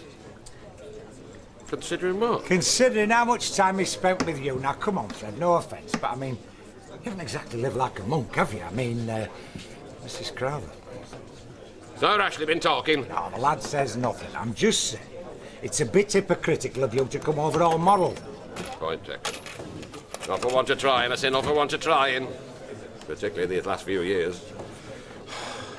The spirit's willing, but the flesh is a bit more willing, I know.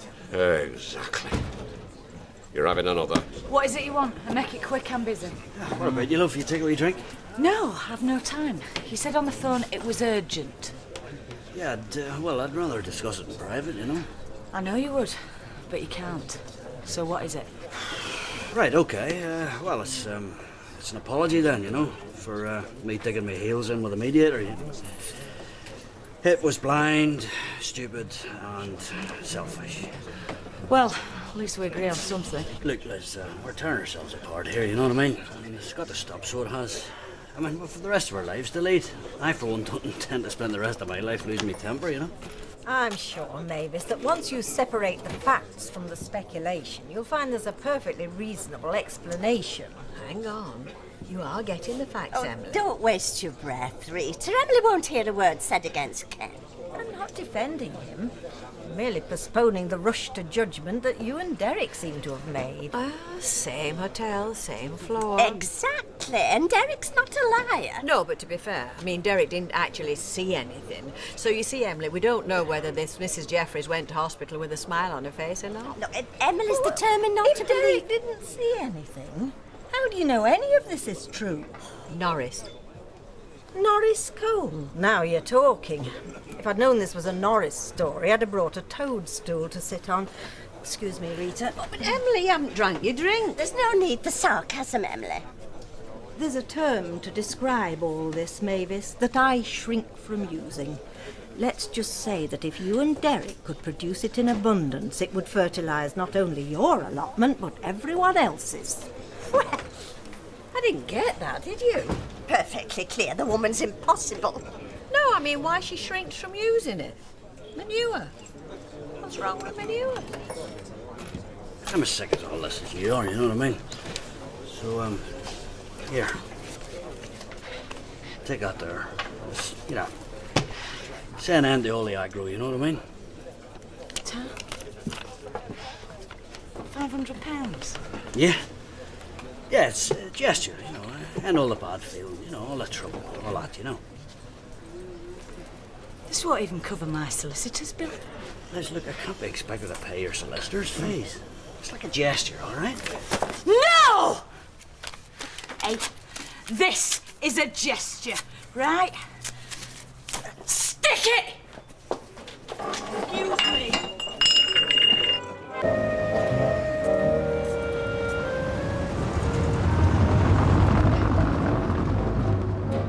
Start as your main go on, you said. Lay down ground rules, you said. Did I? So do like saying what happens. Stop it, cow blows me out. That's not a very nice thing to say about a young lady. No, but she just gets me so mad done. Ah, well, I dare say you're right. I dare say I've said worse in my time. Mind you, mine was justified. Find yourself another lass that won't give you so much grief, eh? I don't want another one. I want Kelly. It's all that Don Brennan's fault. He's miserable, so he wants everybody else to be. It's pathetic. Yeah. I'm sorry Ashley ever moved in there. He never behaved like a flipping caveman when he lived with his mum. Yeah, well, it's a lover's tiff. You'll get over it. We won. He's history. I want a lad that treats me with respect. Not carries on like Fred flipping Flintstone the minute he thinks he's got me. And you made the right decision then? No, I haven't. I love him, Mr. Barlow. Oh, hello. Can I have a Ward F3, please? Morning. I'm inquiring about Mrs. Susan Jeffers, a colleague. Discharged. When? Right. Thank you for your help. Bye.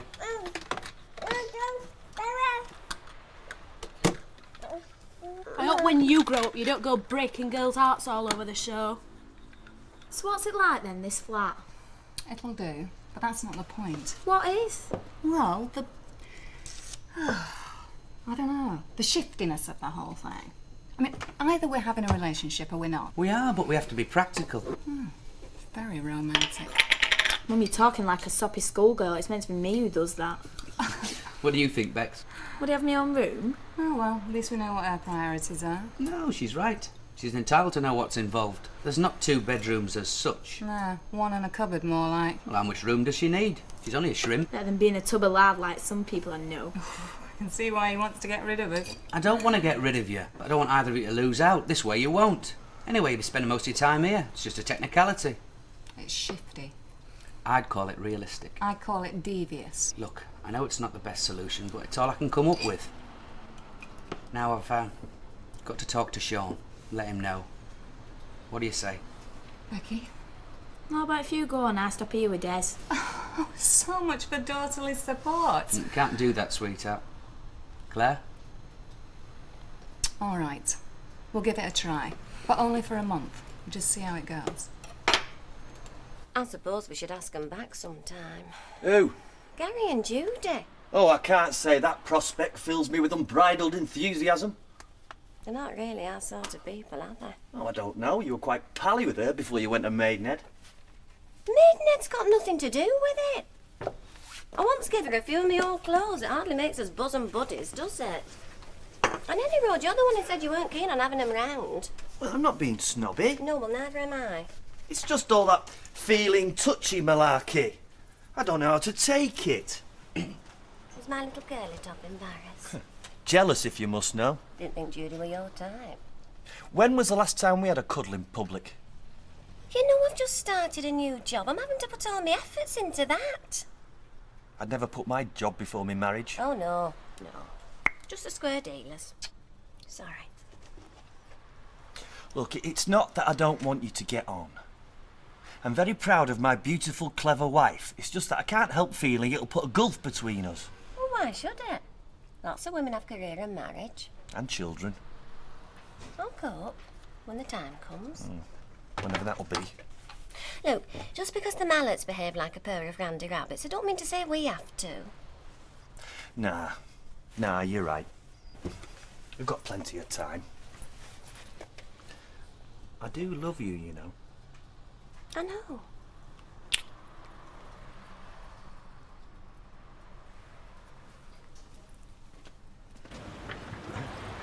By the way, Willie, remind me not to take your advice ever again, eh? Why? What have we done now? Well, look, I made her an offer, didn't I? Eh? What'd she do? She threw it back in my face. You know, I know hundreds of people would be dead glad of 500 quid, not her. I mean, what the name of God's a man meant to do? More? No, up the ante. Oh, up the ante, he says. That's all right for you, Willie. What you're saying is get yourself into more debt to try and get out of a situation I didn't want to be in the first place, eh? Fair. Well, if that's what it takes to get the lid on this particular can of worms, well, yes. You can't put a price on peace of mind, Jim, which is something that neither of us had much of lately, innit? Yeah, you're right. Ach, I know you're as fed up with the situation as I am. Well, you honest to God, I know, understand. There's only one answer then, isn't there? Oh, I walked away from a marriage after 20 years with a bucket full of nothing. That's great. Hey, Jim, hang on. You got an house out of it, which is a damn sight more than I got. Aye, fair play. Huh? I'm sorry, William. Should have thought. So anyway, how's you and Maureen getting on, you know what I mean, eh? Well, we go pals, yeah. You're good pals. I sincerely hope you are more than good pals after all this time, William. Well, the truth of it is, her mother's been poorly and she hasn't been able to get out much nights, like. Oh, bless. You having to go without then, eh? Jim, there is more to a relationship than just sex. I respect Maureen. I enjoy her company. Absolutely, absolutely respect, Willie. Aye. There's only one problem, you see, William. If you were cut out to be a monk, brother, then you'd be walking around with one of them long dressing gowns on, you know, a wee bit of rope, eh? And you'd have a bald patch in your head, so you would.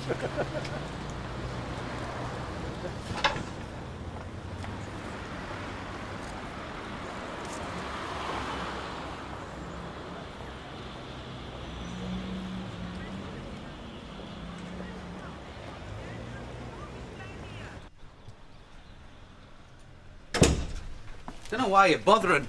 It's not like you're going to spend any time here. Oh, we both know that's not how it'll work out in practice. Told you, it's an accommodation address. Look, if me and Becky are meant to be living here, then it has to feel like home. It won't work. Not for any likely snoopers. More importantly, my sanity. The less pretending I have to do, the better. You're making too much of this. Well, maybe I am. Now, get off to work before Sean gets the needle and changes his mind. Alrighty.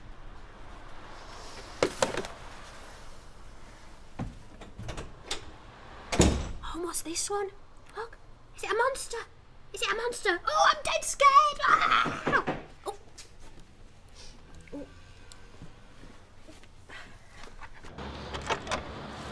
All right if I come in a minute, love? We're just making monsters. Hello, Mr. Monster. Hello, Mr. Elliot. What do you call him? I hope it's not Fred. Right. What's to do with young Ashley, then? Nothing. Nothing? I don't call it nothing when he mucks up 3 orders on a trot, not to mention a load of cheek he gave to Mrs. Fillet Steak. Mrs. Who? We call her that, she spends a lot. Butchers have enough to worry about these days without offending customers, let alone good uns. So let's have it. What you been doing to him? I've done nothing. It's that Don Brennan you want to talk to. Ashley's not been the same lad since he moved in there. I wish I'd known you had that empty flat going. I wish I'd known you were interested. In the flats. What else? So who have you got moving in then? One of your harem? Someone else's, not mine. Not even one nubile young maiden on the scene, sadly, let alone a harem full. Oh, my heart bleeds. Pint, please, Betty. Oh, I'll be with you in a minute, love. Sabbath. Tied up. I wondered how long it'd be before he made a move on the lovely Samantha. I hope he's doing no such thing. Why, what have you got against him? Well, he's a bookie, she's a barmaid. We've had enough bother with bookies and barmaids over the years to last us a lifetime. Martin, can I have a quick word? Oh. I need some professional advice on behalf of a friend. Oh, well, go on then. Well, for personal reasons, we won't go into. He's having to reapply for his driving licence, you see, and it seems he's a bit worried about his health. So he's wondering how it might affect him. Who's worried about his health? Nobody. Oh. Well, it depends what's ailing him, Alf. My advice is for him to go and see his quack. If your GP signs you off as fit, you've no problem. Tell him. Hey? Oh, yes. Right. Thanks very much. Right, what we having then? Gin and Box tea. and threat, please. Here, what's this malarkey my wife tells me about you entering a marathon? It's not malarkey. I'm doing a sponsored walk for school. More of a sponsored stroll in your case. Oh, well, I notice you've not got your name down, stroll or not. I would like a flash, but I'll be at the health farm, won't I? Well, I'll tell you what, put me down for a fiver a circuit or whatever it is you do. That's very generous of you, sir. Well, it's against my religion to do a sponsored anything, but if it's for a good cause, I don't mind paying some other mug to do it. Good lad. From what I hear, these elf farms are hotbeds of sexual shenanigans. They are no such thing. I mean, that is just a ridiculous fallacy, sir. Torrid twosomes in the treatment room. Steaming romps in the sauna. Oh. Have they got any vacancies? No, they're fully booked. It's just pulling your leg, aren't you, Fred? Absolutely. Take a nudge to me, Squire. Inside this suave exterior, there's a mischievous boy trying to get out. Oh, yes. Well, he can give me £5 a lap, same as Mike Baldwin, or I'll clip him out Lughall. Hiya. Can I have a word? In private. Wow, what's up? Your dad. Betty, What? can I just take my mum through to the back room then? Secrets. Everybody's got secrets. Well, go on, but don't be too long. Thanks, Betty. Okay.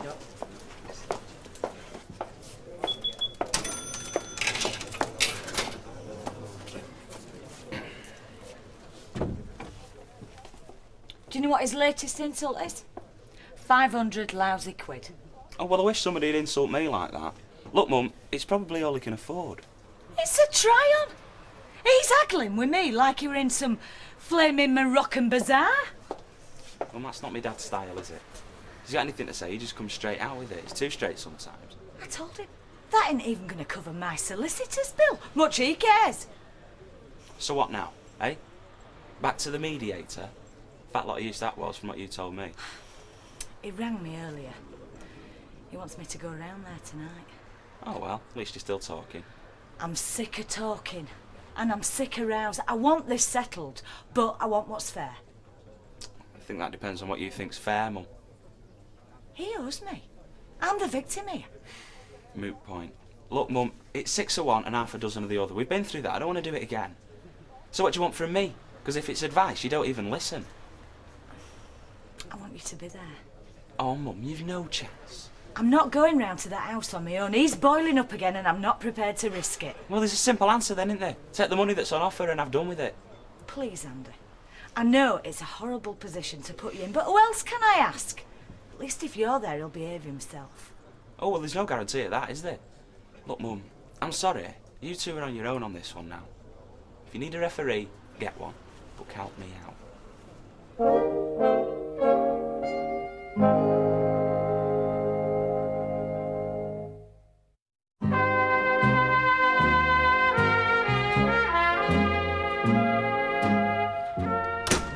It's my Uncle Fred. Is it all right if he comes in? It's your home now. You'll not object to your family visiting. I say you'll not object, Tom. I suppose you know he's fell out with that wench of his. Well, I'd have a job not to, seeing as he never stops moaning about it. Do you two mind not discussing my business? It's my business and all. Carry on this road, I'll have no customers left. Lass seems to think it's down to you, Don. You spoke to Kelly? You've no flipping right. Have every right, I'm your uncle. Well? Well, I don't know where she got that idea. All to do with women these days, I stay well clear. Look, buy us some toffees, say you're sorry, and give us all a bit of peace, eh? You don't know Kelly. He'll take more than a couple of whipped cream walnuts fetch her round when she's in a mood. Not if you're firm. I've tried firm. It don't work. Then you've gone about it wrong. Tell her you've had enough of this, grab hold and give her a reach smack round lips. She'll melt. I say she'll melt, guaranteed. But all their talk of equality, women still go wobbly kneed for masterful men that take charge. Am I right, Don? Well, it's worth a try, lad, All right. Though your last two should be taking advice from your track records. eh? Hello. Lord, I heard you've been discharged. I didn't expect you to be up and about. Well, I shouldn't be by all rights. I rang you home earlier to see how you were. I know, I got the message. My sister picked me up from the hospital and insisted that I stay with her tonight. Right, too. Yes, anyway, how are you? No, come in. Can I offer you a cup of tea? I have been better. No, thanks. I have a taxi waiting outside. I didn't want to risk driving, and, but I had to come to apologise. There's no need. Oh, I think there is. I'm not usually in the habit of drinking so much. You were under a lot of stress. But I still had no right to inflict myself on you. And in such compromising circumstances. Has anyone said anything? At school? No. I think we've escaped the gossip factory this time. Well, that's a relief. I mean, not that anything occurred, but it certainly could have looked that way. No, I vote we forget the whole episode. I mean, as far as I'm concerned, it never happened. Oh, I appreciate that. Particularly as I commandeered your room for the night. Well, that's no problem. I slept in yours. Yeah, but the difficulty would have been proving it. Which, fortunately, we don't have to do. It was unforgivably stupid. But you're quite right. It's best forgotten. You sure you're all right? Oh, yes, don't worry. I shall go home and rest for a couple of days before returning to the fray. And Ken, thanks again for being so understanding. Bye.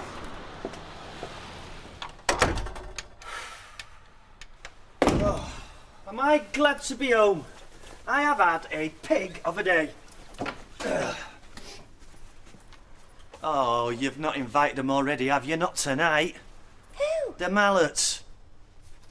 You're the one with the A-levels. Count. 1, 2. What, just us? Not just us. Us. Well, thank God for that. So, what's the occasion? No occasion. You were complaining I was neglecting you earlier on. Oh, sweetheart, I didn't mean it like that. Yeah, well, all the same, with us both working, it's very easy to fall into sloppy ways. No fresh flowers because it's too much bother to change the water, and quick snatch frozen meals. Hey, what's what you say about frozen meals? Well, I thought it was time that we brought a little elegance into our lives. Not to mention a little what. I'm sorry, I was only joking. I know you've decided to wait, and I respect your decision. Yes, well, just for a while. Well, I hope so. I mean, Ken Barlow might like pushing a pram round when you're 50-odd, but I don't fancy it. Well, I've done salmon, if you'd like to open a bottle of wine. Right. Oh, that reminds me, I better give you the bad news. What bad news? The Furmans have invited us for dinner on Wednesday night. Eric asked me personally and I couldn't say no. Well, of course you couldn't. Oh, and you don't mind? Well, at least they won't have their hands all over each other like the Mallets. But you hated it last time. Well, I was rather gauche then. Gauche? Yes, it means awkward, gawky, lacking in grace. I know what it means. Yes, well, being stylish, that's my goal now, being classy and chic. And I think of them awful shoes I used to wear, well. Where's your girlfriend? Still at the flat, installing her bits and bobs. She's actually going to live there? I thought this was just a front for the powers that be. Well, don't broadcast it. She's spooked enough as it is. You do realise you could be opening a right Pandora's box here? I'm just trying to find an answer to an impossible situation. Yeah, and drop me in it at the same time. How? You're in the clear, and you're getting paid rent. What would you like? A pint of pizza, please. She'd have paid rent, and she comes without a time bomb attached. I didn't know you had something going there. I haven't, but I'm working on it. Yeah, love. Hey, has Alf been minding you to sponsor him yet? What for? Well, about this charity walk for the children. I think it's madness, you know, at his age. What, toddle around the park a couple of times, raise money for kids? Won't do him any harm, will it? Yeah, I'll back him. Yeah, so will I. Oh, all right. Me and all. So then, what were you doing in Southport? You wouldn't believe me if I told you. Oh, it sounds intriguing. A conference, Information Technology and Education. Oh, sorry. Just substitute boring for intriguing, would you? It was. Dry as dust. You know, my first husband took me on our first date to Southport in a rusty old little banger. Oh, I was very impressed. It was the first lad I'd been out with who had his own car. What was he like? But Jim? Tall, dark. Well, bit of a dish at the time. Nothing like your second one, then? Hey, don't you be nasty. No, but I mean, you go for appearances, don't you, at that age? I thought that he was dead Pat Boonish, you know, Mr. All-American lad. There was no hint that once we got married he was going to turn into Mr. All-Lancashire slob. Anyway, mustn't speak ill of the dead. And he did remember me in his will, bless him. Is that why you split up? Because he changed? No, I'm exaggerating. No, basically what it was, well, I wanted kids and he didn't. It's funny that, isn't it? Because he went on to have two with the second Mrs. Sedgwick and I ended up with a stepson. Unlike you, who've covered the spectrum. Twins, an adopted daughter and a late baby. Maybe you should have married me. Maybe I should. Oh, thank you for looking after my lady wife. You know, you should do what the upper crust do. Become a walker to unescorted ladies when they can't find one of their own. Thanks for the drink. Yes, I did buy him a glass of wine with my money from my business. I have no objections, my love, as long as you buy me one. Paint stripper plonk may be all right for him, but I'll have some of the decent stuff. For you. Don't put me eye out with him. Where's Barlow? He's gone down the pub for half an hour. Put Daniel to bed early. He was worn out. So can I come in then? What for? To say I'm sorry we fell out and I want us make up. I'll have to think about it. How long will you have to think? Depends how sorry you are. I can show you better than I can tell you. I'm more of an action man, me. I miss you. Me too. Promise we won't fall out again. Cross me out and hope to die. And that you'll stop gambling with peg leg. It's not gambling, it's just a bit of fun. Expensive fun. And that you won't go down the bookies. Have you been spying on me? Somebody mentioned they'd seen you. So I was putting a bet on for Don. Don't tell me you didn't have a footy yourself. A couple of quid, big deal. I knew he'd be a bad influence. He's a decent bloke, and he's been good to me. And I'll not have you calling him peg leg and while I'm at it. Yes! Shut up and come here. Don't you give me orders, Ashley Peacock. If I want to be bossed about, I'll join the flipping army. On your bike, action man. Una pepperoni, una calzone, una margherita for the bella signorita. Is it right, William? Oh, well, there's a well-known fact about Wallies. They never, ever share their double chocolate chip. Right, no, well, just a plonker. Give it here. Put it in your fridge. You'd seriously have the three of us eat here? There's much more room at my place. This telly's bigger and all. We're staying put. What about me? Oh, well, you're very welcome to stay. But if you want to go home, suit yourself. Oh, very romantic. You'd seriously have the three of us stay put in this poky little flat when I've got a perfectly good house round the corner? That's right. Well, I think it's daft. Yeah, seconded. Fair enough. I'm in the minority. But I'm still staying put. I've got to feel that I can legitimately claim I live here, should anyone ask. She's a stubborn woman, your mother. Who do you think I take after?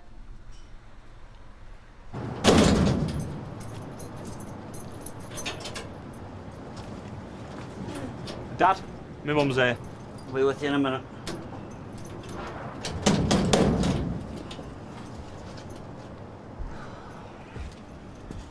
Thanks for coming, love. Well, I decided I didn't want spilt blood on my conscience. There won't be any of that, will there? Not as far as I'm concerned, no. Right, well, that makes me redundant. I shall be off. No. Wait. Until I've heard what your father's got to say. Right, well, I'll keep it short. £1,000, Elizabeth, that's it. And that's putting me in debt up to my oxters, honest to God it is. So that's my final offer. You can take it or leave it. Mum? Well, there won't be much left when I've paid solicitor's bill, will there? What did you want, Elizabeth? Did you want to go on holiday out of it as well? Like, you know, the Seychelles or Bahamas or what have you, you know? Dad, leave it. Well, ask her, Andrew. She's the one who wants the last pound of flesh off me bones. I want what's fair.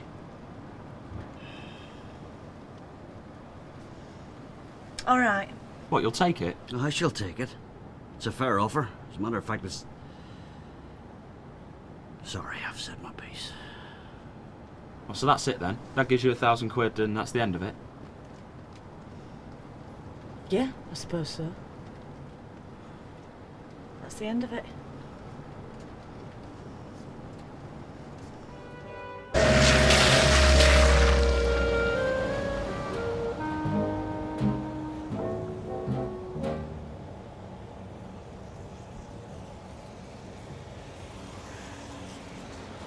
Curly? Come here a minute.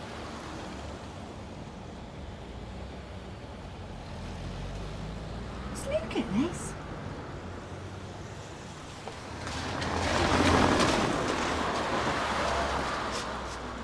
Morning. Morning.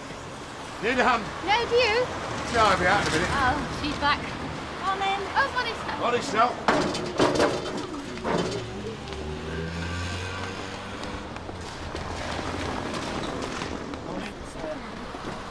Lovely morning. Not from our back bedroom window, it isn't. That yard of yours is a disgrace. Hey, hold on, it's not my yard. Yeah, well, tell him, will you? If the public health people see it, he will be in trouble. And there's probably rats. That's to you too.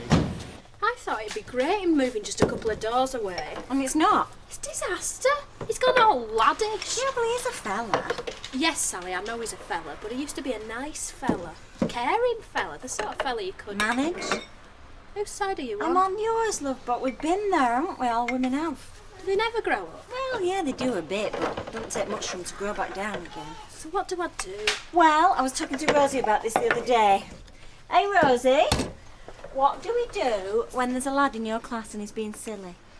Just take no notice. Thanks, Rosie. Is this fresh, is it? Was half hour ago. Complaints from neighbours. Aye, that makes a change. What now? Rubbish in yard. Oh! Curly Watts. Take no notice. It is a mess, though. Yeah. That's because nobody takes bolt off yard door when bin men come. You know, you could do that, you know. Why me? Well, you ought for a stop at you. Sometimes they come early. But don't forget to put bolt back on again when you come back. Well, they do have aubergines at the market, but I don't get much call for them. But I could get you some tomorrow if you like. Well, if it's no trouble. No, none at all. Is this the lot then? Hello, love. Hello, Maud. You feeling better? Oh, aye, it went out. Me, I'll go on forever. Old creaking gate. How's the job? Oh, I'm loving it. It's a whole new world. Well, I suppose it is. And how's that husband of yours? Well, he was a bit edgy this morning, but I think it's 'cause we're going to his boss's for supper tonight. I mean, like cocoa and biscuits? Well, no. These days with posh people, supper means dinner at night, sort of. Well, you have learnt a lot. They're not posh. When he married his missus, she was just a barmaid. So were I once. You learn a lot about people standing behind a bar. What about was? It's like shop work. You can always go back to it. £4.60, please. Yes, well, I shan't. No. No. Well, you never know what the future holds. I do. Oh, Mother. I wish I did. Come on through and I'll have a look for you. No, I was only joking. When are you in? Not till this afternoon. Come on then. Alf, love, are you ready? Only I'm having a trim this week and I don't want them rushing it. Alf, where are you? But you said you were going by taxi. Yes, but I'm running late, love. So if you could just drop me off, then pick me up about 12. Oh, well, I don't know about that. I don't know how long I'm going to be, love. Come on, Alfie. Yeah, right.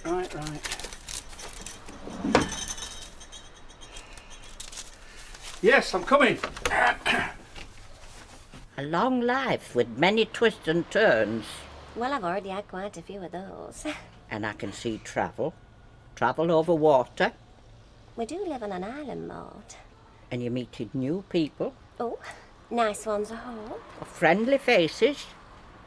And success in a new career. Well, there is a little sadness here. A parting, someone close. Well, my granddad's 83 and none too grand. It could be him. There's a confluence. A recent coming together of loved ones. And I can see a C and a Y.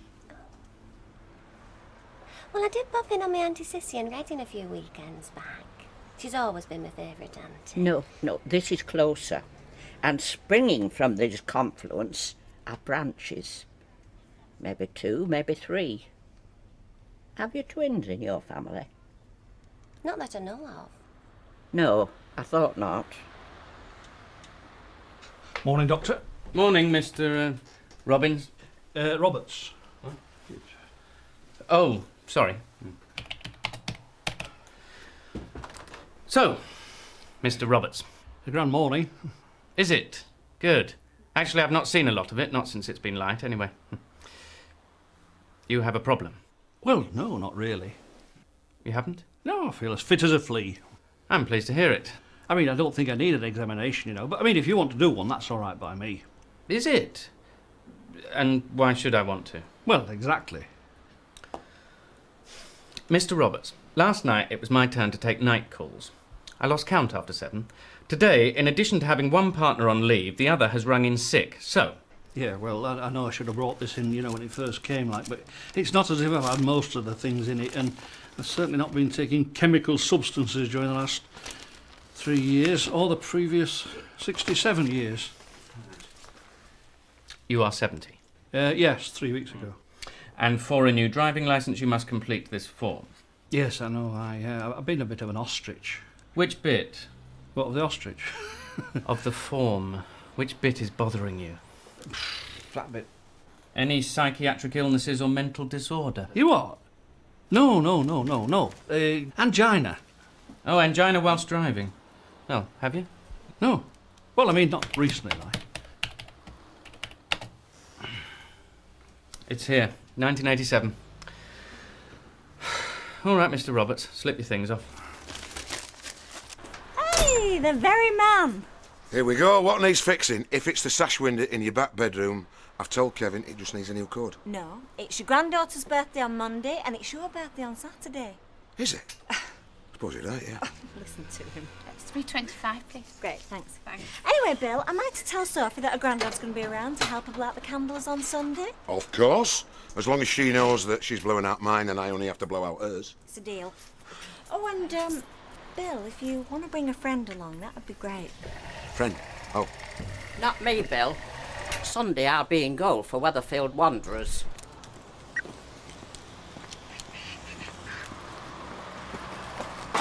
Hello, Alf. Oh, lovely. I'm just calling for a repeat prescription. Are you all right? Yes, never better. Yes, I'm fit as a... Oh, if you don't tell anybody you've seen me here, especially not Aubrey. Well, not if you don't want me to. Yeah, well, I should have been earlier, before, but... ostrich.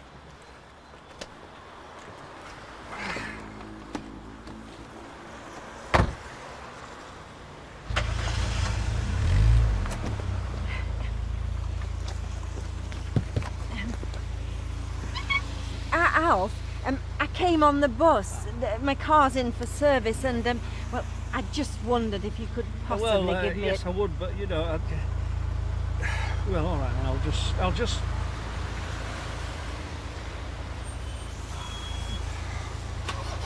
Typical.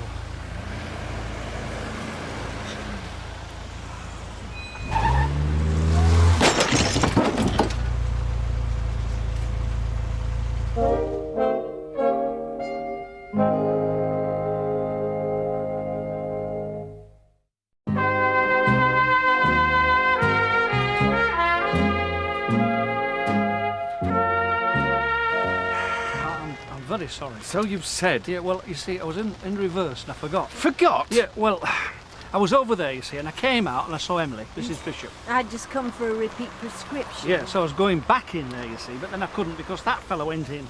So there was a space over there, but I was still in reverse. How the hell can I do my round this afternoon?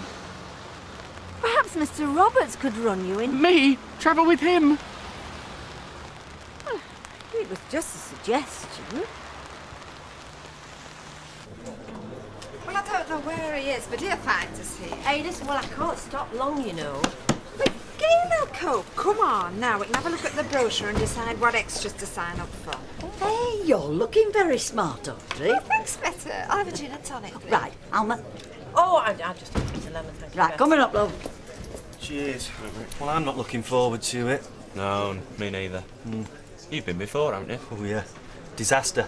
Guess who got pie-eyed and spilt the drink all over Mrs. Furman? You didn't? No, not me. Oh, right. So do you think we might get a repeat performance? Don't joke. No one's here, are they, Percy? No, you're welcome to join me. Oh, thank you. Actually, we wanted a bit of a natter. That's ladies' privilege. Here we are, look. Oh, do you mind I've got my glasses? Oh, so what's that? Formation something? Nope. Flotation therapy. A half-hour session suspended in salt water in a darkened room. Don't know about that. Shall I fancy this? Thalassotherapeutics therapy. They do things with seaweed. What sort of things? That's what I want to find out. What's this nonsense you're talking about? It's a health farm, Percy. Hey, do you know, you'd like this one. They wrap you in a sleeping bag full of warm herbs. Just like being in the army. Some folk have more money than sense. What's that? Chronic irritation? Irrigation. Irrigation?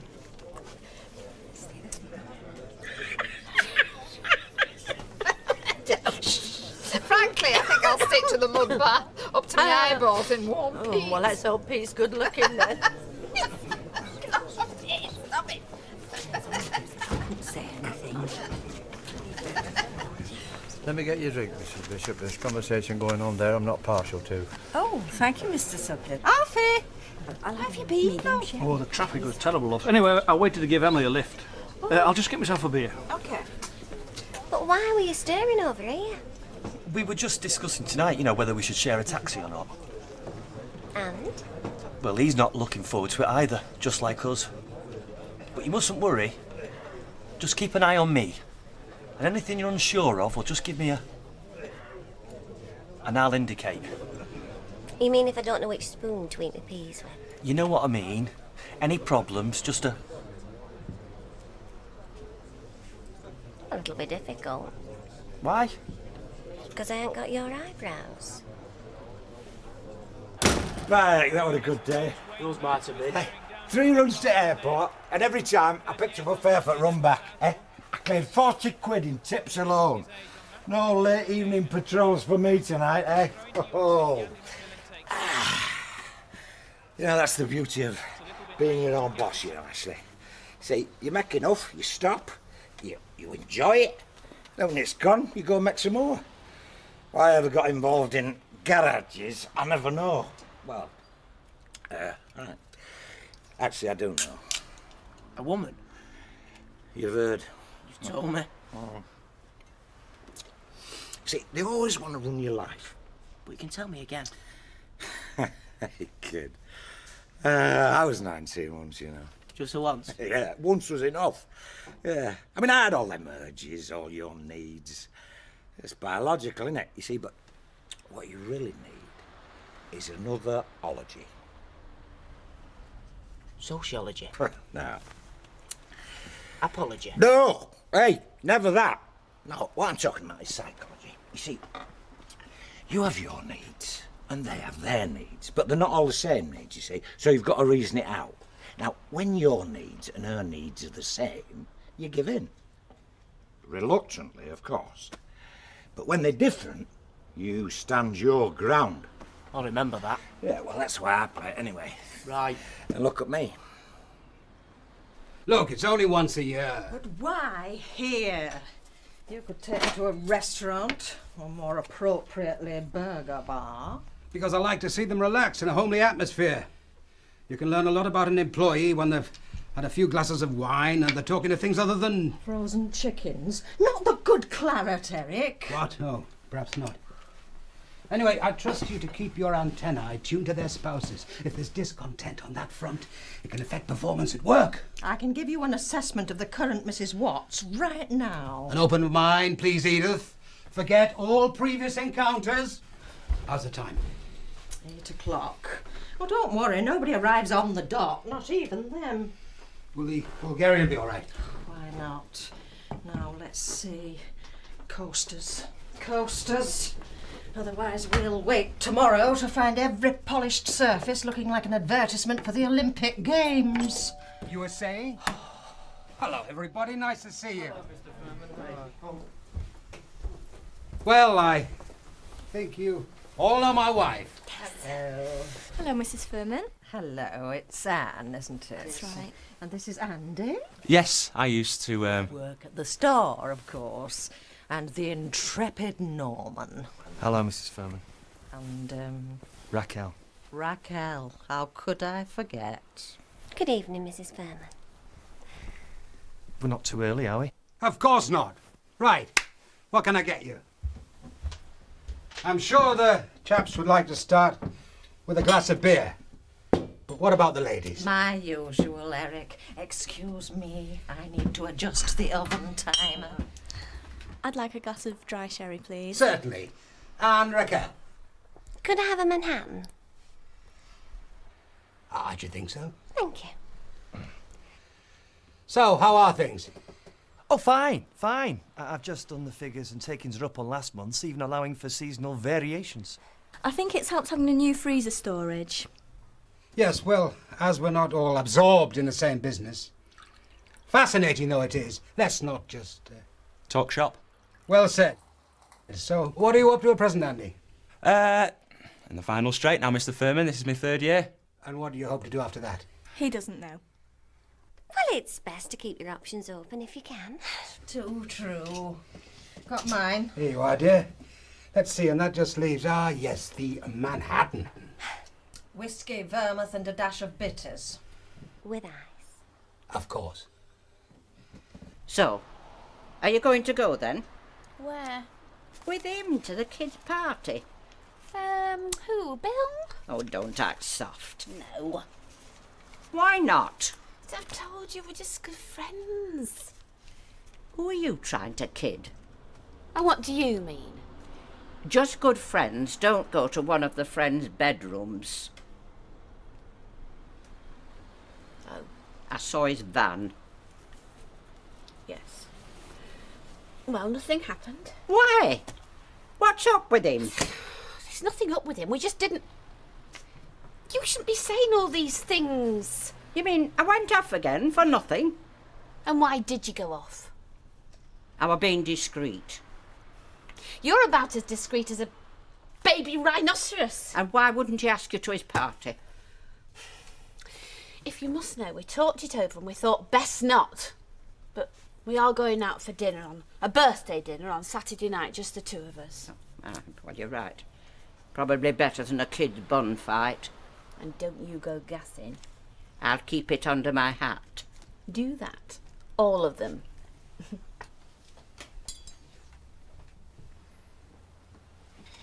Salt, Raquel.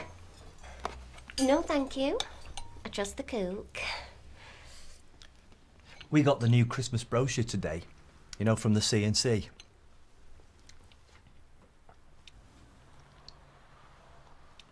Fridgelands, they're doing a big promotion, you know, their polar bear range. Oh, that came last week. Yes, I know that. But I thought if we cut back a bit on the McGovern's confectionery, that would create a space, you know, for the... Oh, but their Yule log always goes really well at Christmas. And when else? We'll discuss it tomorrow. What about you, Raquel? I hear you've been on a course. Yes. And she passed. Fully qualified now. At what, precisely? Aromatherapy. And you think you have a future in it? Oh, definitely. Why so sure? I understand it's a somewhat overcrowded profession. I had my fortune told this morning. Your fortune told? Maud Grimes, lady in our corner shop. Bit of a joke, really. It's just a bit of fun. I mean, the old lady actually thinks that she can... A joke? Yeah? More than joking. I should think not. My wife is very interested in, Clairvoyance, augury, palmistry, and all forms of divination. And did this lady give you positive harbingers? Well, things did seem reasonably, affirmative. Oh, you must be careful, of course. There are many charlatans, false Cassandras, who regard it all, as your husband so coarsely put it, as a bit of fun. Well, you see, Maud is very keen and... But is she registered? Oh, yes. She has a wheelchair and a little orange disc in the corner of her van. It is difficult, though. Very. Relationships. Do you have a boyfriend? That's for me to know and for you to wonder. Well, wasn't being nosy. No, of course not. Anyway, you can tell this lady what you've just been telling me. Who? Oh, hiya. Hiya, can I have a white wine and soda, please? Coming up. Well, go on then, tell her. Tell me what? We were just talking. About? Relationships. I'll get that. £1.40. You sit down. Oh, she wanted me to drive her all the way down to that flipping health farm, book into a hotel for the weekend, and then drive them back again. Well, that's all right. Very pleasant part of the country, that. Gee, well, it cost me an arm and a leg already, this lot. Well, what does it matter? When you get to your age, you might as well blow it. What's the point in saving your dosh so some juvenile relation can have a good time while you are fertilising the roses in the crematorium? Oh, that's good. Charming. Of course, I've tried myself. Palmistry. No, tea leaves. I could read all the patterns. Well, I've got all the books, but it was the interpretation. Interpretation. Exactly. Are you inclined? No, but you are a bit, are you? Someone's made a hit. Do you know, my wife never ceases to amaze me. Well, that's a good thing, isn't it? Keeps a relationship alive. Suppose so. Do I continue to amaze you, Andy? Relentlessly. Is that glass empty, Norman? It is now, Eric. That's the spirit. Brandy, the spirit. Of course. You've a prize there, Norman. Have, Eric? Where exactly? Raquel. Oh, yes. The prize of prizes. If you, Norman, are to make your way in the upper middle echelons of retail management, there will be times when an astute, intelligent, and let's not mince our words, No, that's not. a beautiful wife such as yours will be worth her weight in discount vouchers. Every ounce. Every kilogram, Norman. You must think metric. Oh, yes, of course. Sorry, Eric. Cheers. Look at them. Frozen chickens. Beg pardon? That's all they ever talk about is frozen chickens. Oh, surely not. You're right, sometimes it's frozen cannelloni or individual low-fat cheesecake, but it might just as well be frozen chickens. Does your fella talk about frozen chickens? Not at any length. He will. 40 years I've had of it. That's a lot of frozen chickens. A hell of a lot. Raquel, can I make a suggestion? Please do. Get yourself a long-range augury. A what? See my lady, she'll do one for you. Oh, I don't think so. You'd sooner not know. Maybe.